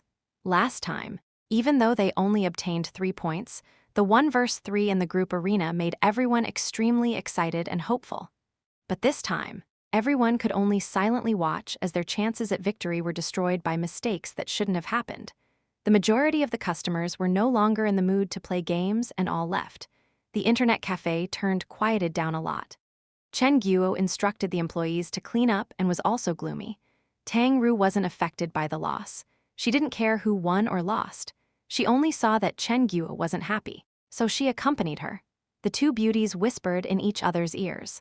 Once the internet cafe was cleaned up, Chen Guo's mood turned better. After showing her concern for the 2 all-nighters, she went back to her room to sleep. When are we going to break another record? Tang Ru asked Yizu. To Tang Ru, setting these types of records made her extremely happy. She liked this type of challenge. Tonight, Yizu said. Tonight, what dungeon? Tang Ru was puzzled. Boneyard, Yizu said. Boneyard. That dungeon? Didn't you say we were close enough? Tang Ru didn't understand. Yesterday was close enough, but who knows about today? Yizu laughed. At this moment, it was already 11 o'clock. After the other employees finished cleaning up, they all went back home. More than half of the customers, the ones who weren't going to stay up all night, also left. In the internet cafe, besides the tapping of keyboards and clicking of mice, were the voices of players playing Glory. There were laughs and there were curses. Suddenly, someone yelled out in surprise, DMN. The dungeon record was broken again. Who the HLL are playing in the 10th server? After hearing this, Tang Ru was stunned. She looked at Yizu. This cry also alarmed quite a few players in the internet cafe. Several 10th server players began discussing it with their in-game friends or with other players in the internet cafe. Tang Ru around to investigate and then went back to report to Yizu. It's the Boneyard record. It's that excellent dynasty again. Oh, how much faster? 16:56 and 78 seconds. Tang Ru was quite sensitive towards records. After seeing it, she remembered it. Oh, not bad, Yizu said. What now? Tang Ru asked. We're going to set it again tonight, Yizu said. But 20 seconds? What are we going to do? Tang Ru only knew that their record only had steamed Bun Invasion's mistake. But even if that mistake wasn't there, the record would have only been faster by 3 or 4 seconds. Right now, the records was 20 seconds faster. Tang Ru didn't know where they could improve on. Don't worry about it. Yizu seemed as if he knew what to do. Tang Ru was about to ask again when suddenly, a figure appeared outside the internet cafe. The figure's hands were in his or her pockets, and the person wore a hoodie. The figure looked as if he or she were scrunched up in a ball. The mysterious figure looked stealthily left and right towards the internet cafe and looked like one of those people who was about to commit a crime. Tang Ru immediately stopped herself from speaking, gesturing at Yizu to look at the suspicious figure. In the end, when her gaze shifted over, that person saw her, turned around and then immediately ran off. Who was that? Tang Ru was quite brave. She went out the door and looked. She saw the figure running in the distance still with his or her head facing towards her.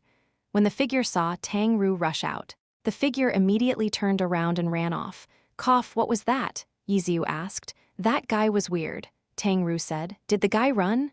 Yeah. Then, let's just ignore him. You go log into the game and call for steamed bun. Okay, Tang Ru replied. She then went to her usual all-nighter spot. Yizu continued to keep watch at the reception desk. He didn't enter the game and appeared to be waiting for something. After quite a long while, that suspicious figure paced back and forth outside of the internet cafe entrance again until the figure saw Yizu at the reception desk.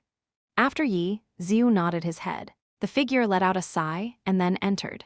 The figure was still extremely alert and kept his or her head hidden deep in his or her coat, stealthily looking around. The figure carefully walked towards the reception desk.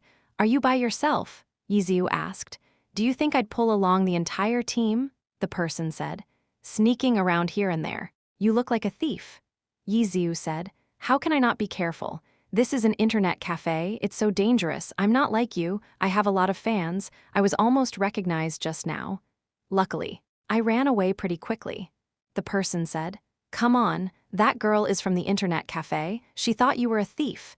Even if you came here normally, she still wouldn't recognize you, Yiziu said. Really? The person doubted him. Would you like me to call her over? It's fine. It's fine, lay low, the person said. Area number 1, there's no one in that area, you should go sit over there, Yiziu said. And you? The person asked. I have to keep watch here, I'm on the night shift. Yiziu said. Why do you have to be so hard on yourself? It's not like your skill dropped after retiring. No, oh, and speaking of that, why'd you suddenly retire? They asked. First help me set this record and then we'll chat, Yiziu said. Fuck, I get a couple 100,000 for every match, and now I'm helping people set a record for Boneyard. Don't tell anyone. If you tell, I'll kill you, the person grumbled. Area number 1, it's over there. Yiziu gave him the directions. Can I have something to eat? I haven't eaten all night, the person said. Come, here's some zhakai for you to eat. Yiziu threw a bag of food at him. Fuck that, the person refused to eat it. Ham sausage? Yiziu asked. Forget about it. The picky eater went off to Area A. The smoking area was usually more lively late at night. The other non-smokers were mostly placed in Area C, and Area A wasn't usually open late at night. The lights weren't even on there. After running over, this person discovered that it was so dark that he wasn't able to find the power button for the computer. Grumbling, he ran back to Yiziu to complain. Yiziu took a flashlight and went over to look for his computer. After the person sat down, the person looked around left and right. This area really was unoccupied. The person stretched. The person didn't need to be so careful and hidden. The computer turned on and the light shone off of the person's face. If any Glory fans saw the person's face, they would immediately recognize the person, Glory's top-tier Blade Master, Huang Xiaoshan. Swiping his card, he immediately entered the 10th server. He was using a level 27 account. After sending Lord Grimm an invite, he began to complain again. Helping you set a record. Fine, but you didn't even have an account to give me. You even needed me to go find one myself. It should be easy for you to find an account. Yiziu replied. Level 27 Blade Master? After using it. I won't be using it again. I can't leave any proof. It's shameful, too shameful. Huang Xiaoshan messaged. You first go play for a bit. We don't have any entries left here. I'll call you over at 12. Yiziu said. Play. What the fuck is there to play here? Huang Xiaoshan replied. In the end, Yiziu didn't reply. Huang Xiaoshan took his level 27 Blade Master and strolled around. Not knowing what to do, he checked the new server's dungeon record and was startled. Frost Forest was already astonishing, but this Boneyard was too ridiculous. This record, he didn't even know if his Blue Rain's main team could set it. He immediately sent a message to Lord Grimm. Fuck me. How did you set this record? Why is it so high? New strategy, Yiziu replied. New strategy? What new strategy? Huang Xiaoshan asked. Boneyard's new strategy. There's a new strategy for this. Who'd be so bored to research a new strategy? Ha ha ha ha. It wasn't you, right? You've fallen, you've completely fallen. You ran to the new server to do records and you even need to research new strategies? How bored are you? You really talk a lot. AI. I am safe here, right? Will there still be other customers coming here at night? Right now, I'm afraid that someone's going to recognize me. If someone found out that I was setting a record for Boneyard, what would happen if that got out? Huang Xiaoshan replied extremely quickly. Pro player, his hand speed was even faster than his mouth. Using messages to chat was even faster than talking with his mouth. In the end, Yiziu didn't reply once again. Yiziu was busy too. Right when he was online, Blue River sent a message expressing that his inability to understand how the new record was possible. He truly couldn't imagine that such an amazing record could be beaten by over 20 seconds. I'm going to set it back, Lord Grimm replied, which made Blue River crumble even further. How could the record be even faster? On the other side, Liu Hao, who had been impatiently waiting for Lord Grimm to come online, once again put on an act with his hateful sword. He contained his happiness and sent a message to Lord Grimm. God, our record got broken. Did you see it? I saw it. Wasn't our record already really high? How could it be broken again? You don't know? I don't know. Because you weren't going all out. Liu Hao stared blankly. In this moment, he felt as if a surge of electricity shocked him from his toes to his head. I tried my hardest. Liu Hao typed out this message with difficulty. Ha ha. Using a berserker. You think that you can hide from me by hiding your strength? Liu Hao, did you forget who taught you how to play? Fuck. Broken. The keyboard that he had just replaced had been broken again. It was once again smashed into a slope. At the same time, Liu Hao almost broke his teeth. He utterly couldn't believe that this was happening. Spending so much effort, putting on an act, leveling his level 24 account to level 27, distracting him so much that he even forgot about the official match. He had originally been waiting for the day when he would reveal his identity. He was waiting to see Yi Qiu's shock and anger. He was waiting to see this guy stamp so hard under his foot that he would never be able to get back up. But in the end, he had already known about it. When did he find out? How did he know? Liu Hao really wanted to know, but he couldn't get the words out. Lord Grimm's message rigidly stopped right there. There was nothing else after it, but even so, how was he going to improve the record? What other methods did he have to improve the time? Liu Hao felt that there wasn't any other method. He was also a pro player. For this dungeon, he had also done quite a bit of the research himself, except he hadn't been able to come up with anything new. From his view, this new strategy was already the limit. He couldn't think of any other way to improve the strategy. In order to improve the record, besides skill, there was only equipment. In the new server, equipment wasn't something that could be improved upon in 1 or 2 days. As for skill, Liu Hao's team of pro players was at the limit. They had even succeeded in trapping Zombie Bailey on the first try. Even if Yi Qiu could duplicate their performance, it would still be extremely close. Where did he have the confidence that he definitely beat his record? Chapter 121, Godly Skill. The clock hit midnight. Liu Hao sat there like a log of wood in front of his computer. He didn't move. He didn't speak. Lord Grimm's message hung there staring at him. How is he going to break my record? This question kept playing over and over again in Liu Hao's head. He tossed and turned. But even so, he was still unable to come up with an answer. Meanwhile, at Happy Internet Cafe, right when the clock hit midnight, Yi Qiu called Huang Xiaoshan over. First, come with me for a run. I'll show you how the strategy works. Hurrying. Huang Xiaoshan was extremely bored. Outside of Boneyard were Lord Grimm, Cleansing Mist, Soft Mist, Steamed Bun Invasion, and Huang Xiaoshan's level 27 Blade Master, Flowing Tree. Use this sword for now. Yi Qiu traded with Flowing Tree and gave him the vampiric lightsaber that Blue River had given him yesterday. Trash. Huang Xiaoshan muttered as he received the level 25 orange equipment. In the eyes of a top-tier god in the pro scene like him, orange weapons were worthless, let alone a level 25 one. Of course, it would be trash. Stop chattering so much, hurry up and join the party. Yi Qiu sent over an invite. Flowing Tree joined the party. Head out, Yi Qiu declared. Lord Grimm entered the dungeon, while Flowing Tree followed behind. The other three stared blankly. They hadn't yet reacted to this Flowing Tree joining the party. They were still waiting for Hateful Sword to appear. We have a new player. This run is mostly to let this new player understood the strategy. After the 5 players entered together, Yi Qiu said, "What about Hateful Sword?" Steamed Bun Invasion had the spirit of loyalty. He cared a lot about his good friend, who sent him quite a few arena points. I sent him a message. Why didn't he reply? He has something on his mind, so he can't come, Yi Qiu said. Really, he has no prospects for the future. Steamed Bun Invasion disdained.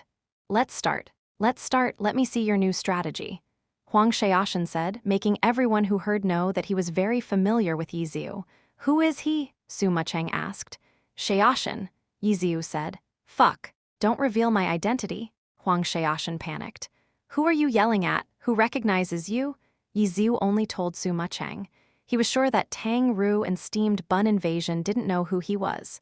Sure enough, Tang Ru only dully said, "Oh, your friend?" "Yeah," Yi Qiu replied.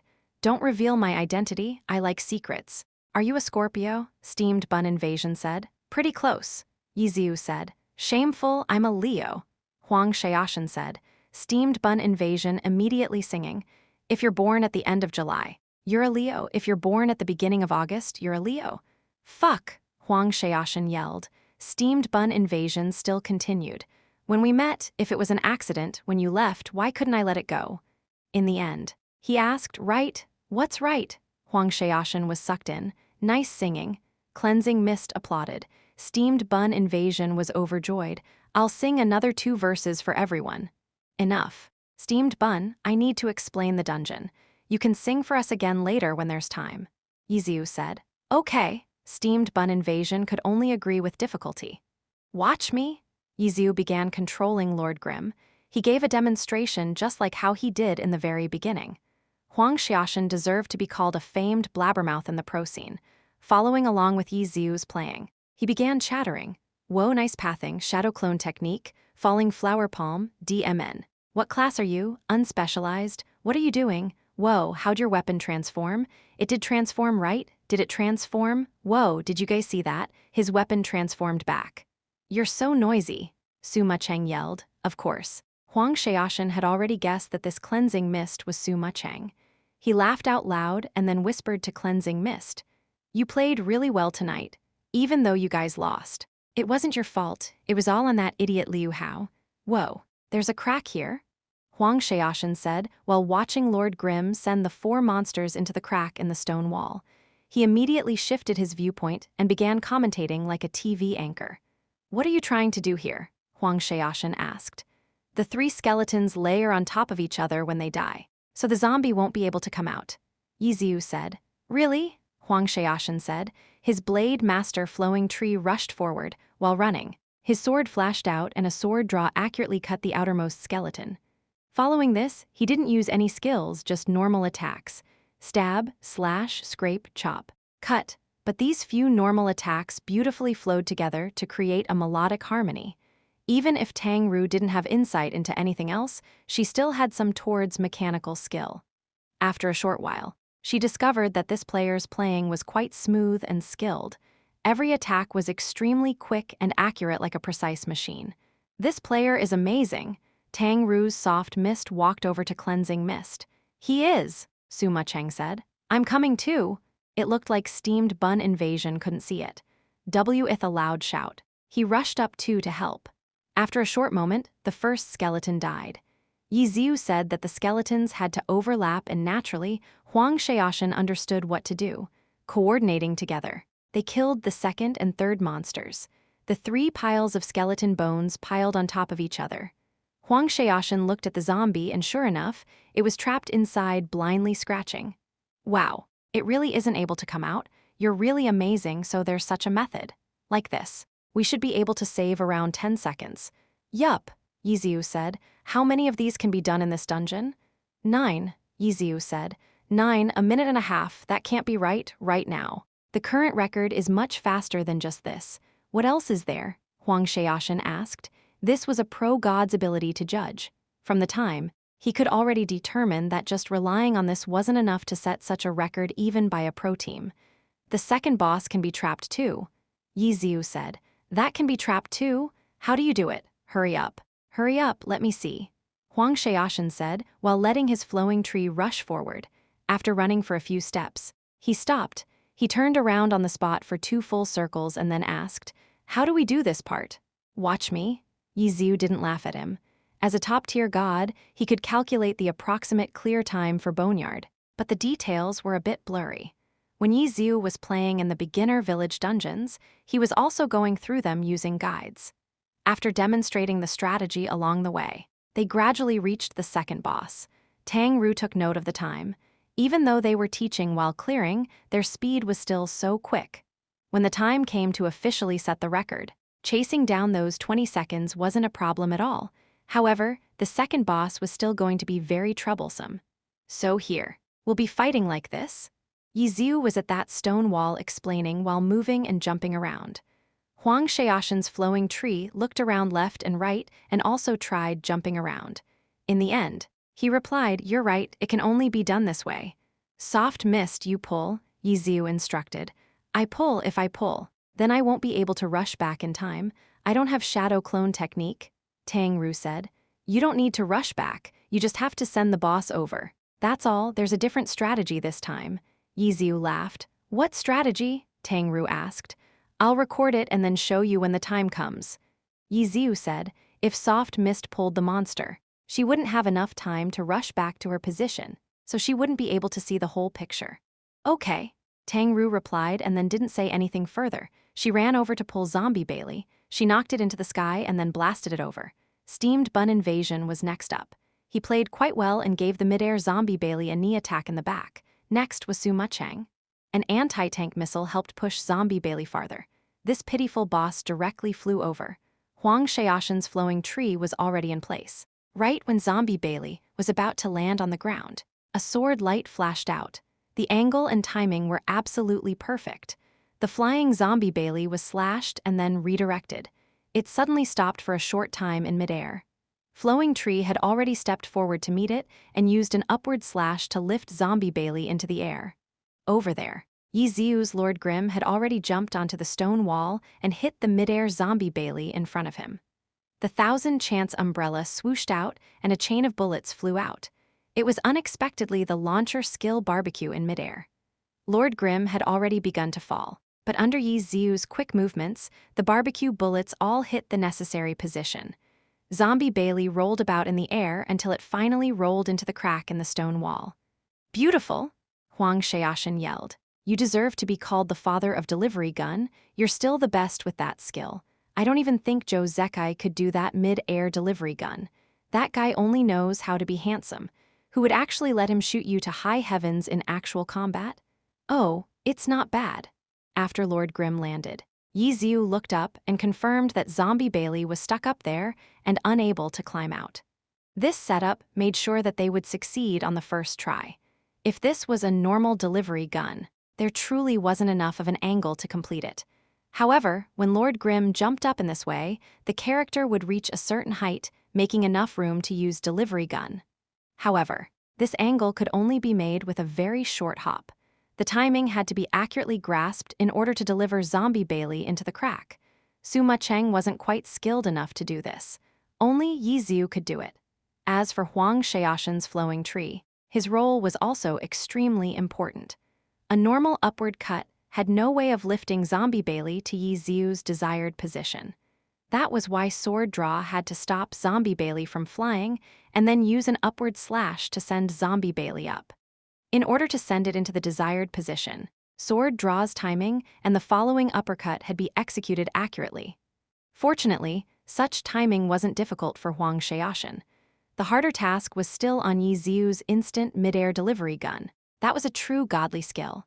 Seeing Lord Grimm and Flowing Tree return, Tang Ru said in amazement, Done? Done, Yiziu said. How did you do it? I'll show you later. Let's keep going for now, Yiziu said. The following parts were normal. Who knew how many times faster Huang Xiaoshen picked things up than Tang Ru and Steamed Bun Invasion.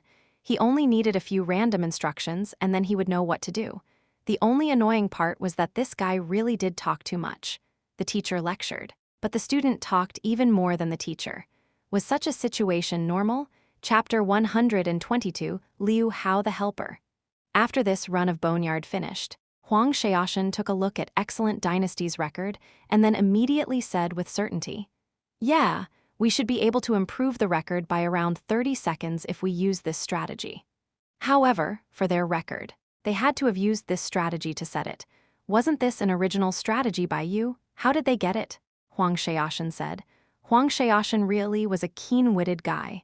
In the Glory Pro scene, he was famous for his astonishing decision-making and ability to take advantage of openings. He was amazing at interrupts and a paragon opportunist. Taking the final opportunity was something he loved to do. This was extremely obvious in the team competition. He might appear weak like he was invisible on the field or might make you feel like his condition was extremely bad. But once an opening appeared, he would immediately seize the opportunity to kill you. Cold-blooded and ruthless, characteristics of a true killer. If you only looked at his style, you would think he was a cold and cruel character. But Huang Xiaoshen's acting was extremely poor. This was because he loved to talk. When he battled, it might seem like he wasn't there. However, his extremely quick hand speed and his love for the mic always made him shine like a star in the chat box. Commentating on Huang Xiaoshan was always the most relaxing for the TV hosts. If they ran out of things to say, then they just had to read what was being typed in the chat box. Who knew how many analysts and experts pointed out that if he could fix his habit of spending so much time and energy on typing, then he'd be even more terrifying. But this person would never change. Just for him, the Alliance created a special competition rule. In the team competition, dead players were prohibited from sending out messages. Dead players could no longer play, so players like him could concentrate on typing out messages. When rule came out to avoid that, the entire Alliance cheered. At this moment, Huang Xiaoshan felt that Excellent Dynasty's record was extremely irregular. Players like Tang Ru and Steamed Bun Invasion, who didn't have any perception, couldn't tell this. Even the pro-level Suma Cheng hadn't noticed it. Now that she heard Huang Xiaoshan bring it up, she also felt that something wasn't right. You're right. How could that be? That hateful sword is Liu Hao, Yiziu said. Ah, Suma Cheng stared blankly. What's hateful sword? Huang Xiaoshan asked. Who's Liu Hao? Steamed Bun Invasion asked. Soft mist had hid to the side. She didn't come over to join in on the conversation. Tang Ru saw that cleansing mist and Yiziu weren't ordinary friends, and this newcomer flowing tree seemed to be the same. She didn't really understand the things they talked about. Tang Ru also didn't know whether it was convenient for her to listen, so she politely stepped out. Hateful Sword learned our strategy from here. Later, he went to help Excellent Dynasty set the record. Yiziu first explained it to Steamed Bun Invasion. Whoa, he's really studious. Steamed Bun Invasion gasped in praise. After 3 seconds, he put 2 and 2 together. DMN. That guy was a spy. Everyone was speechless. I'm going to scold him, Steamed Bun Invasion declared. Stay low. Only private message him, Yiziu said. Oh, okay. Steamed Bun Invasion had wanted to type it out on the World Channel, but hearing God's commands, he changed his plans and sent the online Hateful Sword a pile of messages. He used every type of hateful word he could think of. Only then did Yiziu give Huang Xiaoshan an explanation. Liu Hao opened up a low-level account. He's been following along with us these past few days. You figured it out a long time ago? Suma Cheng asked. Yup, Yiziu said. Then, why'd you keep bringing him? Suma Cheng asked. Pro-level player, how could I reject such a player? Yiziu said. How terrible, Huang Xiaoshan said. You dragged him along to dungeon, so his condition would be all messed up. Did you see today's match? That guy looked like an idiot. It looked to me like he saw the team competition as boneyard.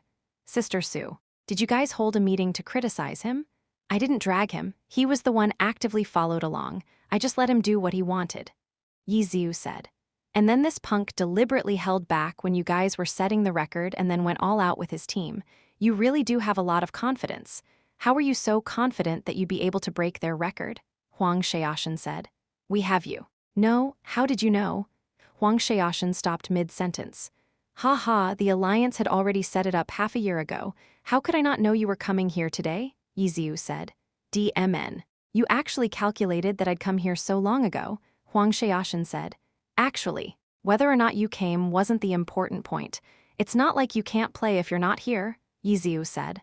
But, Suma Cheng hesitated, in this dungeon, Xiaoshan and Liu Hao are around the same.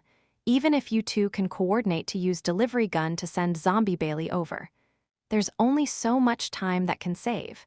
It was originally around the same, but after Liu Hao helped us set the record, things changed. Yiziu said. What changed? We have an extra vampiric lightsaber, Yiziu said. Fuck. So this was why I was so important. Huang Xiaoshan's cheeks streamed with tears.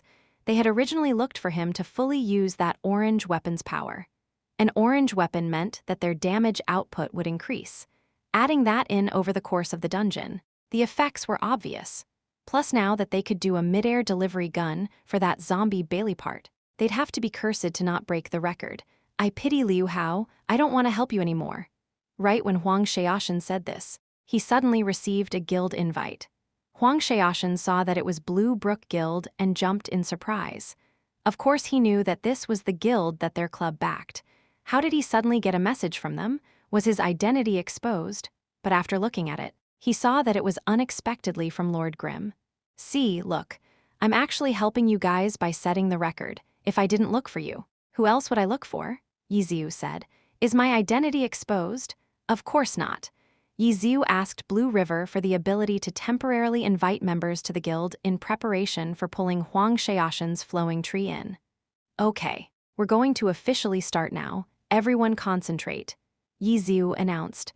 I thought I said I wasn't going to help you guys. Huang Xiaoshen asked Suma Cheng. Really? I didn't hear it. You must have imagined it, Suma Cheng said. Fuck. You too. Huang Xiaoshen was helpless. We're officially starting. Let's try to get it on our first try. Yi Ziu gathered everyone and then entered the dungeon. They officially started. Even though Huang Xiaoshen was constantly complaining, his performance was flawless. After they completed a third of the dungeon, Yi Ziu couldn't bear it any longer.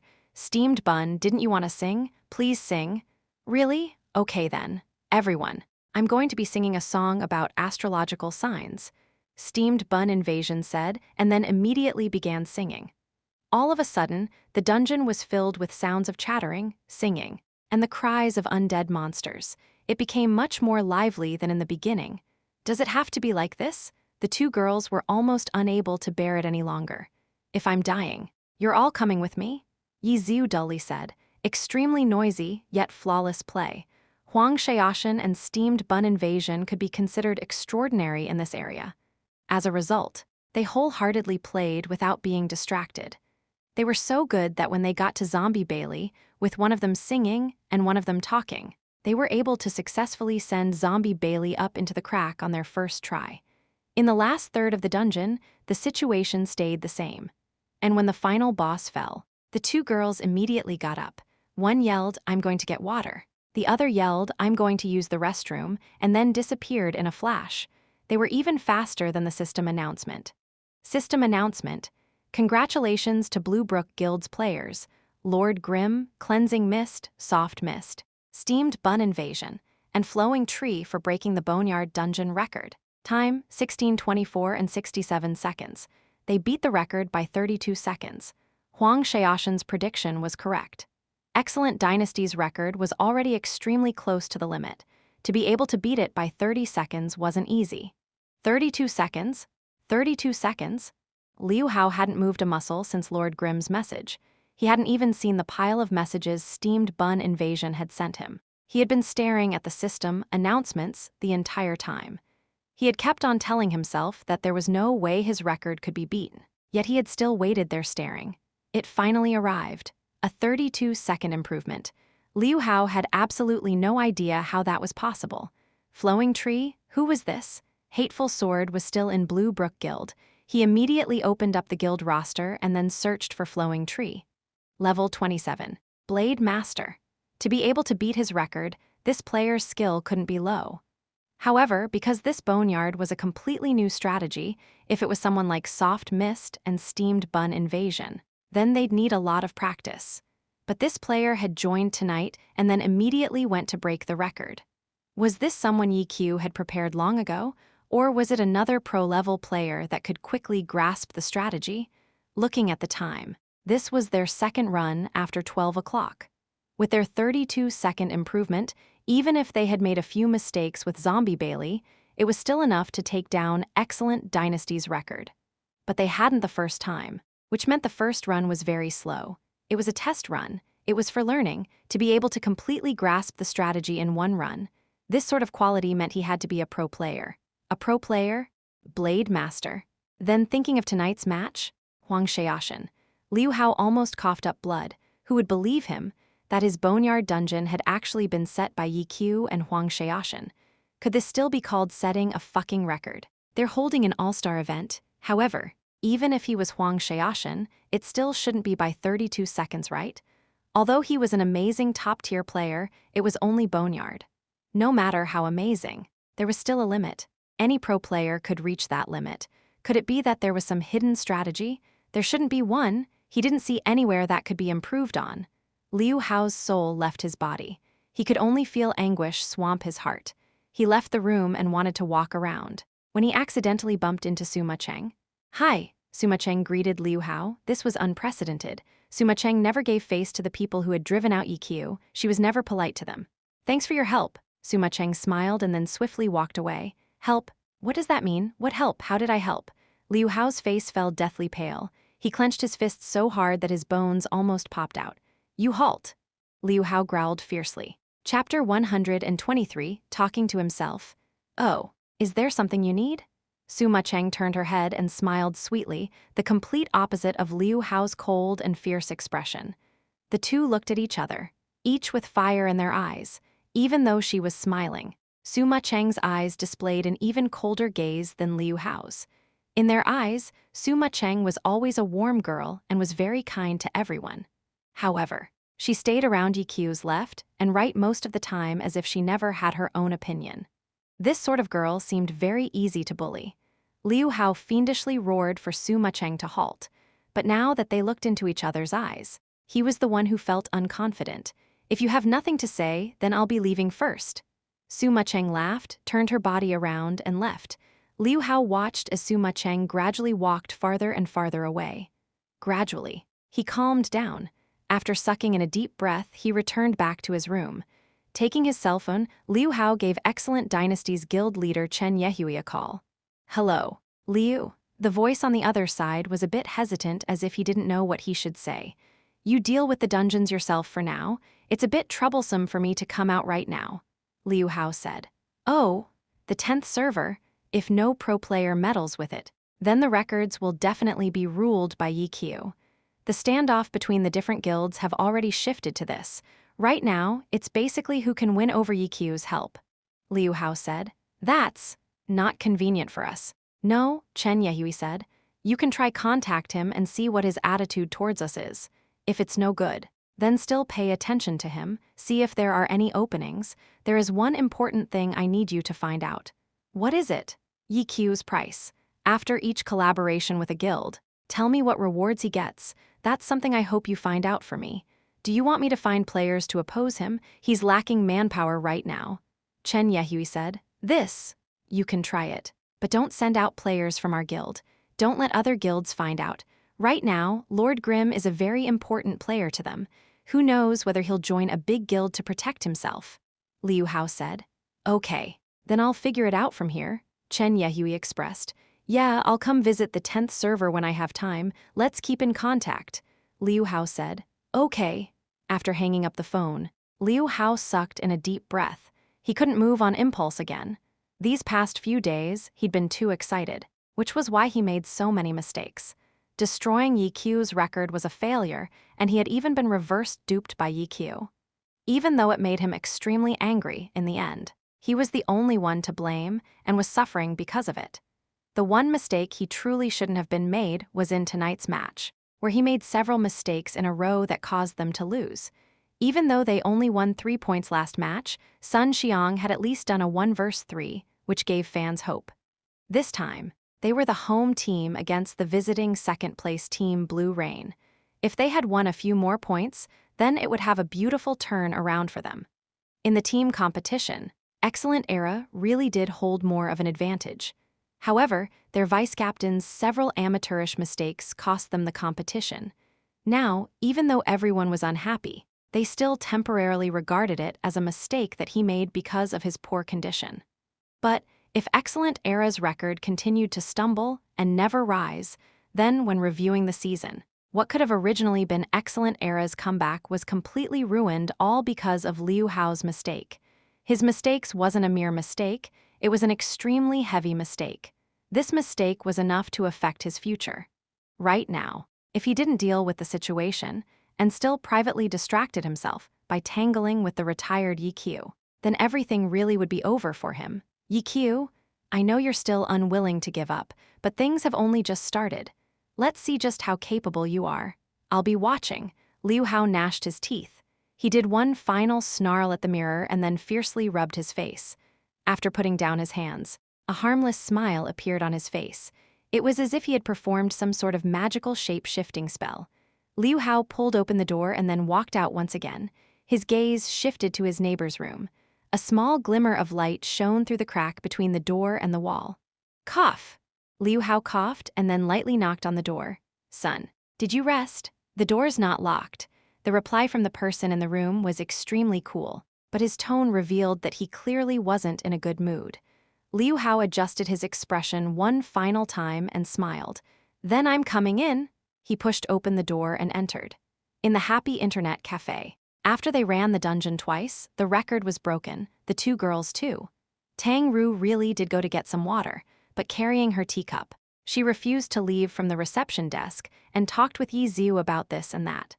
All the way until Yi Xiu saw Cleansing Mist take the initiative to go offline and rest, before exclaiming, "No more dungeoning." Right? Yi Xiu laughed bitterly in helplessness. "Up to you.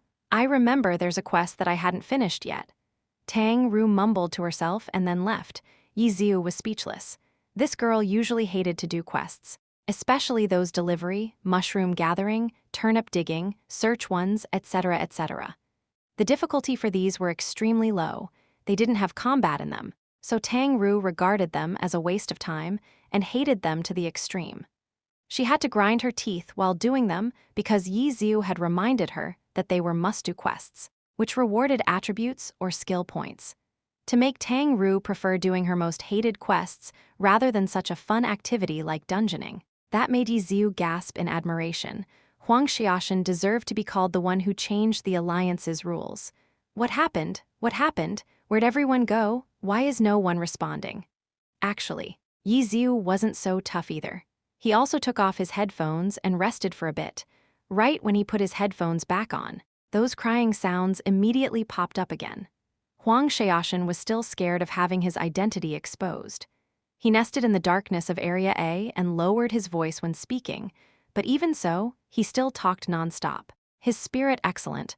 "Okay, we've set the record, we don't need to keep dungeoning," Yi Xiu said, while bracing himself. "Did you hear what I was saying before?" Huang Xiaoshan clearly didn't know that Yi Xiu had taken off his headphones. People like him who loved to talk incidentally also carried a talk-to-himself attribute. Otherwise, there would often be times where there would be nothing to talk about. Talking to himself meant that he didn't need to hear others' replies, so he was never aware that other people weren't listening. "Oh, it wasn't too clear. What did you say?" Yi Xiu asked. "What's with your weapon?"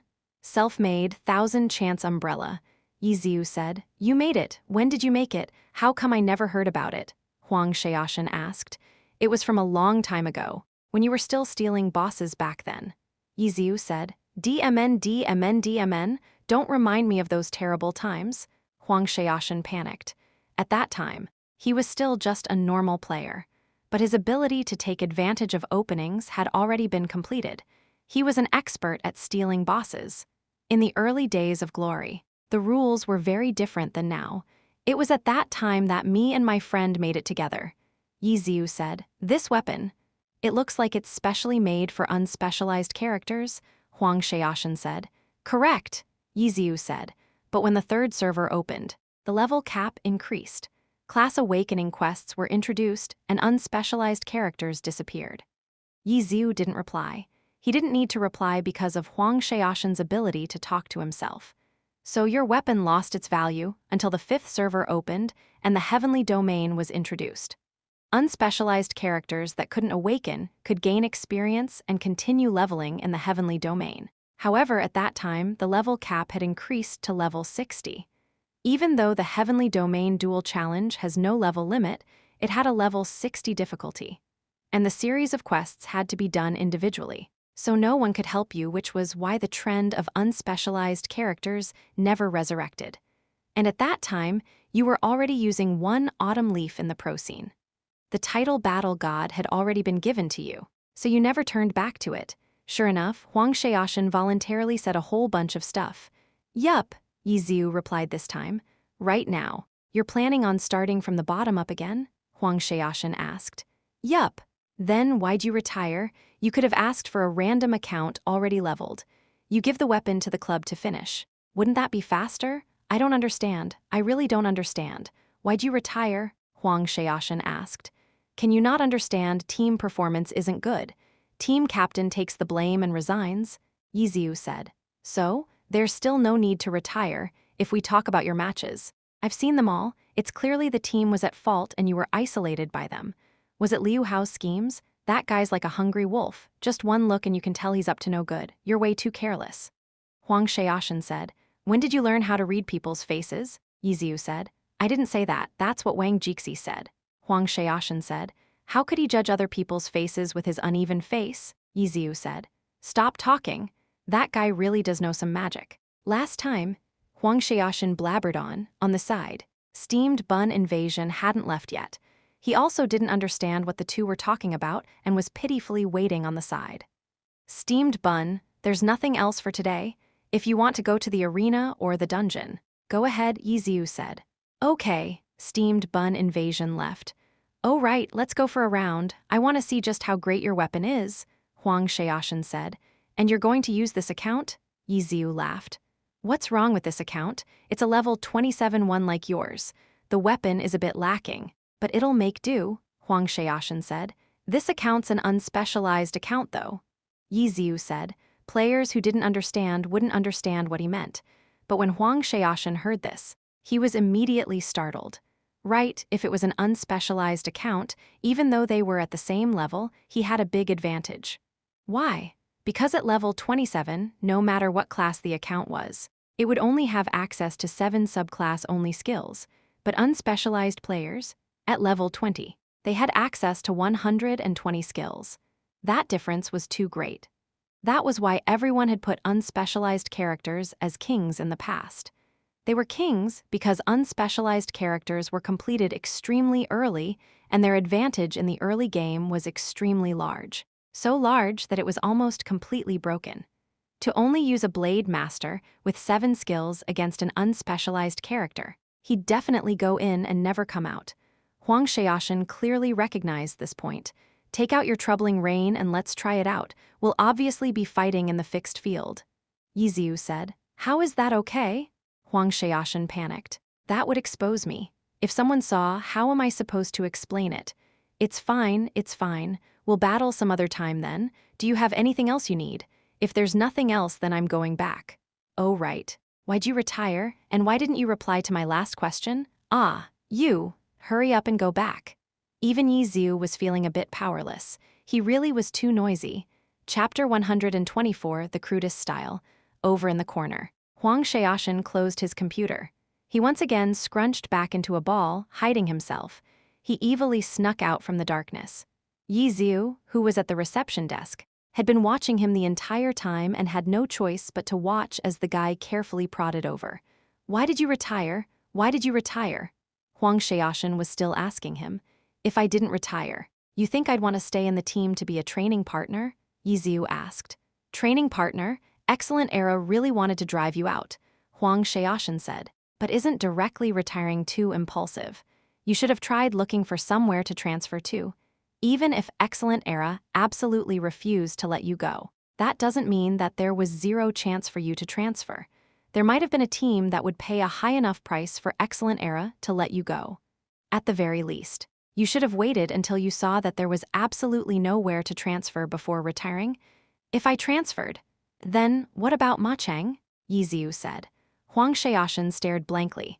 They were both god-level players in the pro scene. How could he not understand this? For popular players like Su Ma Cheng, some club owners wouldn't let her go even if they had to trade off the rest of the team. She was simply a money tree, a money-sucking machine to the owner. Her financial value was far greater than her skill value.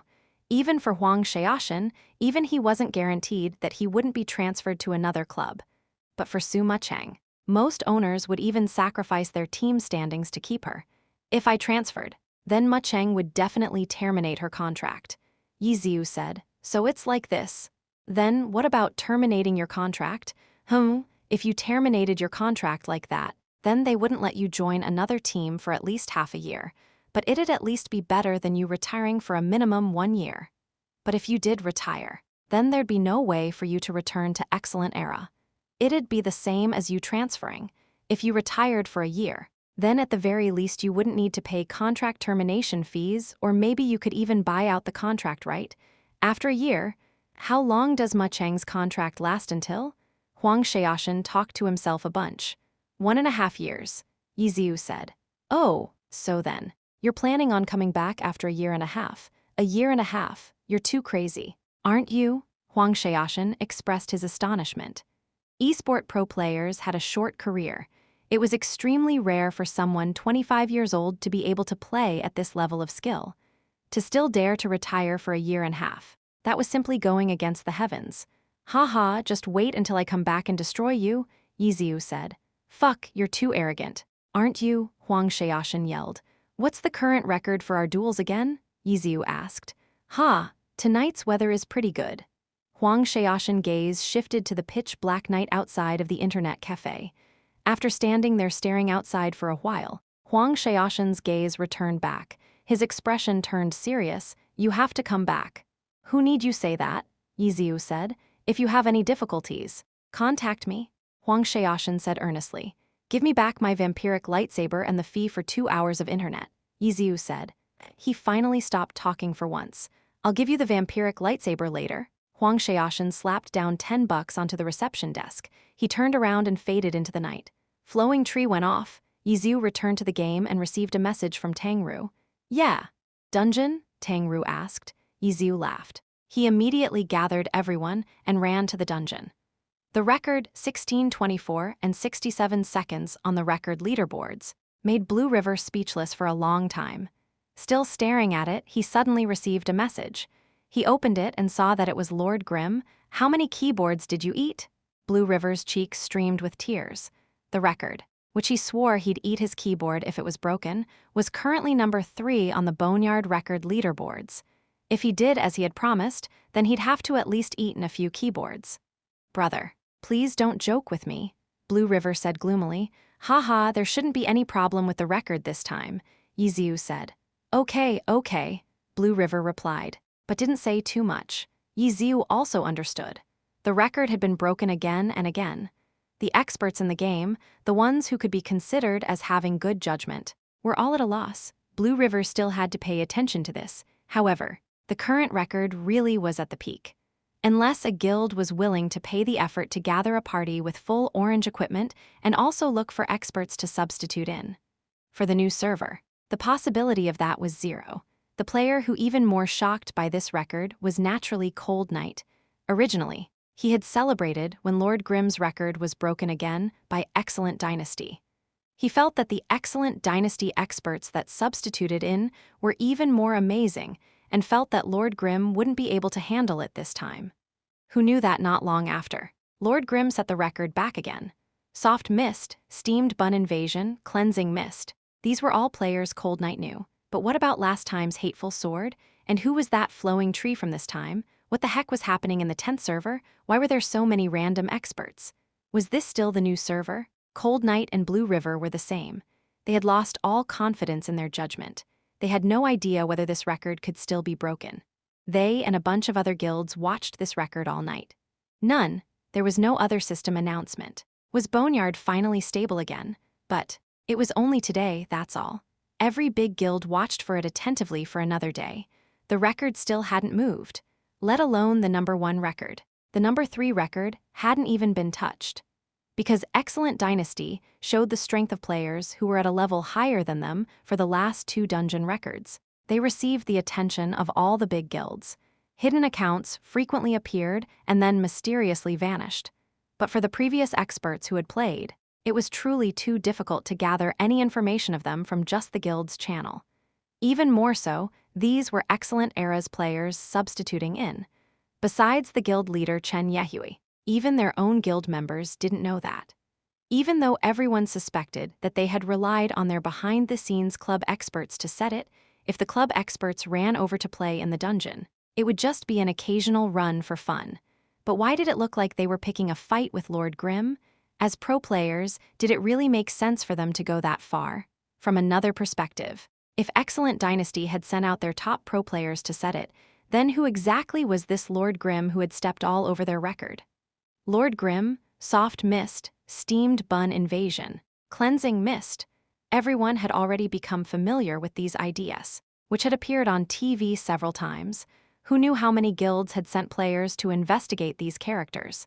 These players were extremely skilled. No one doubted that. If they weren't, how could they have set such a record? What these guilds wanted to know was exactly how skilled were they.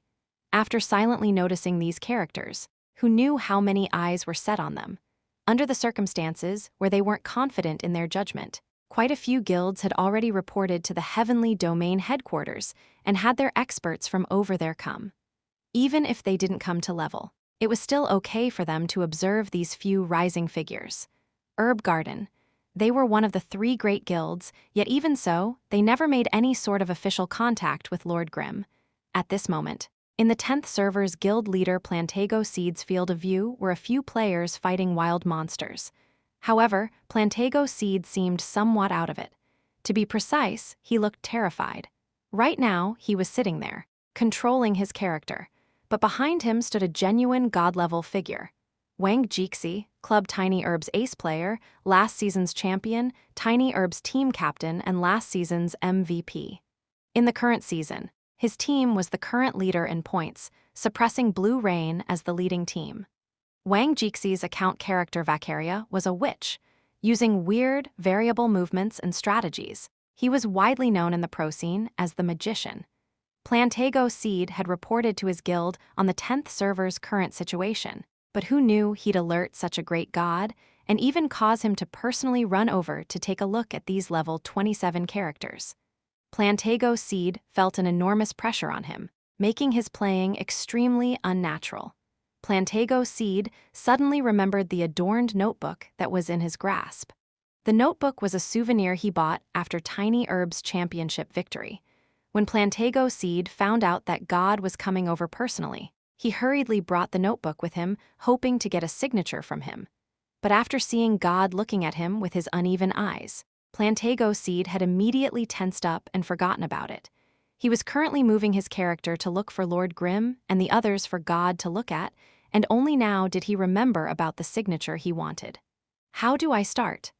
Plantago Seed was currently thinking about this, when he suddenly heard a voice from behind him. "You've got a message." Message? Plantago Seed had already become so stupid from nervousness that he had even forgotten what that word meant. After a long while, he recovered and saw that his character had received a message. Opening it, he saw that it was a bunch of random chatter. He hastily closed it and settled his view onto Lord Grimm and the others. Lord Grimm, steamed bun invasion. Soft mist. Right now, these 3 were at boneyard leveling. Besides them, there were also 7 fields and sleeping moon. Even Plantago Seed didn't see these 2 in his eyes and tried to get them of his view out as much as he could. At low levels, there were only a few skills that could be learned and only a single strategy, so determining a player's skill wasn't easy. For example, for players like Plantago Seed, they had no way of figuring out exactly how skilled Lord Grimm was. But that was different for the god behind him. If even he couldn't figure it out, then Plantago Seed didn't know who else could.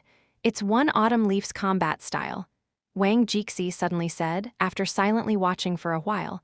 "Which one?" "Both of them," Wang Jixi said. In his view, Soft Mist was a battle mage, and Lord Grimm was also using his battle lance to use battle mage skills. "Lord Grimm's an unspecialized character," Plantago Seed said. After saying this, he regretted it. What nonsense. How could the god Jixi not see that?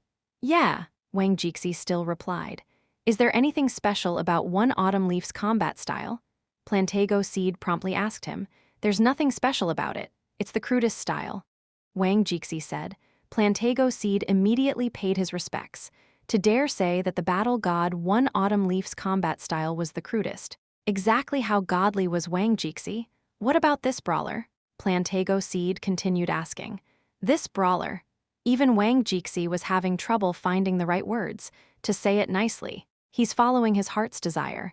To say it bluntly, he's a complete mess. Chapter 125 God Jixi. "Their mechanics are pretty good, right?" Plantago Seed said. "Yeah," Wang Jixi agreed. To normal players, these 3's mechanical skill really were enough to be considered good, even that completely irrational brawler. But we're only watching them fight against monsters, so there's not much to be seen, Wang Jixi said. "Then what?" Plantago Seed asked. "Lend me your account to use for a bit. I'm going to go and say hello to them," Wang Jixi said. "Ah," Plantago Seed hurriedly got up and led up his seat. This "ah" carried a tone of pleasant surprise. He was surprised because God Jixi would actually personally come out because of these 3, and he was pleased because he had the chance to see God Jixi's skill in action up close. It has to be known that even in a pro match, it still wouldn't be possible to see him in action up close like this. Wang Jixi walked up and sat down. He casually tapped the keyboard and moved the mouse. Plantago Seed knew that pro players all had their own keyboard and mouse they liked to use. If it was just to casually play, it wouldn't matter too much to them, but they'd still feel somewhat awkward with it. Soon after, Wang Jixi opened up the keyboard settings. He sweeped over it and then went, "Oh, it's the same as mine? Are you learning from me?" "Yeah, you're my biggest idol. Could I trouble you with a signature?" Plantago Seed finally found the opportunity and smoothly asked him.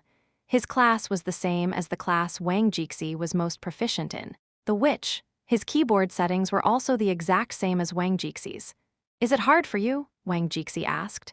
It's okay," Plantago Seed said. Wang Jixi didn't say anything more. He moved the mouse and tapped the keyboard. The in-game Plantago Seed swiftly rushed towards where those 5 players were leveling at. Yizu had noticed Plantago Seed peeping at them long ago, but didn't care. Now that he saw him running towards them, he guessed that it was to discuss about dungeon-related things. Who knew that right when he arrived? He'd use a witch's long-ranged attack and suddenly fire a magic missile over. "What are you doing?" This magic missile's target was Soft Mist. At this moment, Soft Mist's back was facing towards Plantago Seed. Only after being hit by it was she able to react. She quickly turned her camera angle, but couldn't understand what was going on. Tang Ru had never experienced something like player killing in the wilderness. Yizu was also extremely astonished. Why did Plantago Seed mysteriously start fighting? How astonishing. Then he saw Plantago Seed say, "Let's compare notes." "What's going on?" Tang Ru was also puzzled. But Plantago Seed had already sent out another magic missile towards her. Now that they were face to face, how could it be so easy to hit Tang Ru? With a quick tap, Tang Ru dodged the missile. She wasn't so polite either and immediately began counter-attacking. Soft Mist carried her battle lance and swiftly dashed towards Plantago Seed. Plantago Seed didn't move forward and instead retreated. He continued to leisurely throw out magic missiles. But every time a magic missile was sent out, the character still had to stop for a bit, so after a few casts, Soft Mist was still able to close in on him. Her battle lance leaped and a sky strike slashed at him. Plantago Seed flew into the air.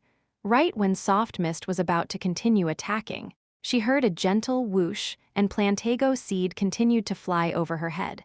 A cloud of medicinal powder sprinkled onto Soft Mist's body. Tang Ru was startled.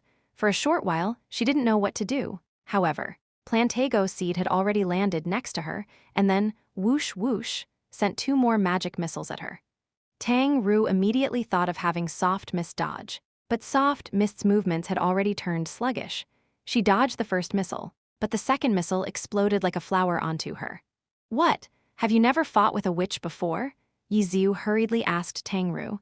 She knew that Tang Ru, with her pitiful amount of experience in Glory, still had some experience in the arena when she fought for Chen Guo.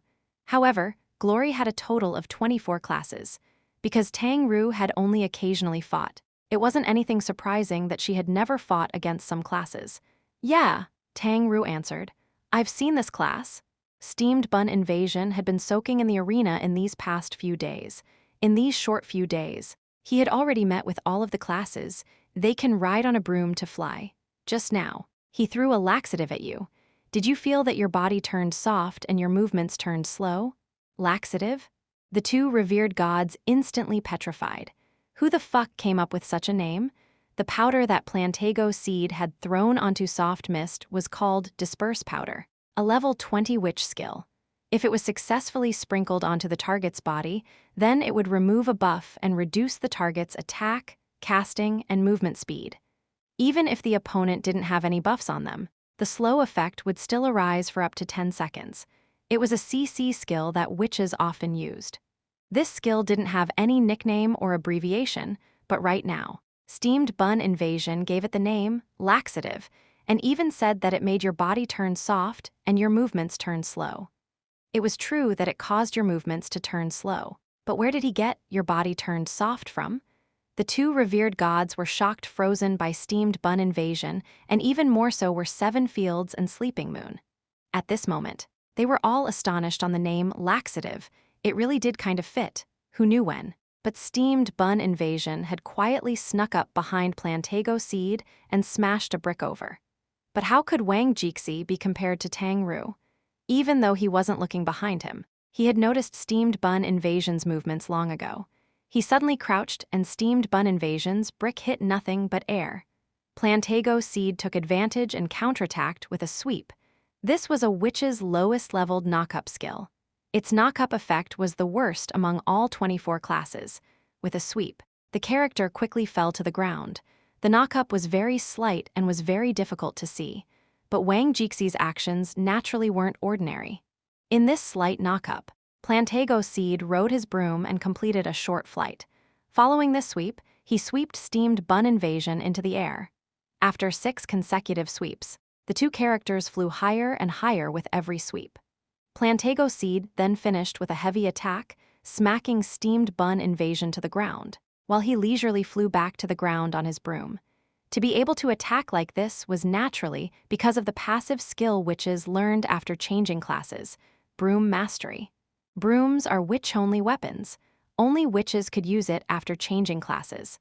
Unspecialized characters could use the majority of weapons, but there were still a few class-specific weapons that unspecialized couldn't use. A blade master's lightsaber was one, and a witch's broom was another. The passive skill Broom Master gave witches the ability to consecutively attack the opponent while flying. Not all classes had this type of skill. With this type of aerial combat ability, witches were headaches to many classes. Steamed bun invasion's actions weren't slow. In the arena, he had accumulated a bit of player killing experience, yet he had still been casually beaten down. After the consecutive broom hits and the final smackdown, steamed bun invasion planned on using a quick recover to prevent falling to the ground, but wasn't able to do it in time. His hands smashed to the ground, creating a hole. This wasn't a coincidence. This was all done intentionally by Wang Jixi in the air. He had controlled how steamed bun invasion was going to fall, making it much harder for steamed bun invasion to use quick recover. If his judgment or hand speed wasn't enough, then he wouldn't have time to use it. A pro player's ability to calculate and meticulous movements were far greater than normal players. Right when Plantago Seed landed, Soft Mist had rushed forward. With a battle lance, she powerfully swept across like a torrent. But the passive skill Broom Mastery didn't have any cooldown and could be used anytime soon. Plantago Seed immediately leapt onto his broom and then once again flew away. Tang Ru controlled Soft Mist to run left and right, but was unable to catch him no matter what she did. After steamed bun invasion climbed up from the ground, he rushed up to join Soft Mist without hesitation. But in the end, the two players still danced around in his palms. If Seven Fields and Sleeping Moon went to player killing, they definitely wouldn't be able to beat Tang Ru or steamed bun invasion. But as spectators, they would certainly be better than those two. At this moment, meet my brick. Steamed bun invasion hadn't been able to touch his opponent for a long time. He angrily threw his brick. In the end, Plantago Seed rode his broom to meet it and then swept at it in midair. The timing of this attack was perfect, and he directly interrupted the flying brick, sending it back towards its owner. Steamed bun invasion. Fuck! Steamed bun invasion yelled, right when he was about to duck and dodge it. A sword light flashed by and the brick was smashed into pieces in midair. Yi Ziu finally acted. He launched a sword draw and accurately hit the brick into pieces. Plantago Seed landed and then immediately threw out a magic missile at Lord Grimm and then once again went back on his broom, ready to escape, but unexpectedly, Lord Grimm ignored this magic missile and directly used a collapsing mountain to leap over. This collapsing mountain had much higher priority over this magic missile. Even though he was hit by the magic missile, he would only take damage and wouldn't be interrupted. Right when it looked like collapsing mountain was about to hit, the broom-riding Plantago Seed suddenly leaned forward unexpectedly, and the collapsing mountain brushed past him. Plantago Seed followed up with a leap and swept out in 180 degrees angle. But Lord Grimm, who had just completed collapsing mountain, seemed to flash. Shadow clone technique. Even though Wang Jixi had instantly made the judgment, he knew the situation wasn't looking good. It wasn't as if broom mastery could be used non-stop flying down. Wang Jixi, who had just been flying, had already turned and leaped. He was currently in midair, and before hitting the ground, he wouldn't be able to ride on his broom and fly away. Without anywhere to run, Wang Jixi swiped his keyboard. Plantago Seed once again turned around 180 degrees. Just as expected, with the shadow clone Tekkenkyu, Lord Grimm had flashed over to behind him. He stamped down, using the striker skill, Eagle Stamp. Plantago Seed immediately swept and also damaged Lord Grimm at the same time. Under the situation where there was nowhere to dodge, he could only use the strategy where both sides took damage. But after Lord Grimm's Eagle Stamp, Lord Grimm didn't continue stamping. After the stamp, he drew his sword and completed a guard in midair, blocking Plantago Seed's horizontal sweep. Plantago Seed's owner, the real Plantago Seed, was standing behind Wang Jixi dumbstruck. To be able to instantly do such an exchange of blows in midair, the one who lost was actually God Jixi. Who exactly was this Lord Grimm? Chapter 126. What exactly is he trying to do? Plantago Seed was still hopeful, but right when he saw that Wang Jixi was about to have Plantago Seed fall to the ground and use quick recover, a blade edge once again flashed by. After guarding and flying backwards, Lord Grimm had used another falling light blade. The light blade descended down onto Plantago Seed at quick recover's crucial moment. The quick recover failed and Plantago Seed ate the attack and rolled sadly onto the ground. This time, he really had suffered. The situation wasn't looking good. Even Wang Jixi himself felt somewhat helpless, shaking his head and sighing. Fighting against an unspecialized at level 27 really is difficult. Saying this, he ignored the incoming characters. After getting up, he turned around and flew away. To the Plantago Seed behind him, it practically looked like he just picked up the broom and started flying along the ground. For witches to ride on their brooms, they had to leap up into the air in order to use the skill. But seeing Wang Jixi's extremely quick and skilled movements, Plantago Seed almost couldn't tell when he had completed the leap. Flying was somewhat faster than running, so Soft Mist and Steamed Bun Invasion arrived one step too late. But Seven Fields and Sleeping Moon were impressively waiting to welcome Plantago Seed on his flight path. Wang Jixi hadn't put these two characters in his eyes. At this moment, he practically ignored them, too lazy to even move his hands. With one lazy flick, Plantago Seed's broom flew diagonally over the two's heads. Seven Fields punched out and Sleeping Moon slashed with his sword, but the two attacks hit air. After turning around, they saw that Plantago Seed had already slipped even farther away. The two were helpless. They didn't continue chasing and walked back. Seven Fields yelled regretfully, "Brother expert?" "No problem." Yiziu didn't say much. He was the one who had instructed the two to intercept him, but with their skills, intercepting the target was too difficult. Even Steamed Bun Invasion and Tang Ru had been fooled into running around in circles. A player's skill in a dungeon was restricted to how difficult the dungeon was. In comparison, player killing was a much better representation of a player's skill. Even if the skills that could be learned at level 27 were limited, a player's pathing, decision-making, attack timing, etc. could be seen. Depending on your own skill, you could see just how deep or shallow the opponent's level was. Could it be that guy? That witch's skill could already be considered top among pros. There was no way the person playing on it was the 10th server's guild leader. Yiziu thought to himself as he watched Plantago Seed's faraway figure.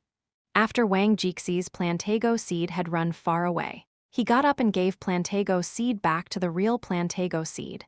Plantago Seed looked at God, wanting to hear his verdict. In the end, Wang Jixi didn't say a word. Plantago Seed was fidgeting in his heart. He had seen that Wang Jixi wasn't quite Lord Grimm's opponent and had ran away, so he didn't know whether God was in a bad mood or not. "Signature. Where do I sign?" Wang Jixi suddenly said. "Ah!" Plantago Seed stared blankly. He suddenly recovered and then hastily brought out the warm notebook that he had been embracing. The cover of the notebook was a witch riding on a broom. There was a single small word written on the side, Vacaria. Wang Jixi took it and smiled. He waited for Plantago Seed fluster around for pen and then asked after taking it, "Is it okay for me to sign the title page?" "Okay." "Okay," Plantago Seed hastily replied. Wang Jixi scribbled his practiced signature and then handed it back to Plantago Seed. "I'm going. Bye." Ah, God. Plantago Seed couldn't help but stop Wang Jixi. This, he pointed at the screen. He wanted to know Wang Jixi's verdict. That soft mist and steamed bun invasion's mechanical skill aren't bad, but they're still new players. They don't have enough knowledge or experience. That Lord Grimm? He's unspecialized, so I still can't tell how deep or shallow his skill is. You also saw, he was suppressing me and not the other way around. I wanted to test him, but I'm afraid he was the one who tested me. Wang Jixi said. Does he know who you are? Plantago Seed felt that it was incredibly hard to believe. Oh, maybe. It depends on his perception. Well, he at least knows that you weren't the one playing. Wang Jixi said. He waved his hands at Plantago Seed and left. What type of monster is he? Plantago Seed went back to the seat but was still in a daze. After a short while, he recovered and immediately made his Plantago Seed run far, far away. Even God Wang Jixi admitted that he'd been suppressed. If Lord Grimm wants to kill me, then even 10 of me won't be enough. But how do I confront him later? Plantago Seed suddenly thought of this question. He turned his head, but found that Wang Jixi had already left. Plantago Seed was gloomy. He had actually forgotten to ask such an important question. What's up with him? Tang Ru and Steamed Bun Invasion had wanted to continue chasing, but were blocked by Yi Xiu in the end. Tang Ru could only ask this gloomily. That guy was Herb Garden's guild leader? Seven Fields said. The character is, but not necessarily the person. Yi Xiu said. Then who was that? Sleeping Moon asked. What I'm about to say might scare you to death, if I'm not wrong. I'm pretty sure that was Wang Jixi. Yi Xiu said. Ha, and I'm fucking Huang Xiaoshan. Sleeping Moon didn't believe him one bit. Who's Wang Jixi? Tang Ru asked. You don't even know this. Seven Fields and Sleeping Moon gasped, almost at the same time. Why do I need to know that? What astrological sign is he? Steamed Bun Invasion asked. Astrological sign? Seven Fields and Sleeping Moon were actually pondering over this question. For such a celebrity, there really was information on his astrological sign. Wang Jixi is one of Glory's top players. His class is the same as the one you guys just saw, a witch. His nickname is Magician. In Glory, there are a lot of these types of titles: Battle God, Sword Saint, Great Gunner, King of Fighting, etc., but most of these are given to the character. Only Wang Jixi's title Magician is given to the person himself instead of the character. Yi Xiu said. Why? Tang Ru asked. Because the title describes his combat style. This player's style is strange and always changing, often exceeding expectations. If he wasn't the one playing, then the character would be called something else entirely. It wouldn't be called Magician. Yi Xiu said. If it's like this, then shouldn't it be really easy to recognize him? Tang Ru said. Yeah, that's why I said it's very likely that that was him. Yi Xiu said. The more you talk, the more believable you sound. Sleeping Moon said in disdain. Wang Jixi is from Club Tiny Herb. Herb Garden is supported by Tiny Herb. If Wang Jixi wants to use their characters, then it should be easy for him to do. Yi Xiu deepened his analysis. Then why would he run here to stir up trouble? If he wants to fight, then he should go to the arena. Steamed Bun Invasion expressed his resentment. Maybe he saw how amazing your skill was, so he impatiently went to test you? Yi Xiu said. Really? Then this guy's eyes aren't bad. Steamed Bun Invasion said sadly. Fuck. Seven Fields and Sleeping Moon both cursed. If it was a normal person saying it, then they would have regarded it as a joke or even as a shameless boast. But this was Steamed Bun Invasion. Who actually believed it? Herb Garden? Many of the guild players seem to have names of Chinese medicine.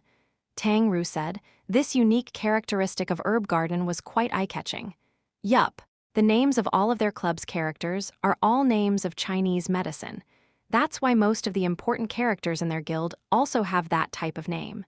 Yi Xiu finished and then said to Seven Fields, Seven Fields, are you from Herb Garden? I'm not. Seven Fields said gloomily. He had encountered such misunderstandings before. I wanted to be called Nine Fields at first. But the demons and gods must have been at work, and my hands somehow slipped, changing my name to Seven Fields. Author note, this is a real story. A certain author wanted to use 9 fields at first, but somehow made it into 7 fields. To the fan who applied for Long Tao, I messed up with 7 fields. 7 fields is 9 fields. They continued to chat while leveling. and unexpectedly, they didn't take what had just happened seriously. Tang Ru and Steamed Bun Invasion were new players, so they didn't understand.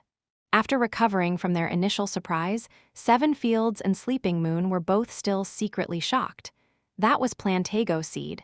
He was the 10th server's guild leader of Herb Garden, one of the 3 great guilds. If this was on a normal day, they would have been frightened to death if Herb Garden's guild leader personally came to attack them. But now, with Brother Expert, the 3 great guilds were nothing. There wasn't any pressure at all. It should be Wang Jixi. Yi Ziu was still thinking about it. He hadn't finished his analysis, but he was pretty sure that that person was Wang Jixi. It was just like what Tang Ru said, his style was too unique. A clear indication that it was him. What exactly is he trying to do? Yi Ziu was also worrying over this question. Meanwhile, in Herb Garden, after God Jixi left, Plantago Seed was still pacing about back and forth. From time to time, he would take out his notebook and study it. From time to time, he would smile, loving it too much to part with it. Guild leader, guild leader. At this moment, a message was sent over. What? Plantago Seed replied. Boss is looking for you. Get on QQ, the guild member said. The senior he was talking about was Herb Garden's leader, the one in the heavenly domain, Arasima. Boss, what do you want? Plantago Seed looked for him. How many extra empty accounts do you have over there? Arasima said. Around 10, I think. Why? Plantago Seed answered. When he said empty accounts, he wasn't talking about those accounts with no equipment and no money. He was talking about accounts with no definite owner. They were accounts that had been leveled using other people to substitute in or were leveled through the guild's efforts. These accounts wouldn't be part of the guild, and they wouldn't use Chinese medicine names, obvious indicators that they were herb gardens. In the end, they were often used as spies or for shady business that wouldn't be convenient for official guild members. Not just Herb Garden, but other big guilds would raise these types of characters.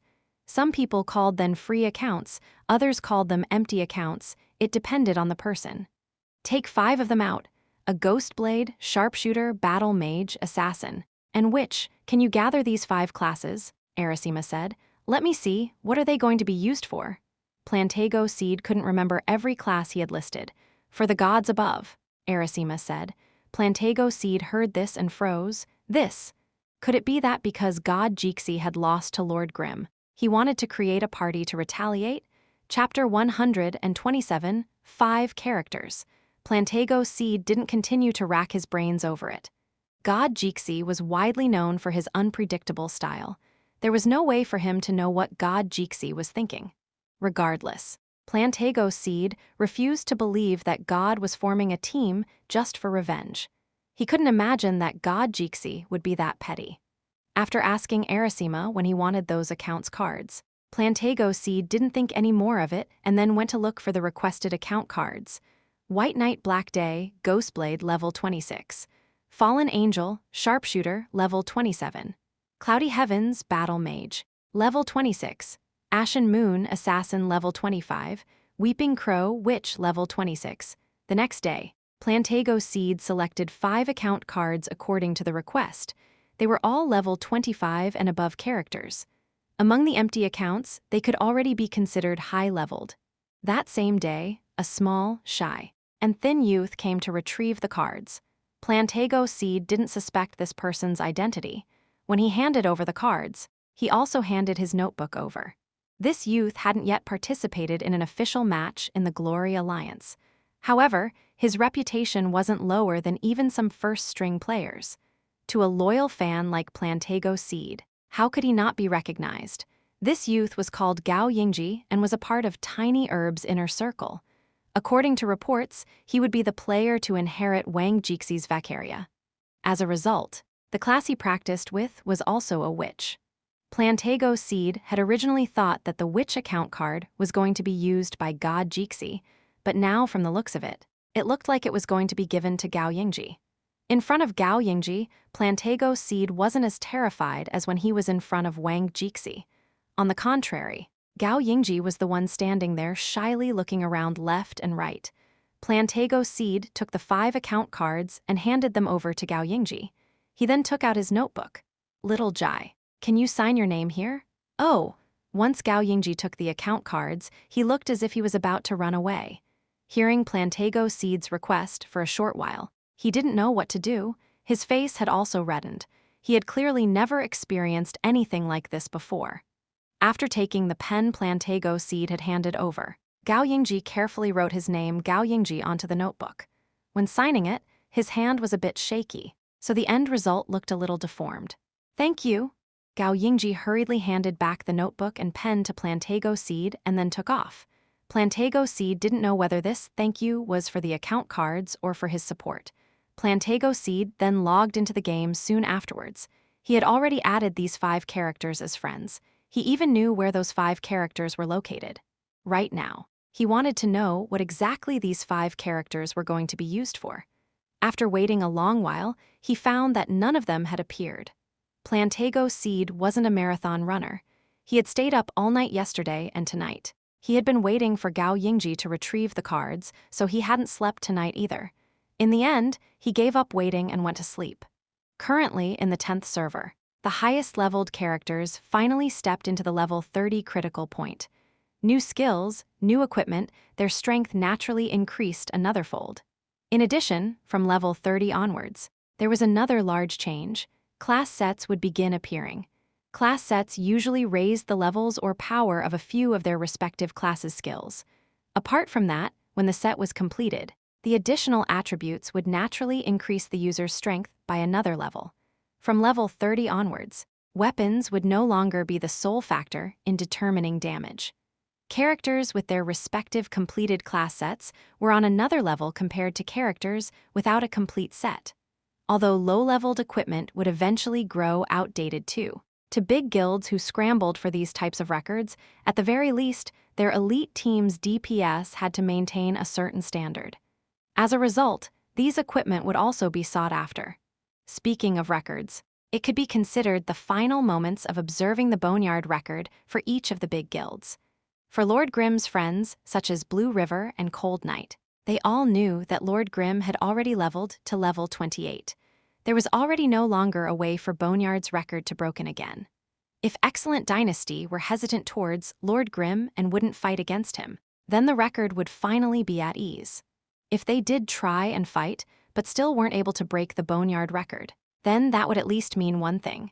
The substitute experts of Excellent Dynasty were finally beaten by Lord Grimm. This meant that the 10th server's dungeon record really would be ruled by Lord Grimm. Blue River and Cold Night were direct friends of Lord Grimm, while the other big guild leaders had their own ways of contacting him. After watching Boneyard for a full day, they saw that the record hadn't changed. At the early morning hours, when the dungeon entries refreshed, everyone watched one last time for 1 or 2 hours. In the end, they confirmed their decision. Lord Grimm immediately became the genuine ruler of the records, and they would now begin fighting for him. Blue River held the advantage here. Not only was he the first one to work together with Lord Grimm, Lord Grimm's party was still under the name Blue Brook Guild. Moreover, he had already made the preface long ago. At this moment, he asked clearly and rationally, "Brother, what do you think about the offer I made last time? Let me think about it again." Yi Ziu replied, "Ha ha, brother. I'm sure you understand. Right now, all of the big guilds know of your strength. But if you keep selling your services like this, then the leaderboards will all be under your name in the end. This wouldn't be good for the guild's honor. In the end, everyone would recognize your Lord Grimm and not the guild. This is something no guild wants to see. And for you, brother, I don't think you came here to make a name either. Right?" Blue River had analyzed it quite well. "Yeah, you're right, but who says I have to use my own account to substitute in?" Yi Ziu said. "Ah," Blue River stared blankly after hearing this. Not using his own account. That was right. That was true substitution. In fact, when guilds looked for players to substitute in, this was their preferred method. It was obviously very common that players used their own accounts when hired for their services.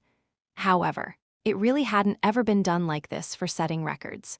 To be honest, each of the big guilds had hired an expert for setting records at one point, but they had never encountered a character like Lord Grimm, who could easily beat the record made by their elite teams by a few minutes.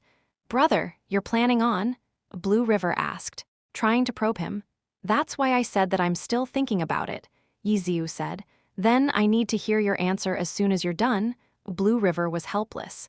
He didn't know what to say at this moment. At the same time, Cold Night had also analyzed something similar to what Blue River had said, except he hadn't made any preface like Blue River had done. This was why he made an extremely generous offer now, which Yi Ziu also replied with, "I'll think about it." Apart from this, there was a whole mess of friend requests, which were all from the big guilds. More than half of the guilds that were backed by the 20 pro teams had come to negotiate with Yi Ziu. Without exception, Yi Ziu replied with a "I'll think about it." However, among this, he never saw anyone from Herb Garden. What now? Yi Ziu hesitated. He wasn't refusing them when he said, "I'll think about it." He really was thinking about it. Things weren't going as smoothly as he had originally planned. Even though he had eventually suppressed Liu Hao's annoyance, the damage had already been done. For example, Tang Ru and Steamed Bun Invasion were also being bombarded right now. If Liu Hao hadn't come out and stirred up so much trouble, how would Yi Ziu need to bring so many players to complete his task? Because they were being bombarded by messages, their dungeoning was somewhat slow. Now that they were level 28, they were now running the level 28-30 dungeon, Desolate Land. Of course, the new dungeon was also in a new map. The map was naturally called Desolate Land. According to Glory's description, this place was gathering land of homeless drifters, powerful and unyielding, the strong ruled the lands. In the leveling area, the monsters were made up of all sorts of vagabonds. The dungeon Desolate Land was another gathering place for vagabonds and was said to be a gathering of the strongest gangs and hoodlums. Desolate Land's record had just been set anew that morning. The current record holder was Bluebrook Guild. Bluebrook Guild's elite team was undoubtedly a team with level 30 purple weapons and their respective class sets. Seeing this record, Yi Ziu felt that it had quite difficult for his level 28 team to beat it. In his current team, Seven Fields and Sleeping Moon were familiar with the dungeon, but their skill was a bit lacking. Tang Ru and Steamed Bun Invasion had skill, but they were completely new to the dungeon and extremely unfamiliar with it. After 2 hours, they painfully completed 3 runs. The dungeon Desolate Land had an entry limit of 3 per day. The party gathered outside of the dungeon, ready to run Boneyard. Although their levels were higher, the dungeon monsters were still elite monsters. Plus, with the extra rewards for clearing the dungeon, their experience gains from it were faster than directly leveling at the Desolate Land map. At Boneyard, a 5-player party had also just finished their record-setting runs at Boneyard. In the party was White Knight Black Day, Fallen Angel, Cloudy Heavens, Ashen Moon, Weeping Crow. After running it 3 times, the 5 players' expressions were all quite embarrassed. Let alone the fastest record on the leaderboards, their final time wasn't even close to the 3rd-place record. Although their characters weren't at Boneyard's limit, level 27, there wasn't too big of a difference between level 25 and level 27. With their pro-level skill, making a time with such a large gap compared to the record really did make them somewhat speechless. The 5 players were even a bit terrified. They had already tried their hardest, but they had made such a poor time. Even though their characters weren't optimally equipped, they all had level 25 purple weapons. Because God had wanted these accounts, even though they were normal empty accounts, Plantago Seed still helped them and gave each of them a purple weapon.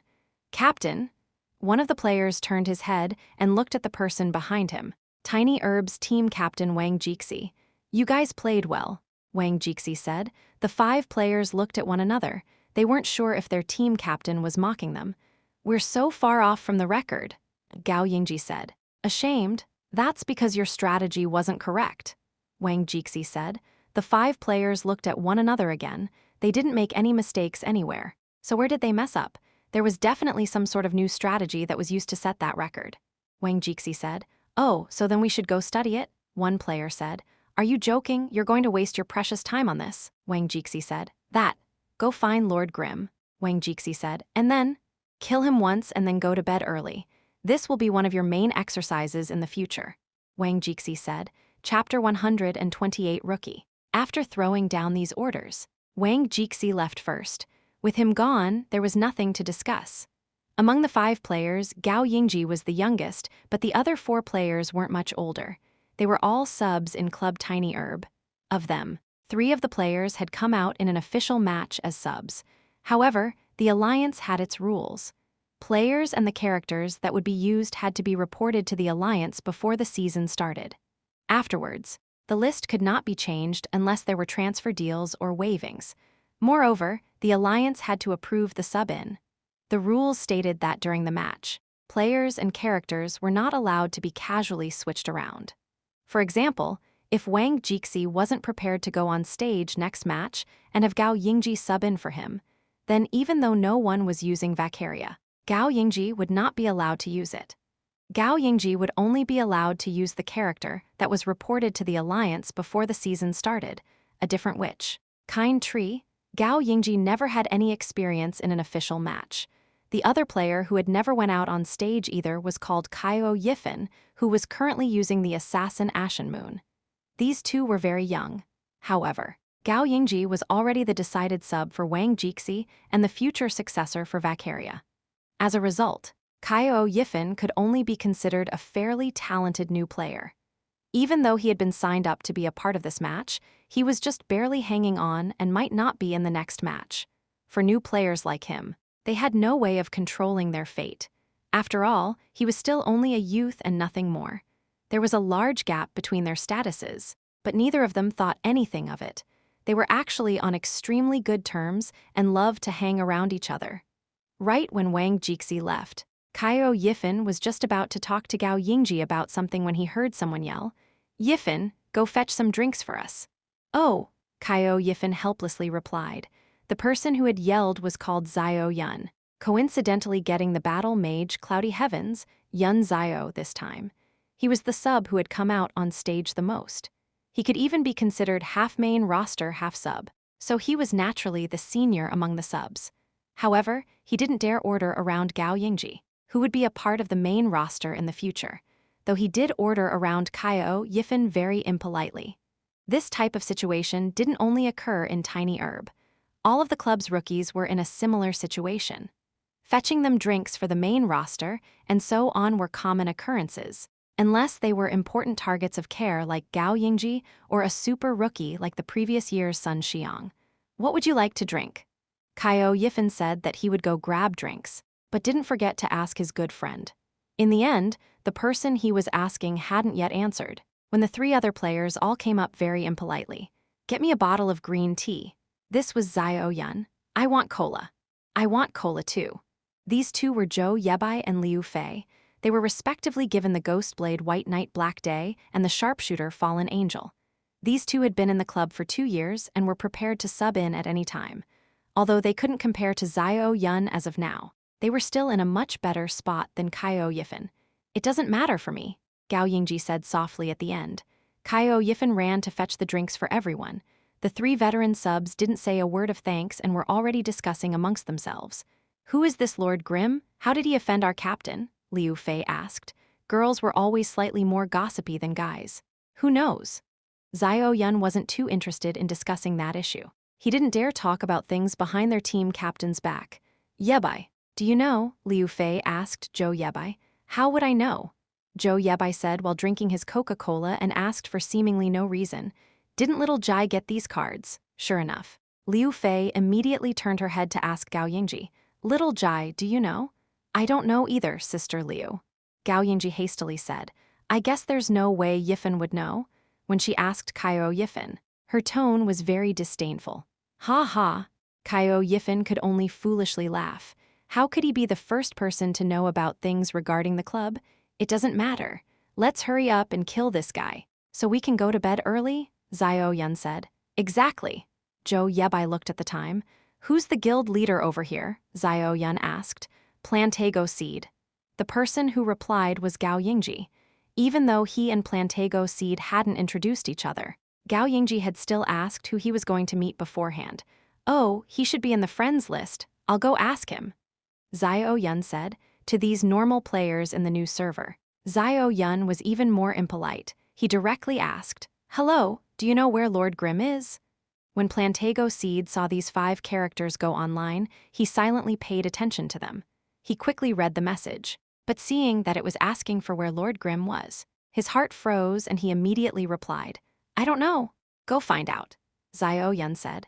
Oh, Plantago Seed had been ordered and immediately had a bad impression of Xiao Yun. Plantago Seed was very familiar with everyone in Team Tiny Herb. He obviously knew which member used a battle mage if he was from Tiny Herb.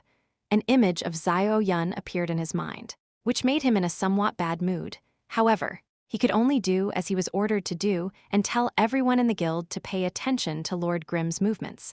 I saw Lord Grimm and the others heading towards Boneyard. Someone in the guild immediately replied. The current guild was growing larger and larger. The members were all at different levels, so they were all spread out in different leveling areas. As long as Lord Grimm was online, with such a large scouting range, it was quite easy to find him. How many? Where are they headed towards? Plantago Seed asked. 5 players. They should be going to Boneyard, I think, the guild member said.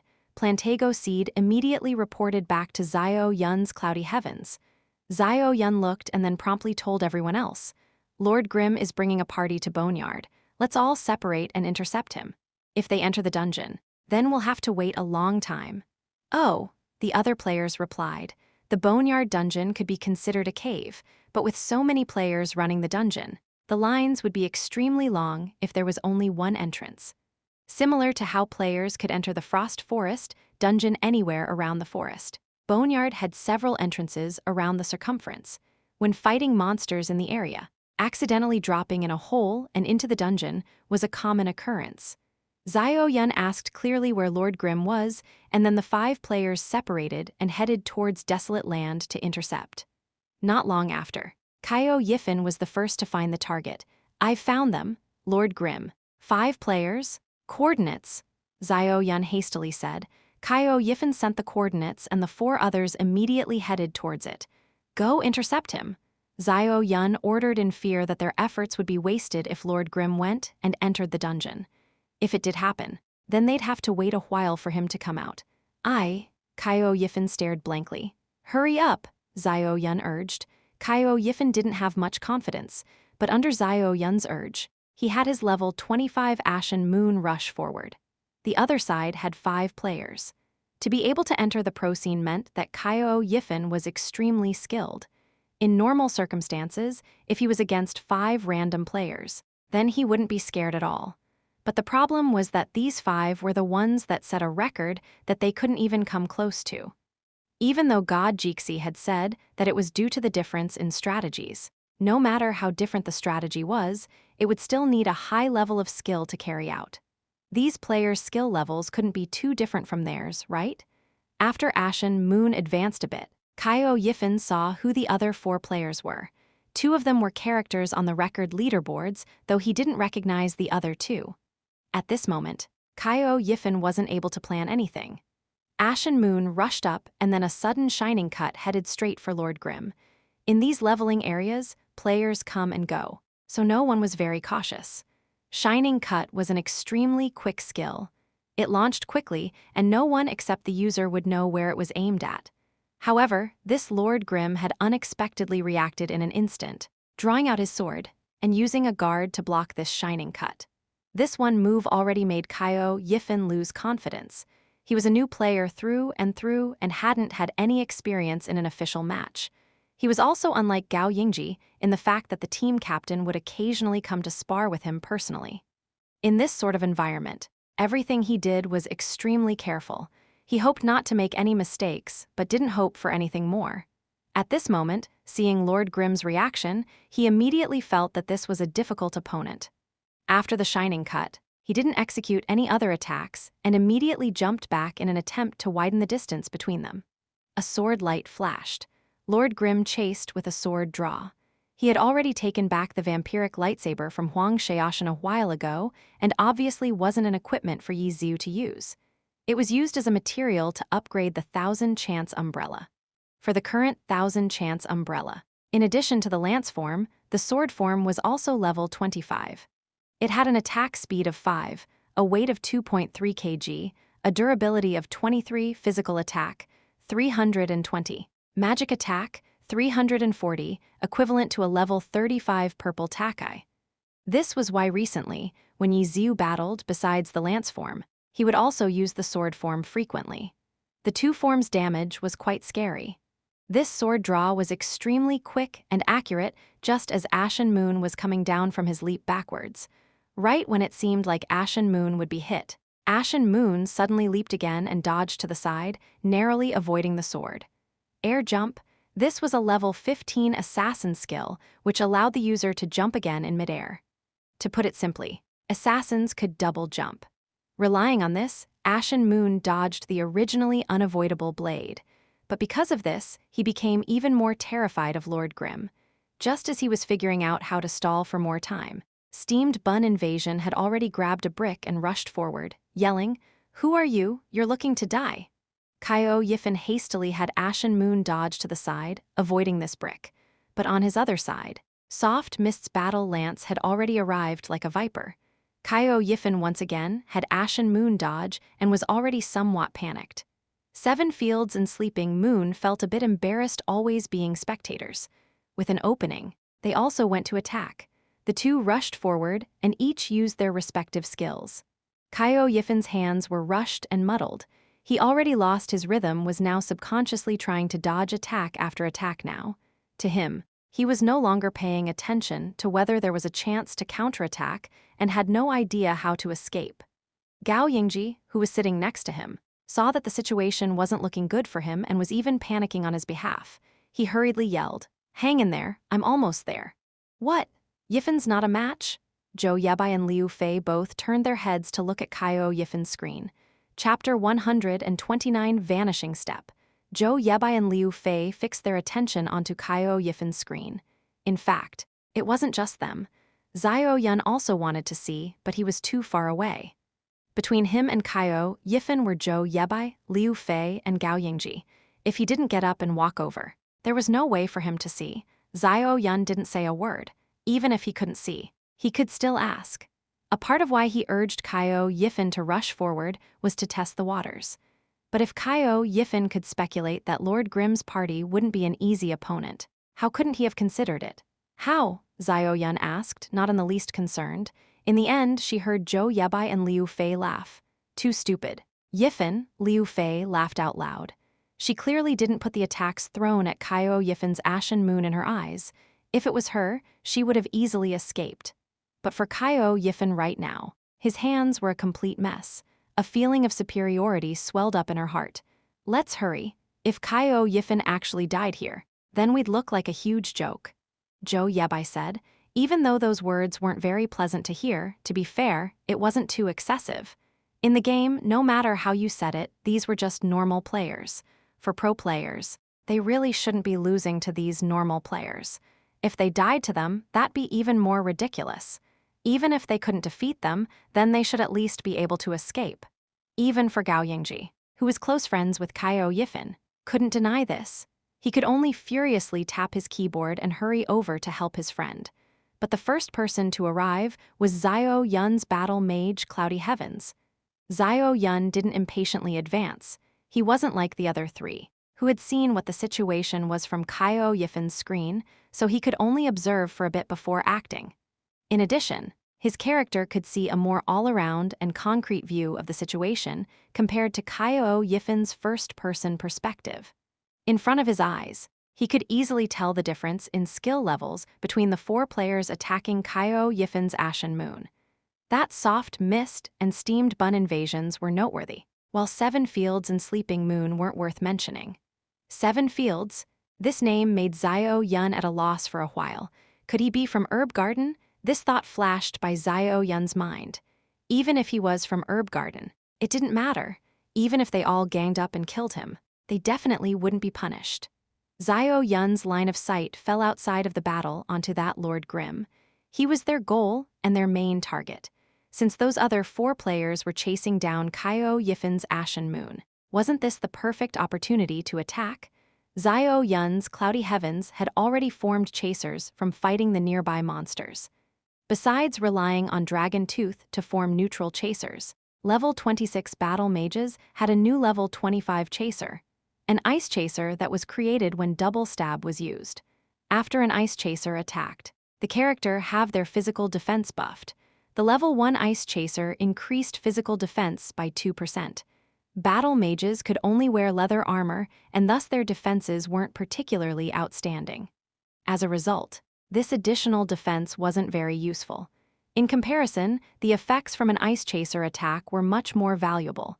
When an Ice Chaser hits a target, it applies a brief stun, similar to Dragon Tooth. Besides this, Ice Chasers did ice magic damage and had a 50% chance to slow the target for up to 3 seconds. The higher the Ice Chaser level, the higher the chance and the more obvious the effect. Even though level 26 battle mages only had 1 level into Ice Chaser, the effect was still obvious if it hit the target. At least, enough to make Steamed Bun Invasion believe that it was some sort of laxative. At this moment, not only did Cloudy Heavens have the buffs from the Chasers, he also had 7 Ice Chasers revolving around him, all done through killing monsters along the way.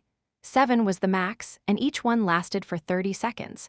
Seeing the situation, Xiao Yun finalized his plan. He ignored Kaio Yifen's Ashen Moon and directly headed straight for Lord Grimm.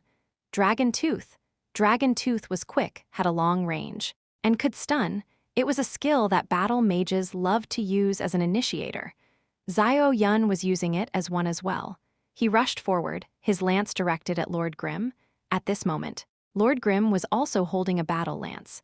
Cloudy Heaven's Dragon Tooth stabbed forward. Lord Grimm sidestepped it and counterattacked with his own Dragon Tooth. Cloudy Heavens dodged and then slashed up with his lance, Sky Strike.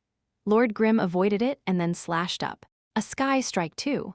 Cloudy Heavens escaped again and then leaned forward, stabbing with his lance, attempting to use Circle Swing to grab him. However, Lord Grimm did the same thing as before. He dodged and then returned with his own Circle Swing. Fuck! Xiao Yun was somewhat angry. He felt as if he were being played with. He hated how his account was only level 26.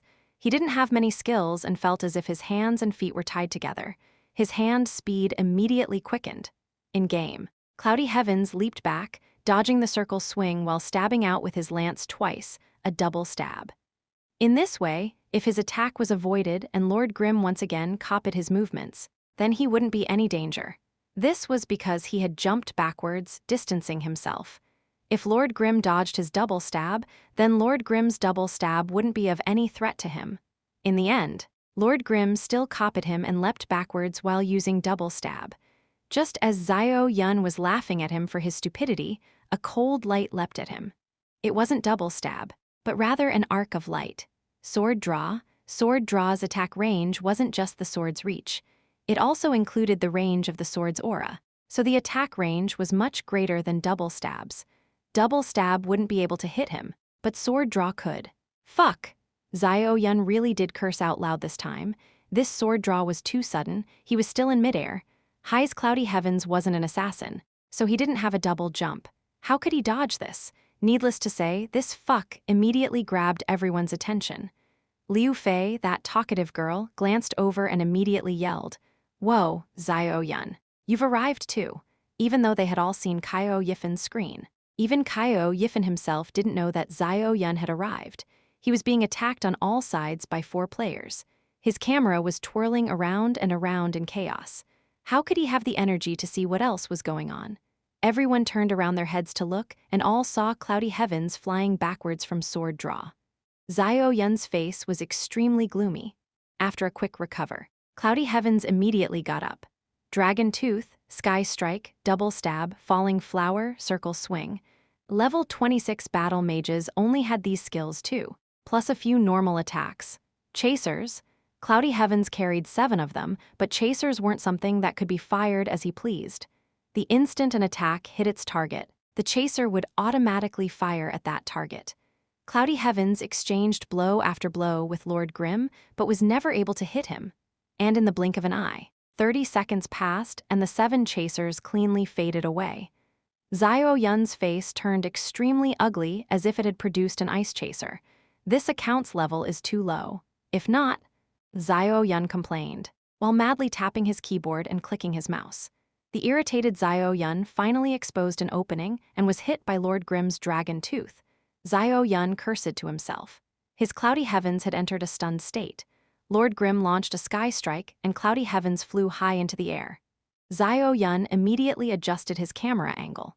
Players weren't NPCs.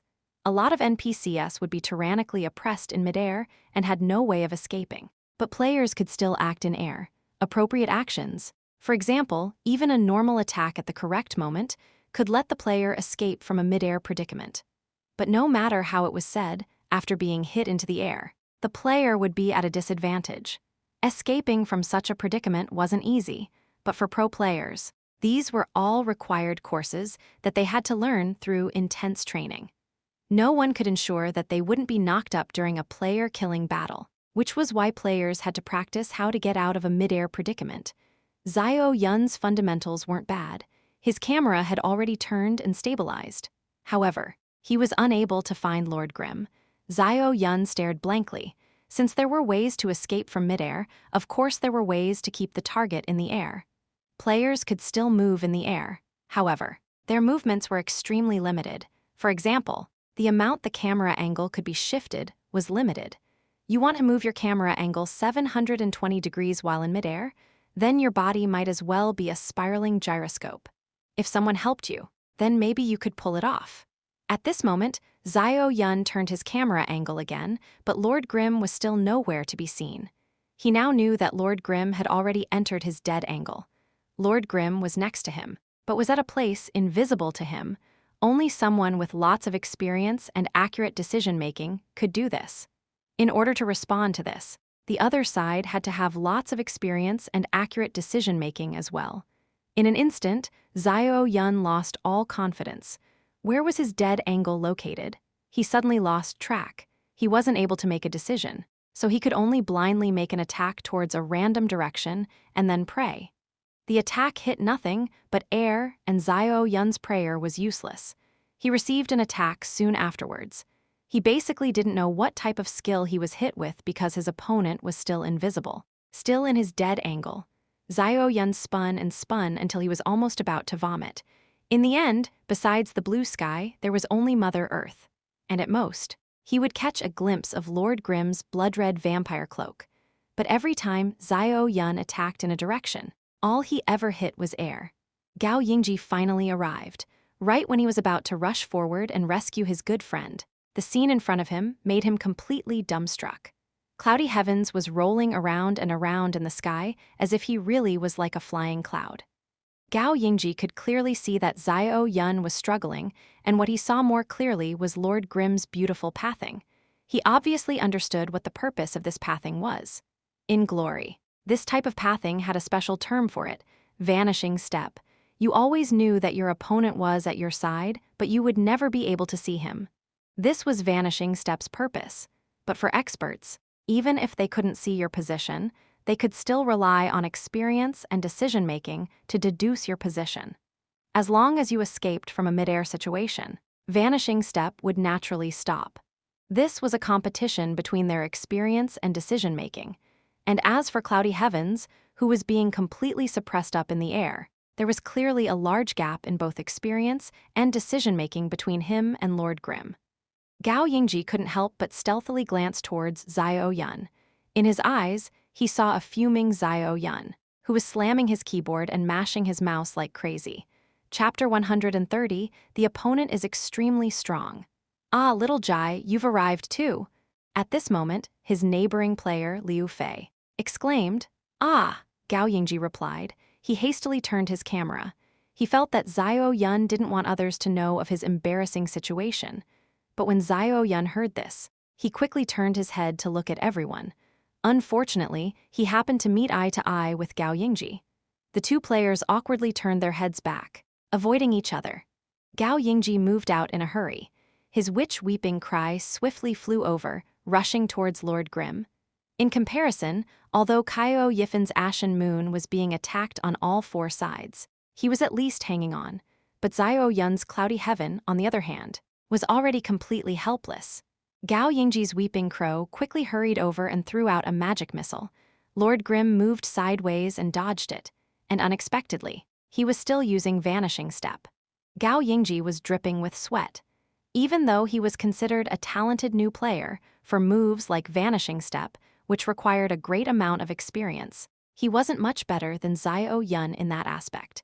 Since he had no way of figuring out how Lord Grimm was going to move and attack, He could only fly forward to close in on Lord Grimm, close in and then steal his positioning. That should be able to break his vanishing step, right? Gao Yingji thought like this. Weeping Crow hastily advanced when suddenly, Lord Grimm's weapon streaked in a 360-degree circle. The ground beneath him flashed with light. Rising emblem, Gao Yingji was greatly alarmed, but as a recognized talent, Gao Yingji's reaction speed and mechanics truly were first class. He immediately rode his broom and flew away. Rising emblem's ring of light ascended, nearly brushing his broom. Cloudy Heavens was still up in the sky, rolling around. After dodging the rising emblem, Weeping Crow quickly circled back for another try. A gun sound rang out, Weeping Crow rolled away and was once again delayed. How terrible! Gao Yingji looked on helplessly as Cloudy Heavens was hit twice in midair. Climb back up. Rush forward again.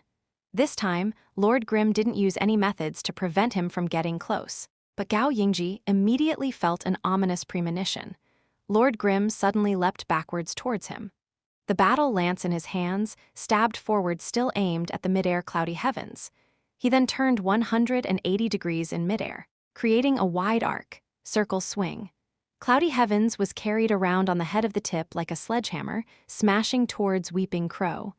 Weeping Crow easily dodged it, but Cloudy Heavens, on the other hand, had smashed into the ground and didn't stand back up. Crash! Xiao Yun smashed his keyboard and stood up. Everyone else jumped in their seats and subconsciously glanced at him. Only Gao Yingji didn't. It wasn't just because he knew what had happened, but more importantly, he already had no time to pay attention to him. At this moment, Lord Grimm was his opponent. Xiao Yun was somewhat angry. It wasn't just towards Lord Grimm, but also towards Gao Yingji. Gao Yingji had clearly arrived. Why didn't he go and help him? Xiao Yun furiously glared at Gao Yingji, but he saw that Gao Yingji hadn't seen him and was staring at the screen, tapping his keyboard instead. Fuck! Xiao Yun cursed in his heart. His neighbor, Zhou Yebai, had already seen his corpse from Xiao Yun's screen. Zhou Yebai was overwhelmed with shock, but didn't say anything. Even an idiot could tell Xiao Yun was in a bad mood, an extremely bad mood. However, even if everyone could tell that Xiao Yun wasn't happy, saying it out loud was a whole different matter. Liu Fei saw Xiao Yun's screen and immediately gaped. Wow, Xiao Yun, how'd you die? This time, even Kaio Yifan, who was running for his life, was astonished. He had been running for so long, but he still hung on. Xiao Yun died? How did he die? Kaio Yifan was extremely baffled, extremely busy. He still stole a glance at the four others. He saw that Xiao Yun's face was flushed with anger, but more importantly, he saw his friend extremely focused. Bang! In this split second of his distraction, Kaio Yifan's Ashen Moon was immediately hit by Steamed Bun Invasion's brick. Ha ha ha ha. You can't run from me? Steamed Bun Invasion laughed as if his one brick had killed him. Kaio Yifan's attention immediately returned back to his Ashen Moon. His health was already low. He wouldn't be able to hold on for much longer. Right at this moment, a hole suddenly appeared in the four players' encirclement, big enough that Kaio Yifan was able to immediately recognize it among all the confusion. Without hesitating, Kaio Yifan ran straight out. In this space, Kaio Yifan was finally able to see the entire situation. He immediately saw Gao Yingji's Weeping Crow riding on his broom, quickly fluttering by. Just now, he had helped Kaio Yifan escape from the encirclement.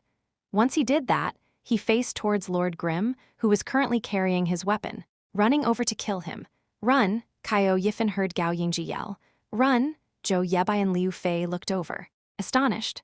My opponent is extremely strong, Gao Yingji said. Zhou Yebai and Liu Fei looked over at Xiao Yun. Xiao Yun's face was still as ugly as before. If this wasn't a low-leveled account, if this was a battle mage with all of the skills, Xiao Yun kept on thinking of this hypothetical situation. But, Vanishing Step. There was no way Xiao Yun didn't know of this move name. He also knew he had died by it. Using Vanishing Step to play around with him, currently, only team captain was able to do it when they practiced. As for in the Alliance, even though there were definitely a few gods at that level, with Xiao Yun's status, he had yet to fight against such a god one-on-one. As for in the team competition, team members coordinated together, so it was very rare that Vanishing Step could be used. Then should we still come over? Zhou Yebai asked. He and Liu Fei were still a bit too far away to coordinate together. They were still heading over there. Let's regroup first before talking, Gao Yingji said. Okay, the two replied. In their hearts, they were both extremely frightened. Killing Xiao Yun, making Gao Yingji not dare to directly face him. Just who exactly was their opponent? The four reported their coordinates and then chose a spot to group up. Gao Yingji anxiously waiting, ready for battle at any moment. After everyone grouped together, he turned his head and said, Stunned, they didn't come and chase us. Zhou Yebai and Liu Fei helplessly looked towards him. Gao Yingji's face flushed with embarrassment. I thought they would chase us. What about now? Liu Fei said. She was unexpectedly asking Gao Yingji. Their group of 5 had been originally led by Xiao Yun, but now that he was dead, she set up a new leader. This girl was clearly a master of speaking whatever was on her mind. She didn't have any plan. Gao Yingji had just anxiously led them a few moments ago. Now that there was nothing happening, he once again turned shy, unsure of what to do. We go back to kill him. Kaio Yifan was rather brave on the other hand. Unfortunately, he was destined to be ignored. What about Xiao Yun? Zhou Yebai turned his head to ask. He couldn't help but ask. Cloudy Heavens was still lying on the ground as a corpse. I revived. Xiao Yun said hatefully. After reviving, the character would appear at a revival point in a city, so it would take some time for him to reach the leveling area. How exactly did you die? Liu Fei asked. Xiao Yun's face darkened. Losing wasn't anything humiliating. They were all pro players. Even God Jixi couldn't guarantee that they could go undefeated for an entire season. But the problem was that in the game, as pro players, they were already considered gods by the normal players. If a god was killed by a mortal, then what honor did the god have? Little Jai, you saw it right? Liu Fei truly was helpless. Seeing that Xiao Yun didn't want to say it, she went to ask Gao Yingji. Gao Yingji had been mentioned by name, so he had no choice but to reply. It looked like Vanishing Step. Vanishing Step? Zhou Yebai and Liu Fei were extremely astonished. They turned their heads to look at that bitter Xiao Yun. To be able to kill Xiao Yun with Vanishing Step. Could this guy be at captain's level? Liu Fei blurted out. What do you know? That player was an unspecialized character with a large variety of skills. He has a huge early game advantage. Xiao Yun had no choice but to try and justify himself. However, he felt his explanation was lacking. What pro player didn't know that Vanishing Step had nothing to do with what skills he had?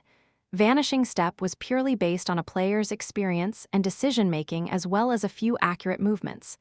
Could this Lord Grimm be captain? Liu Fei said. Bullshit, Zhou Yebai said.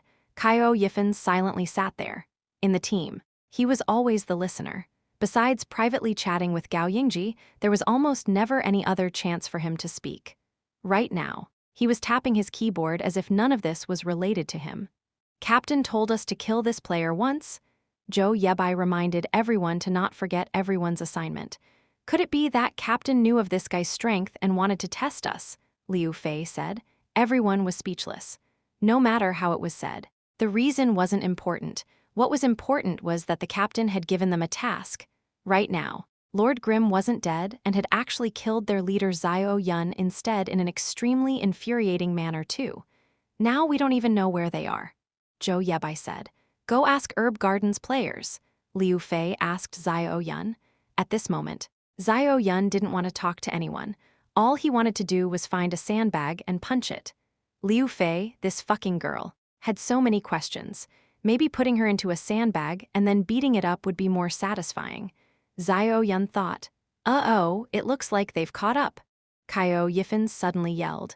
Only he wasn't participating in the discussion, but looking around in game. The other 3 immediately turned their cameras. Sure enough, they saw Lord Grimm's group of 5. Those guys look like the ones from before. On Yizu's side, a few of them recognized Ashen Moon and Weeping Crow. They still hadn't had the chance to meet White Day Black Knight and Fallen Angel yet. There are another 2. They're together. Right? Sevenfield said. What are these guys trying to do? Tang Ru asked. Yesterday, they had been attacked for no reason.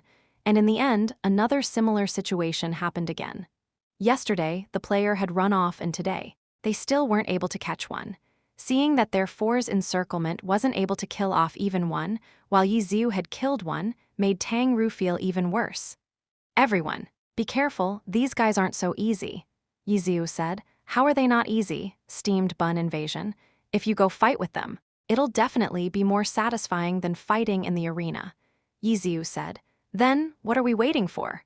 Steamed bun invasion held sand in his left hand and a brick in his right, already ready to go up. Chapter 131, Cover Strategy. Boneyard could be considered fairly spacious and empty. Looking at the map, gravestones, coffins, and withered trees were the three most prominent scenery. As pro players, Tiny Herb's 4 players weren't scared. Seeing that their opponents had chased them, they immediately began seizing the strategic high grounds. Right now, the 4 were together, but if they still ran away, then it'd be quite difficult to explain. The 4 characters each held their own positions. From an overall perspective, their coordination wasn't bad. Yiziu saw this and immediately blocked Steamed Bun Invasion from advancing. Don't rush. My brick has already been waiting impatiently for too long. Steamed Bun Invasion said. This is a real team battle. Yiziu said. Have you watched any of the Pro Alliance's matches? Steamed Bun Invasion obviously said that he hadn't. Seven Fields said he did. Sleeping Moon said obviously. Tang Ru didn't say anything. She had watched a total of 1, so she didn't know if that counted as having watched them or not. Remember their positions well, we'll attack them one by one, Yiziu said. Brother expert, you should set it up. Seven Fields made a fist. Cross formation, Steamed Bun Invasion at the front, Seven Fields on the left, Little Moon in the middle, Tang Ru at the back, myself at the right. Everyone follow me while staying in formation. Don't break order. Yiziu said. Sleeping Moon heard Little Moon. He didn't want to cooperate, but he was at the middle. The others all depended on him as the center. The 4 instantly moved to their front, back, left, right position, and he had no choice but to cooperate. Lord Grimm moved, and the 4 immediately followed. Liu Fei's fallen angel was currently hiding behind a coffin. With regards to gunners, those types of long-ranged classes, using a cover when fighting with an opponent was a common strategy. But using a shield had its advantages and disadvantages. When they hid, the cover blocked not only the enemy's field of view, but also their own, so they had no way of knowing the entire situation. However, in a team, this flaw was covered. Team members could communicate with each other to understand the parts they couldn't see. White Night, Black Day, and Ashen Moon weren't considered long-ranged classes, but they still found a place to hide. With their overlapping views, they could understand the field clearly. In the end, pro players were still pro players. This type of defense for attack strategy was quite simple for them. The other side is in a cross formation. The brawler at the front, striker on the left, blade master in the middle, battle mage in the back, Lord Grimm on the right. White Night, Black Day informed everyone of their opponent's positioning. They're advancing towards Yifen, Gao Yingji said. Ah, Kaio Yifen tensed up. Fei get their attention, Zhou Yebai said. At this moment, Zhao Yun wasn't there yet, so he acted as the temporarily leader for now. Okay, Liu Fei answered. She suddenly moved. Fallen Angel rolled out from a coffin, crouched, seeked her gun, and fired. Peng! A gun sound rang out and blood blossomed out from Fallen Angel's forehead. Liu Fei was extremely astonished. She didn't think that she would be the first one to be hit by a shot. On the opponent's side, smoke slowly drifted out from the tip of Lord Grimm's umbrella-like thing. Bullets affected the character's positioning. Hand cannons had the largest pushback and had the highest attack. Next was the rifle, and last was the handgun. The 1000-chance umbrella's bullets belonged to the rifle type. Its firing rate wasn't as fast as the revolver or handgun, but it had a higher impact. Fallen Angel staggered back after being hit by the bullet.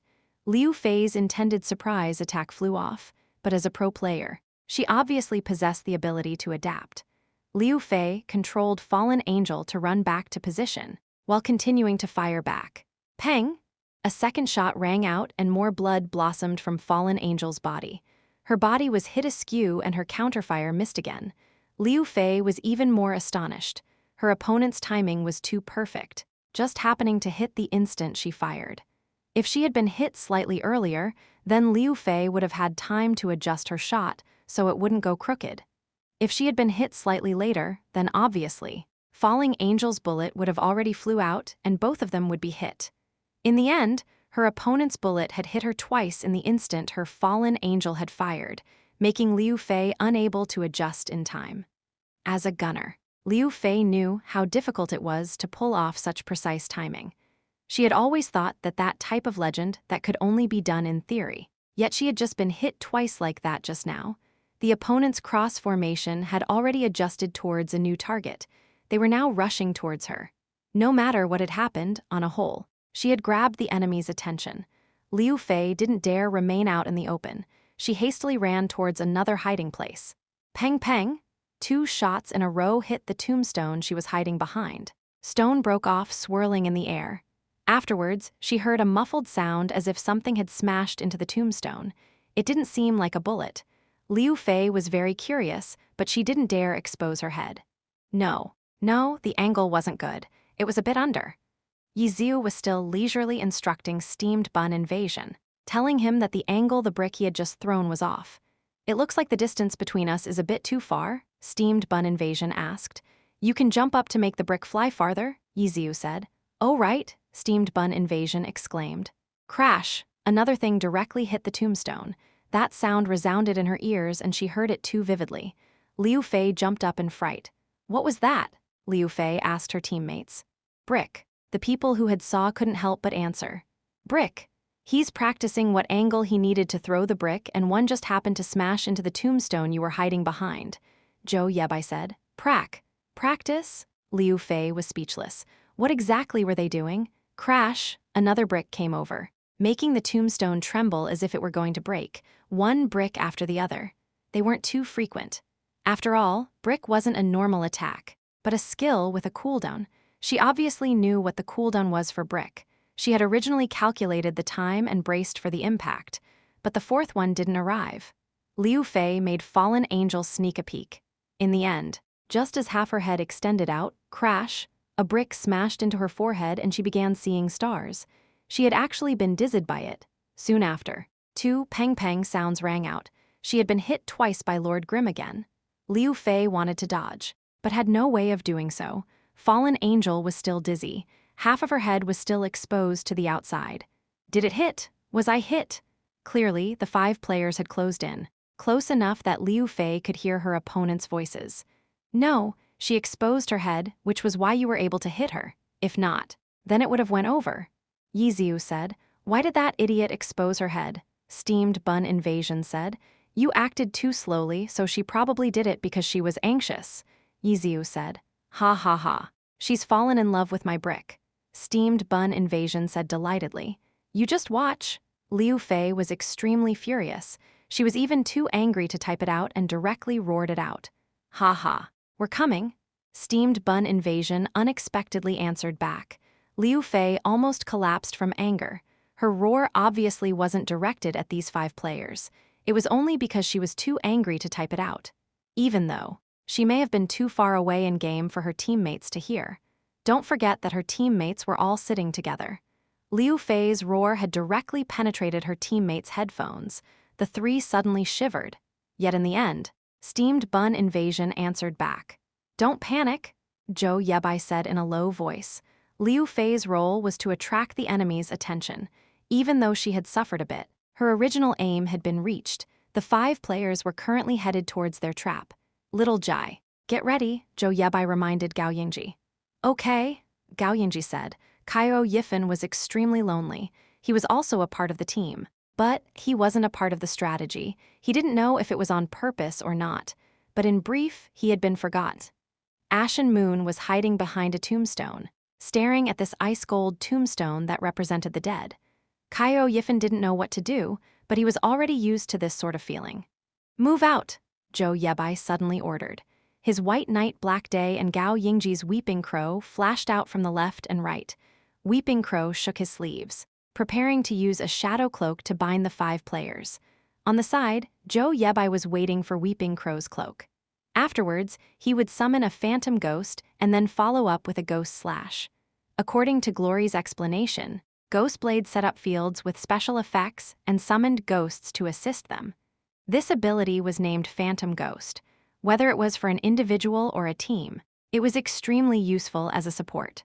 White Knight Black Day was a level 26 Ghost Blade and could summon the first Ghost Sword Soul. After a Sword Soul appeared, all teammates inside its boundary would have their strength and intelligence attributes raised. Of course, this was only limited to inside the boundary. There wouldn't be any effects outside of the boundary. If the ghost's power could be applied whenever, Ghost Blades would be unrivaled. Once the witch's shadow cloak bound the enemies, he would use this interval to summon a phantom ghost and then kill or heavily injure the enemies within the boundary. This was Zhou Yebai's plan.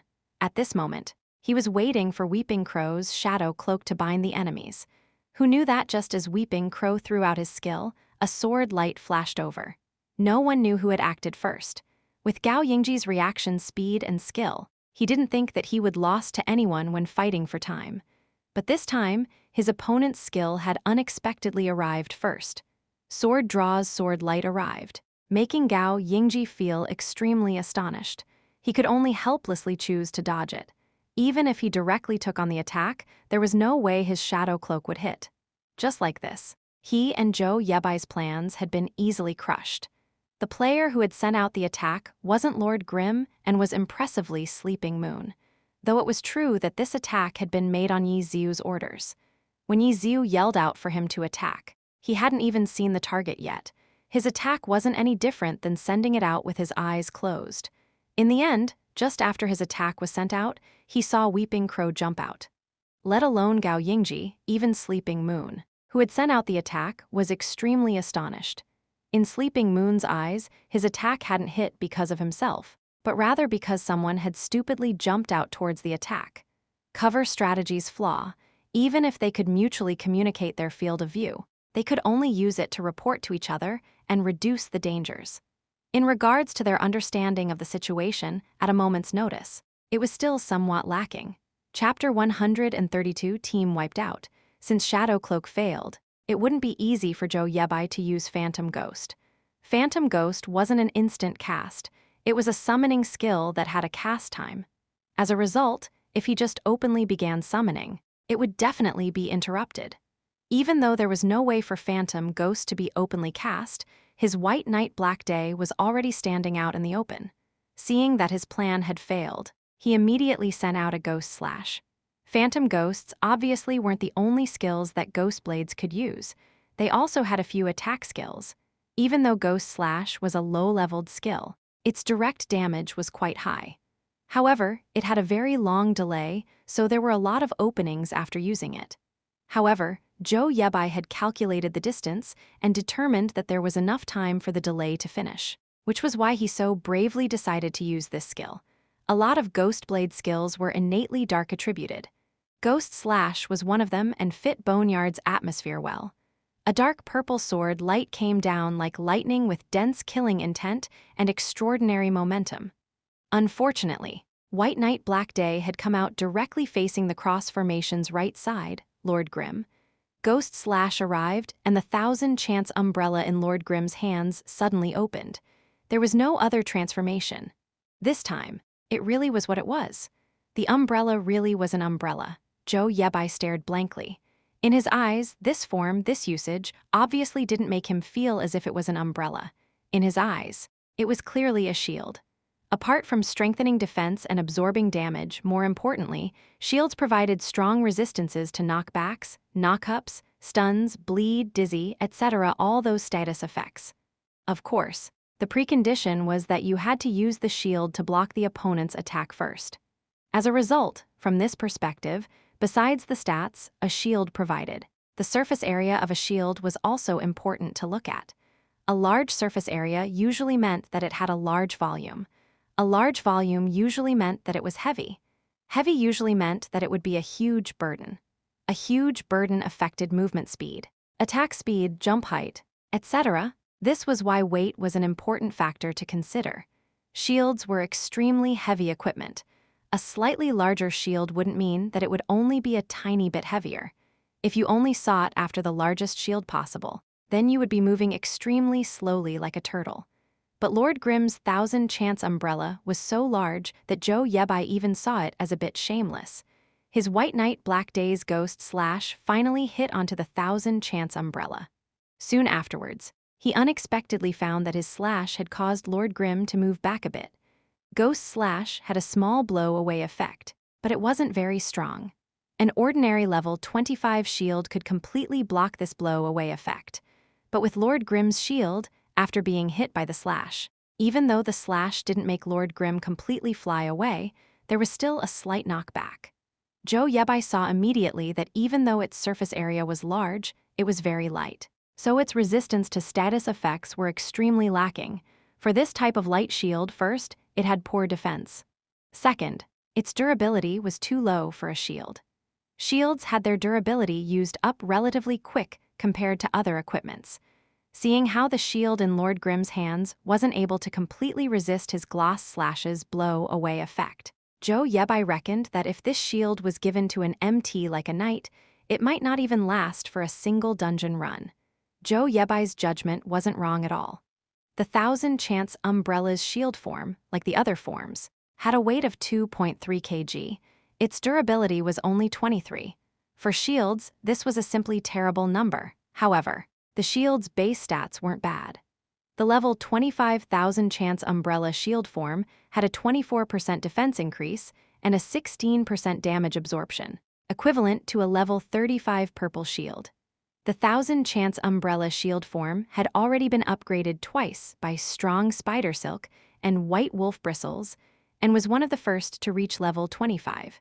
Even though the 1000 Chance Umbrella blocked the ghost slash, Lord Grim still took some damage, but after eating the attack, the 1000 Chance Umbrella immediately closed.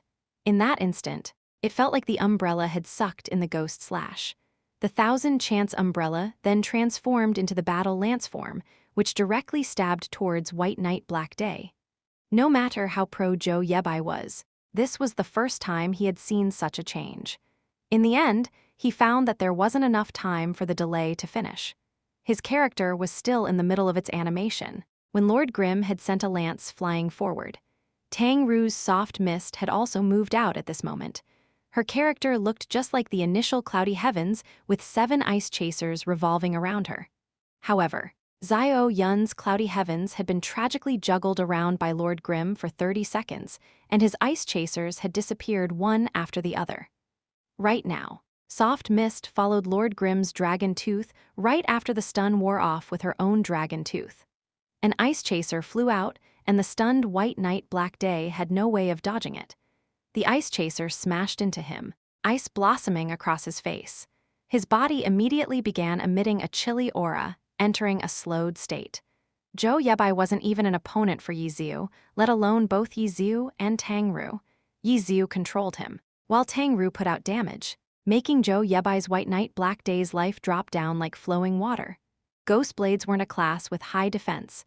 They wore cloth armor and were as defenseless as mages. 7 ice chasers fluttered towards White Knight Black Days like shining pearls. Chasers auto-chased the target. The only way for it to miss was to use an attack to destroy it. Zhou Yebai's hands went out of control. Of the 7 chasers, he was only able to hit down 2 of them. The other 5 all hit.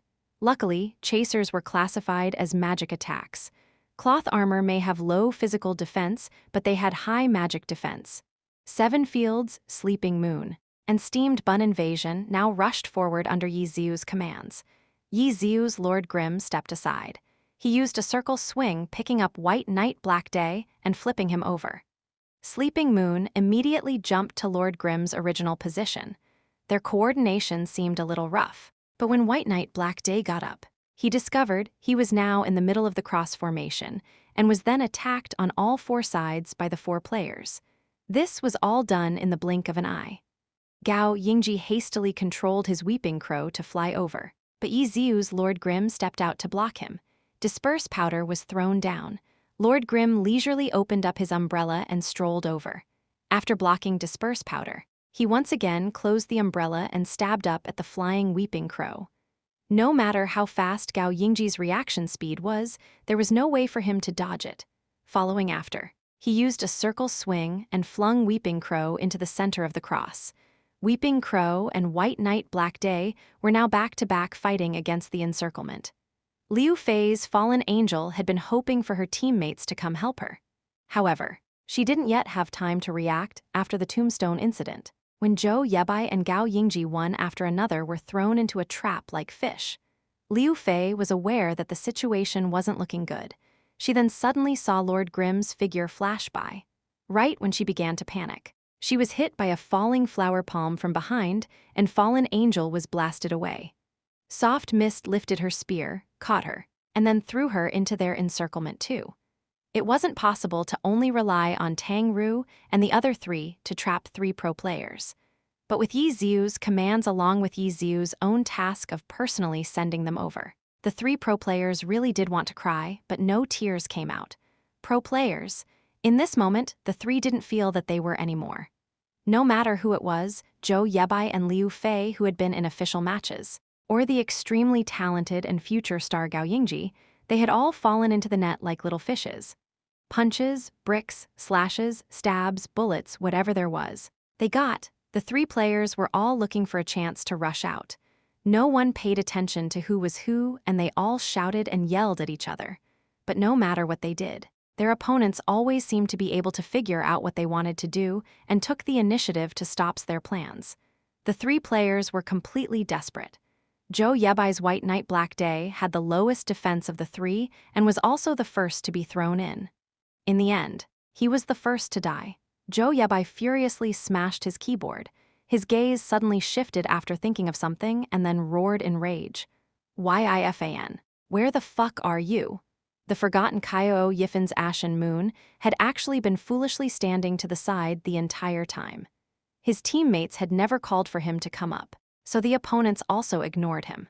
Seeing that even Gao Yingji had been easily thrown into the encirclement, Kyo Yifin truly didn't know what to do. At this moment, he heard Zhou Yebai's roar. He no longer cared if he had the ability and stupidly rushed forward. Naturally, it turned out to be a tragedy. His skill level was the worst among the 4. In front of Yi Xiu, how could he be a match? After a few rounds of combat face-to-face, Lord Grimm threw him into the encirclement too, which could be considered as having answered Zhou Yebai's question. Zhou Yebai helplessly fell from his seat. His roar at Kyo Yifin had drained him. There was no way he actually placed his hopes on him. Even more so, when he had yelled, he himself had already died. At this moment, even Cloudy Heavens, who was heading over to their location, had stopped. Xiao Yun stupidly stared at the screens of his teammates next to him. He silently watched as the opponents killed them off one after another. Team wiped out? Even though they had been killed at different times, it was a fact that each of the 5 players had died once. The 5 players sat in front of their screen. Besides Xiao Yun, they were all staring at their corpses, somewhat at a loss. Lord Grimm and the others were still in the surroundings circling about. What were they saying? It was unfortunate that corpses would automatically have their sound cut off. At this moment, they weren't able to hear any voices or sounds as if they really were dead, just like how they were all feeling right now. When Xiao Yun made a mistake, he felt that he could force out an explanation. But now, the 4 other players had been wiped out by the opponents. There was nothing they could say about this. Even though they were only subs for the club, which 2 of them hadn't even had official match experience yet, in the end, they were still pro players. The 5 of them were players that could come out as team representatives at any time in a team competition. But now, in the game, in a team battle, with just one person as their objective, their team had been wiped out and none of their opponents had died. Even in an actual pro match, they probably wouldn't have suffered such a disastrous defeat. How annoying! As a level 27 sharpshooter, I don't have a lot of skills I can use, I'm so not used to it. Liu Fei was the first to speak. What a wise girl. She was the first to find an excuse. "Yeah, it is a bit annoying." Zhou Yebai borrowed the excuse with great difficulty. "That's what I said before." A "you finally understand" was written all over Xiao Yun's face. Gao Yingji and Kyo Yifin didn't say anything. Gao Yingji was an honest, introverted child and felt too embarrassed to make an excuse. As for Kyo Yifin, would an excuse give them back face? He laughed bitterly. What was face? It's not like he'd ever had it before. Chapter 133 Measuring Skill. That night, Club Tiny Herb's reserve team slept extremely uneasy. They didn't go group together and look for trouble with Lord Grimm again. Even though almost everyone used the excuse, low-leveled characters didn't have every class skill available, so they weren't used to it. They all knew in their hearts that that wasn't an excuse. They were pro players. Just because they weren't used to it didn't mean that their team should get wiped out by in-game players, right? If that were true, then pro players weren't worth anything. The next day, Tiny Herb's main team and the reserve team met up with each other in the practice rooms and greeted each other. As pro players, they had to participate in the daily drills. Even though there was no lack of players who didn't want to practice, there were no such members in Tiny Herb. With Captain Wang Jixi's stare, half of the members were even too afraid to speak out. Whoa, did you not sleep? When Kaio Yifan saw his good friend Gao Yingji, he jumped in fright, Gao Yingji's dark bags under his eyes like a panda. Ah, Gao Yingji muttered and didn't really answer him. Kaio Yifan looked again. Zhao Yun, Zhou Yebai, and Liu Fei, which one of their complexions looked good. However, their minds were still somewhat better than Gao Yingji, and the bags under their eyes weren't as heavy. And Kaio Yifan, he hadn't felt any pressure. It wasn't like anyone had any hopes for him. At 9 o'clock sharp, Wang Jixi arrived at the practice room on time. Tiny Herb's official training was split into the morning and the afternoon. Coaches, those types of people, still weren't established in Glory. After all, Glory had only been a game for 10 years, and the pro scene had only been around for 7 years. Everything was still in the testing stages. In the entire scene, first-class gods like Wang Jixi were already at the peak, whether it was in theory crafting or skill. As a result, there weren't any people with the skill to coach them. As a result, for clubs like Tiny Herb, they didn't have coaching staff and instead had advising staff. Their work was extremely complex. Find information on their opponents, analyze the opponent's tactics, provide a few tactical options, research possible strategies for a map, etc. These were all tasks that the advising staff had to do, but the person with the highest authority was the team captain. To be frank, the highest value of the advising staff was saving energy for pro players. They saved a lot of energy for pro players. In the initial stages of the pro scene, those tasks all used to be work for the pro players themselves to do. Now that clubs had developed, with their financial resources, the money could now be used for these, giving pro players more time to concentrate on practicing and competing. Currently, in the Alliance, the only real coaches were Zhang Yue and Li Bo. The two were early-generation pro players and were each in a small club working as coaches. Club Mysterious Fantasy were newcomers that had joined the Alliance just last year. The team was full of new players. Their skill levels varied and they lacked experience. The owner of the team also didn't have a lot of financial resources and didn't have any ambition. And in the end, he just randomly invited Zhang Yue to help the team. Who would have thought that the results would be so good? They ended up 17th place last season, which for a new team that had just entered the Alliance was already quite good, considering that they didn't drop to the bottom 2 places. Some of the teams that entered for the first time spent money scouting people and tried to quickly build a team around pro players. Those teams all ended as terrible failures. This wasn't only a one-time thing either. From this perspective, coaches were quite cost-effective. At the very least, they were a small investment that had few risks. As a result, the new Club Bright Green followed Club Mysterious Fantasy and invited Li Bo. But currently, these two clubs were both in extremely bad situations. The previous year's 17th place Mysterious Fantasy directly fell to 20th place. And even though Bright Green was ranked 18th, the team they were above was Excellent Era. The Excellent Era, which in theory shouldn't have fallen to 19th place. In addition, they were only ahead of Excellent Era by 3 points, and no one believed that they would be able to beat Excellent Era and relegate them. Coaches were far from being deciding factors in the Glory competitive scene. This was something that everyone agreed upon. Zhang Yue and Li Bo were currently suffering in their bad situation and burned out from trying to prove their worth. Once Wang Jixi arrived, the murmurs and whispering immediately stopped, and all of the team members began focusing on their practice materials. Wang Jixi walked around and, in the end, came to where the subs were located. Everyone there immediately sucked in a cold breath. Usually, everyone hoped that God Jixi would notice them, but now they all hoped that they were invisible. Kaio Yifan was the only exception. He had always been invisible. How was last night? Wang Jixi, all in all, began speaking. The 5 players were all looking at each other. None of them dared to answer. In the end, Xiao Yun lifted his head and saw that Wang Jixi was staring at him. He helplessly replied, we encountered a few difficulties. How? Wang Jixi asked. Xiao Yun began thinking of how to word it. Team wiped out was too negative. He couldn't say that. He was the first to die and the other 4 had died later. Everyone had died at different times, so it wasn't technically a team wipeout. As a result, Xiao Yun avoided this phrase, carefully wording his reply, while paying attention to Wang Jixi's expression. DMN, how sly! Zhou Yebai and Liu Fei heard him talking and then regretted not speaking out first. Right now, Xiao Yun held the power of speech. That guy lightly skimmed over his initial loss and then vividly described the other 4's wipeout. Moreover, he even had a bit of a "if I was there, that wouldn't have happened" tone.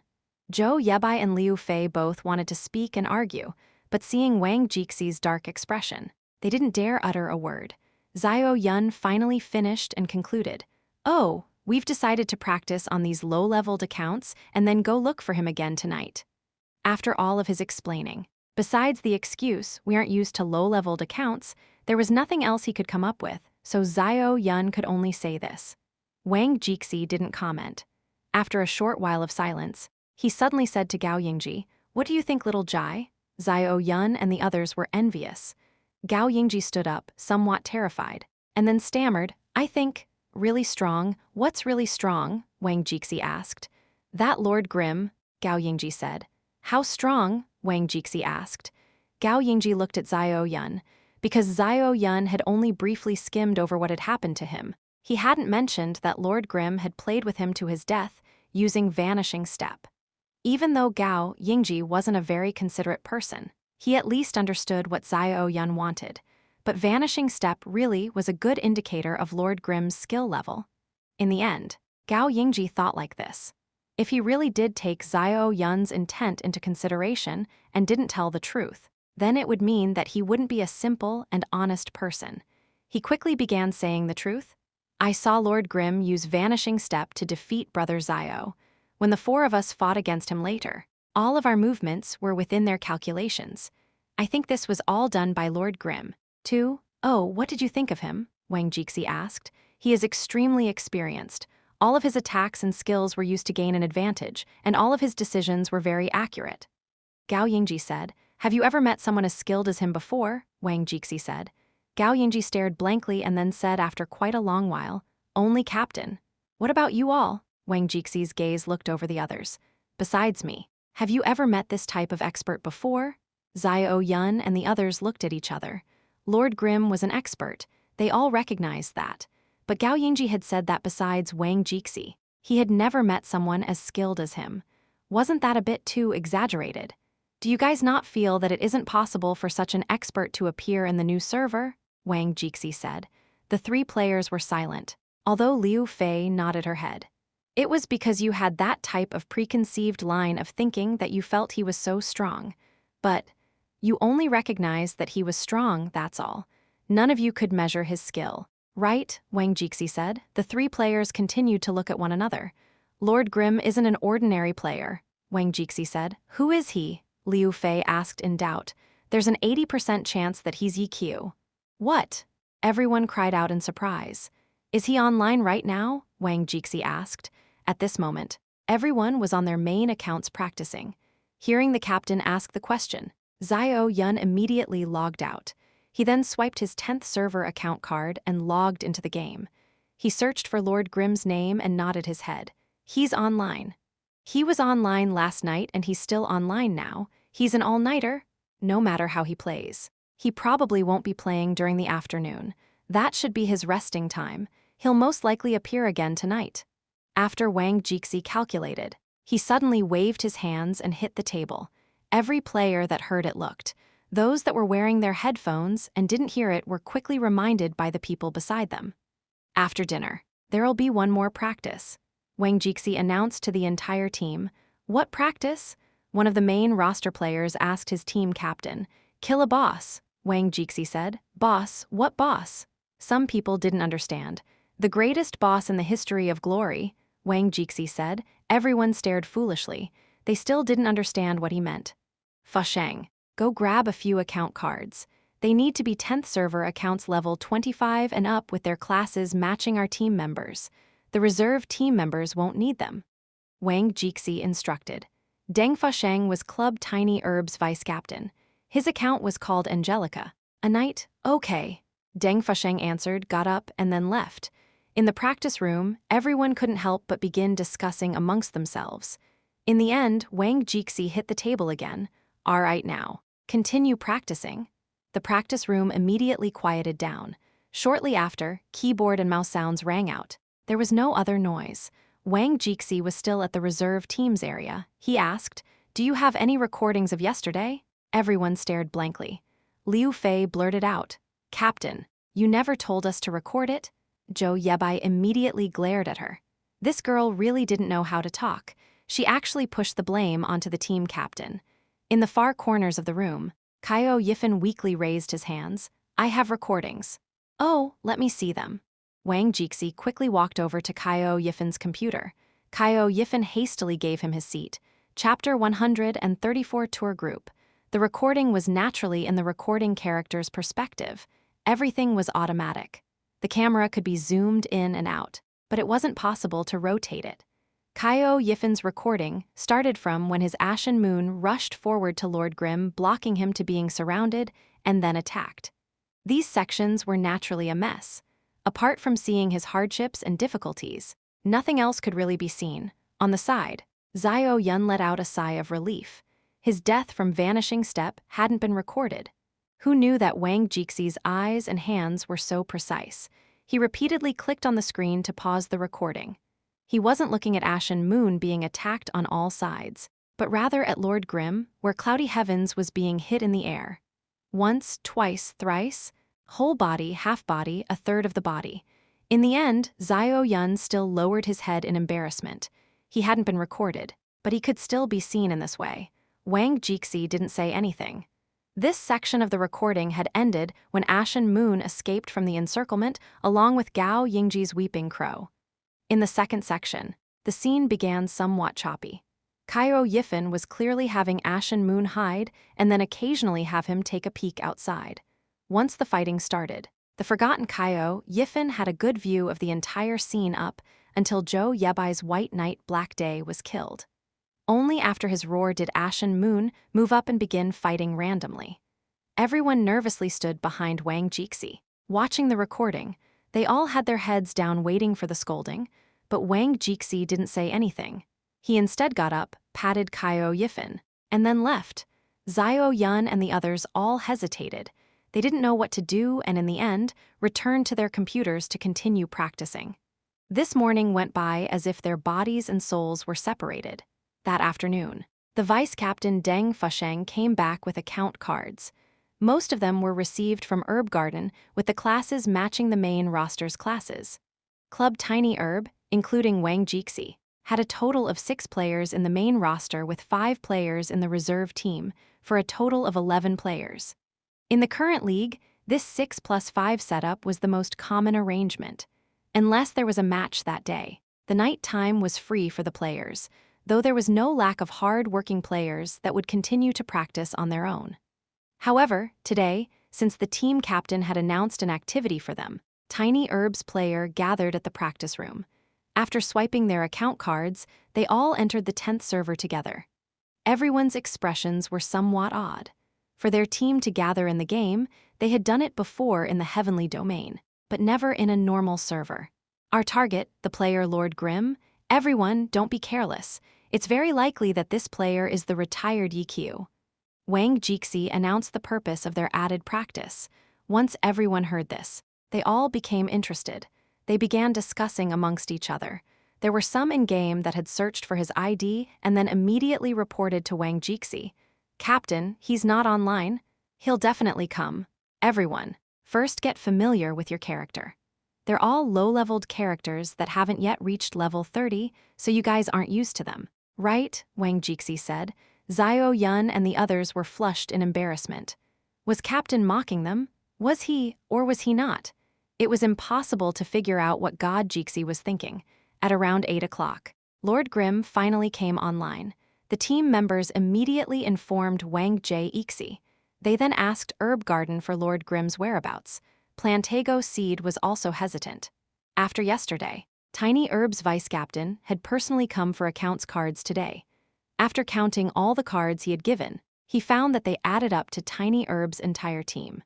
Was Team Tiny Herb going to tour around in the 10th server? Plantago Seed held his breath, alarmed, but there was no one to speak to. Because these account cards were only used for special cases, they were quite secretive and definitely couldn't be taken out and talked about casually. Tonight, he saw all of the characters come online one by one. Plantago Seed didn't dare greet them and could only pace about, hoping that he would accidentally bump into Tiny Herb's tour group. Unfortunately, Tiny Herb's players were currently wandering around on their own and weren't grouped together. Only until 8 o'clock, when Lord Grimm went online, did some immediately ask him for Lord Grimm's location. Lord Grimm again? Plantago Seed stared blankly. Who exactly was this Lord Grimm? The entire Tiny Herb team was going to run over just to see him. Is he an alien? Plantago Seed thought while asking the guild to pay attention to Lord Grimm. After replying to them, he ran over to where Lord Grimm was located too. Desolate Land. This was where Herb Garden's players had seen Lord Grimm. If it was just for leveling, then Yi Xiu would have definitely went to a higher leveled area to level. However, he still had a few level 28 quests which had to be completed in Desolate Land. Mission description, background story, these had all stayed the same for 10 years, let alone Yi Xiu. Even Plantago Seed wouldn't read these. For experienced players, quests were only done for the rewards. And since some quests were long and stupid, they would only do these quests if they rewarded attribute points or skill books, those types of necessary items. Players would then impatiently do the prerequisite quests for those types of quests. Yi Xiu was currently at Desolate Land to do these prerequisite quests. Yi Xiu had used an online guide as a reference. He used the simplest route, where several quests could be done at once. Killing monsters, looking for people, looking for items, delivering items to people, etc. would all be turned in at once. In this way, the quests would be completed quickly. Lord Grimm is at Desolate Land. He's alone. After asking for the circumstances, Tiny Herb's team members reported the info to Wang Jixi. To Desolate Land, Wang Jixi said. The entire team of 11 flooded in towards Desolate Land. Vice Captain Deng Fusheng, who was sitting beside Wang Jixi, was rushing over while saying, even if he really is Yi Xiu, if we all go at once, won't that be a little excessive? Wang Jixi turned his head and looked him in the eye, calmly saying, have the main force go duel him. Take turns, Deng Fusheng said. Group competition, we're 11. He's 1, Wang Jixi said. Deng Fusheng started sweating. Was there a difference? They quickly reached Desolate Land. Lord Grimm was doing quests, so he obviously wasn't hiding and was easily found.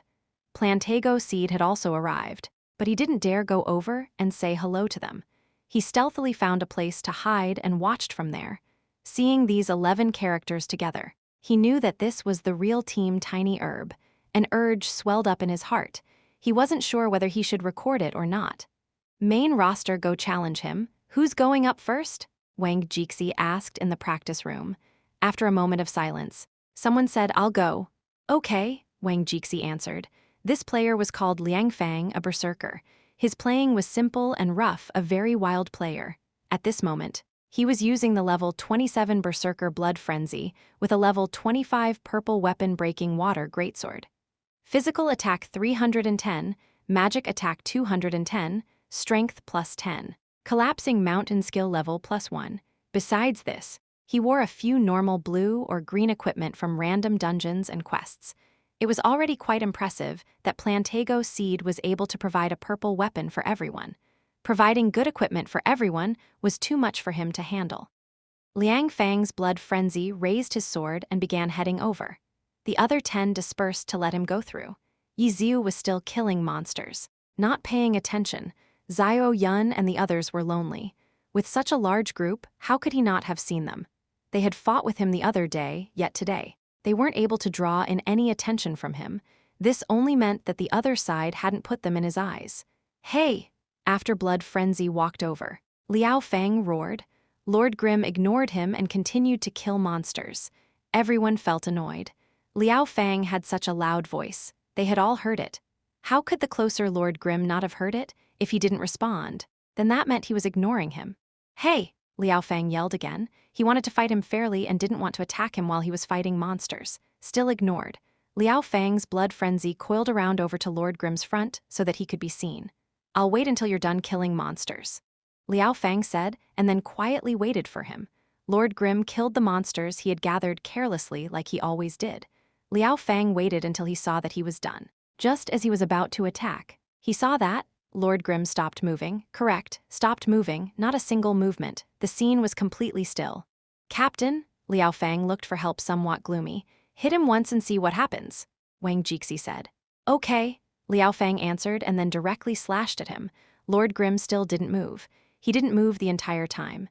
Liao Fang then suddenly heard what seemed like a girl crying out in fear. Distracting Liao Fang, Lord Grimm finally moved. Just as his slash was about to hit him, Lord Grimm suddenly crouched and the sword missed his head by a bit. He then rolled on the ground, just barely dodging the slash. What's going on? Who is this? In Happy Internet Cafe, Chen Guo cried out in alarm. Yi Xiu hadn't reacted to the 11 people moving closer because he really hadn't seen them.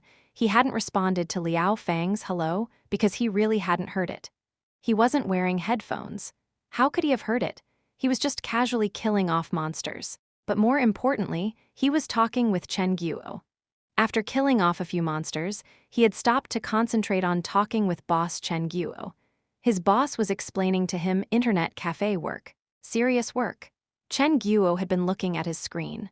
When she saw Liao Fang suddenly attack, she cried out in alarm. Yi Xiu turned his head and looked. He then immediately turned around and moved his character, unexpectedly dodging the blade in that short instant. I don't know, Yi Xiu said. While looking around, he saw Cloudy Heavens and the other's ID and then immediately said, "Oh." Who?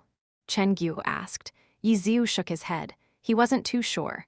But after seeing everyone's ID and seeing the classes of all 11 players, he was suddenly startled. Team Tiny Herb? Even though Yi Xiu wasn't a Tiny Herb fan like Plantago Seed, he was old rivals with Tiny Herb. So he was actually even more familiar with Team Tiny Herb's classes than Plantago Seed. With just a glance, he had already determined this, making Yi Xiu extremely surprised. At yesterday's fight with that group of players, Yi Xiu had already figured that they weren't ordinary. They were pro-level, but he hadn't thought that they were from Tiny Herb.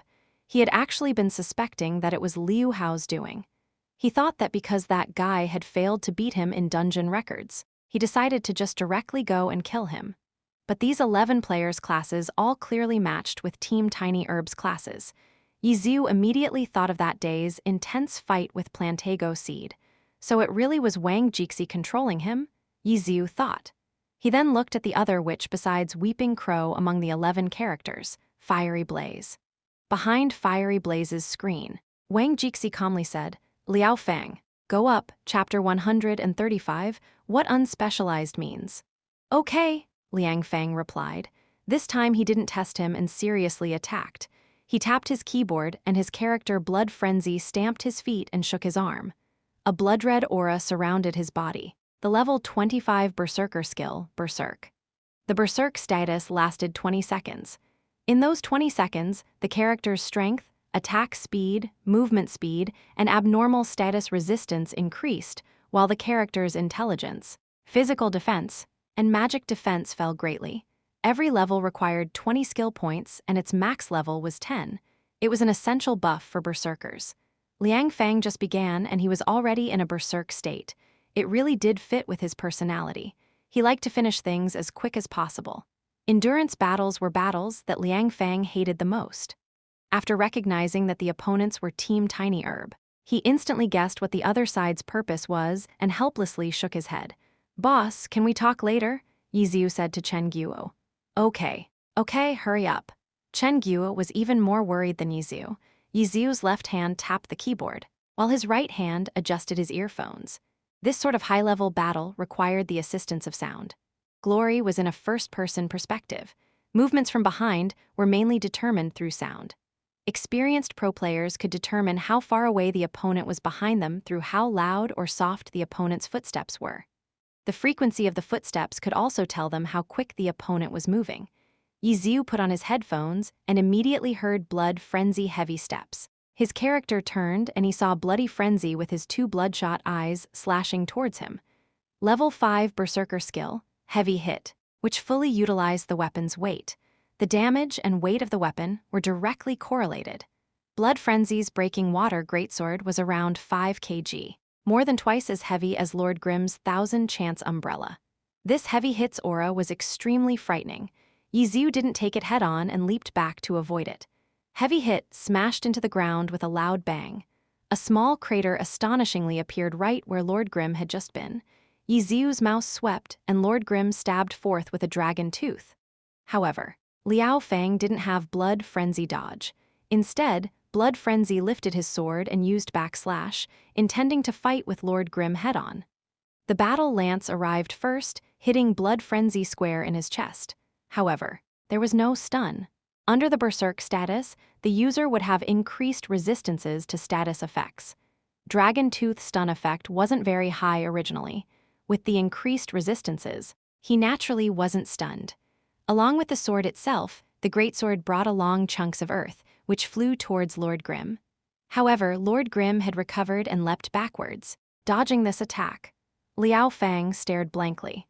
He immediately knew that the attack speed of the battle lance in Lord Grimm's hands didn't have the slowest attack speed of one like he had presumed. Because of this disadvantage in attack speeds, fighting Lord Grimm head-on wouldn't work. Pro-level battles were like this. Any random detail could give them lots of information. Even though Liang Fang's Blood Frenzy was in a Berserk state, it was only a level 2 Berserk. Even when Berserk was maxed, it would only increase attack speed by 1, which would still be far from the 1000 Chance umbrella's attack speed of 5. Even though being slower didn't guarantee a loss, Liang Fang was currently fighting against a top-tier god. Along with his battle lance, which had an attack speed of 5, that was simply too difficult. Yizu fully utilized his advantage though and easily suppressed Liang Fang's Blood Frenzy. After 20 seconds, Blood Frenzy's Berserk status ended and he clearly hadn't succeeded in his original intent of a quick battle. While fighting against Blood Frenzy, Yizu watched the others and discovered that the other 10 players didn't have any intent on acting, even when he had Lord Grimm deliberately enter their attack range. Yizu smiled. His hand speed suddenly exploded out. Lord Grimm's 1000 Chance umbrella immediately changed 3 times, completing 3 different classes skills. Blood Frenzy was blasted out. However, as a pro player, he naturally didn't have any trouble quick recovering. Blood Frenzy rolled, and just as he was about to stand up, Yizu's Lord Grimm had already used a shadow clone technique to shift to his position. The distance he would fly had clearly been calculated by Lord Grimm. Unable to get up in time, Blood Frenzy was torn up into a bloody mess and died shortly after. Liang Fang was staring blankly at his screen. From beginning to end, he hadn't found any chance of winning. Suppressed, completely suppressed. Every plan, every movement had been calculated by his opponent. The opponent's movements in the beginning weren't too quick, but even so, he had been completely suppressed so easily. Once the opponent's hand speed burst forth, his end had quickly come. In-game, everything was silent. Tiny Herb's practice room was also completely silent. "Ziobi, your turn," Wang Jixi spoke and chose a player. "Okay," he answered. Liu Ziobi, a very strange-sounding name, was widely known for his hand speed. Even for pro players, there were differences in hand speed. Liu Ziobi could be ranked as having the fastest absolute hand speed in Tiny Herb. However, in terms of effective hand speed, he lost to Captain Wang Jixi by a level. Pro players clearly knew that absolute hand speed was just for show, while effective hand speed was the truly valuable in real combat. Liu Ziobi still had a ways to go there. His hand speed wasn't being completely utilized yet. Liu Ziobi was a blade master. Once he heard Captain's orders, he immediately had his character move out. //draw, level 27 Blade Master, Lightsaber Mastery, level 25 Purple Weapon Flickering Light Sword. Physical Attack, 233. Magic Attack, 253. Strength plus 11. Attacks had a 2% chance to dizzy. "Wait a minute," Yizu suddenly said. Everyone was startled. "Are you guys planning on doing a group competition?" Yizu said. "Yeah," Wang Jixi unexpectedly answered back. Lord Grimm was now standing face to face with his fiery blaze. Liang Fang's blood frenzy had been killed by Lord Grimm under his watch. Too annoying, Yi Ziu said. Then what do you suggest? Wang Jixi asked. Let's just do a team competition, Yi Ziu said. Everyone immediately went into an uproar. This guy actually wanted to do a team competition with the 10 of them. The problem was, he was only a single person. And the 10 players over here weren't any ordinary 10 players. They were Team Tiny Herb, last year's champions. This year, they were also the favorites for being champions, and they hoped to be the second team to be consecutive champions like Excellent Era. To be looked down upon like this, everyone was immediately infuriated on the spot. Liu Xiaobi already began shouting, "Captain, let me destroy him." What happened? Liang Fang, who had just revived, was still on the way there, so he didn't know what was happening. That guy actually said he wanted to fight against our entire team by himself. Fuck, a teammate next to him said. Liang Fang was startled. He wanted to say something, but he held back. He had lost, extremely miserably and tragically, and was thoroughly convinced by his loss that his opponent's experience, knowledge, and mechanical skill were all above his own by a level. Plus, with an unspecialized character's advantage, in all honesty, Liang Fang had never seen an unspecialized character before. Unspecialized characters had already become legends when he had first started playing Glory. He had only heard a few old teammates talk about how strong and what unspecialized characters were. Today, he had finally experienced their might personally, which was clearly even more abnormal than what the old teammates had said. Unspecialized characters' attacks were impossible to predict. Although they were only low-leveled skills, it included skills from all 24 classes. How could anyone figure out which one of those skills he was going to use? This type of advantage would still exist at high levels. Unspecialized characters only lacked the explosive power of high-level skills. Right now, Liang Fang really wanted to say that no one was his opponent if they dueled. Even if Captain had personally come up, Liang Fang still wasn't confident. He was a pro player with his own clear judgment. He wasn't like those loyal fans who exaggerated their idol's strength. But to say that no one was his opponent would arouse Lord Grimm's fighting spirits. Even if this player was extremely skilled, to actually want to solo their entire team, even Liang Fang, who knew how terrifying he was, couldn't help but feel that he was being a bit too ridiculous. "Captain, I'm going up," Liu Xiaobi yelled, sucked in a deep breath, and then moved. His Blade Master / draw used a triple slash to instantly close in on Lord Grimm and used an upward slash. Dong! Lord Grimm had unexpectedly drawn his sword and then used guard to block it. Sword draw? This thought immediately flashed across Liu Xiaobi's mind. At this moment, Blade Masters would definitely use sword draw, this fairly long-ranged attack. To chase him down, he had to be quick. Liu Xiaobi was a player with high hand speed. He of course loved to go all in, fight with hand speed. This thought flashed through his mind. His fingers also quickly moved. / draw sheathed his sword and then pulled it out. Sword draw's sword light instantly flashed. Ta ta ta ta ta. A string of crisp machine gun sounds rang out. / draw's sword draw was instantly dissipated and his entire body poured out blood. If this wasn't a game, he'd have become a corpse bleeding from bullet holes long ago. Launcher skill, Gatling gun. At this moment, Liu Xiaobi finally understood what an unspecialized character was and what others meant by it having attacks impossible to predict. He originally wanted to compete in hand speed and see whose sword draw was faster. However, his opponent didn't use sword slash and instead moved backwards to use Gatling gun. No matter how far sword draw reached, how could it reach farther than a gun? The chain of bullets hit Liu Xiaobi. Just as Gatling gun finished, the opponent's sword draw suddenly came out. Liu Xiaobi deserved to be called a player with high hand speed. In this short instant, he completed a guard. / draw lifted his sword upright. Dong, the sword draw was blocked. Just as he was being hit back by the blow, he heard 3 consecutive sounds. The opponent's sword had turned into a gun. Launcher skill, anti-tank missile. Liu Xiaobi wanted to hide, but in the end, he was still hit. The 3 anti-tank missiles weren't in a straight line.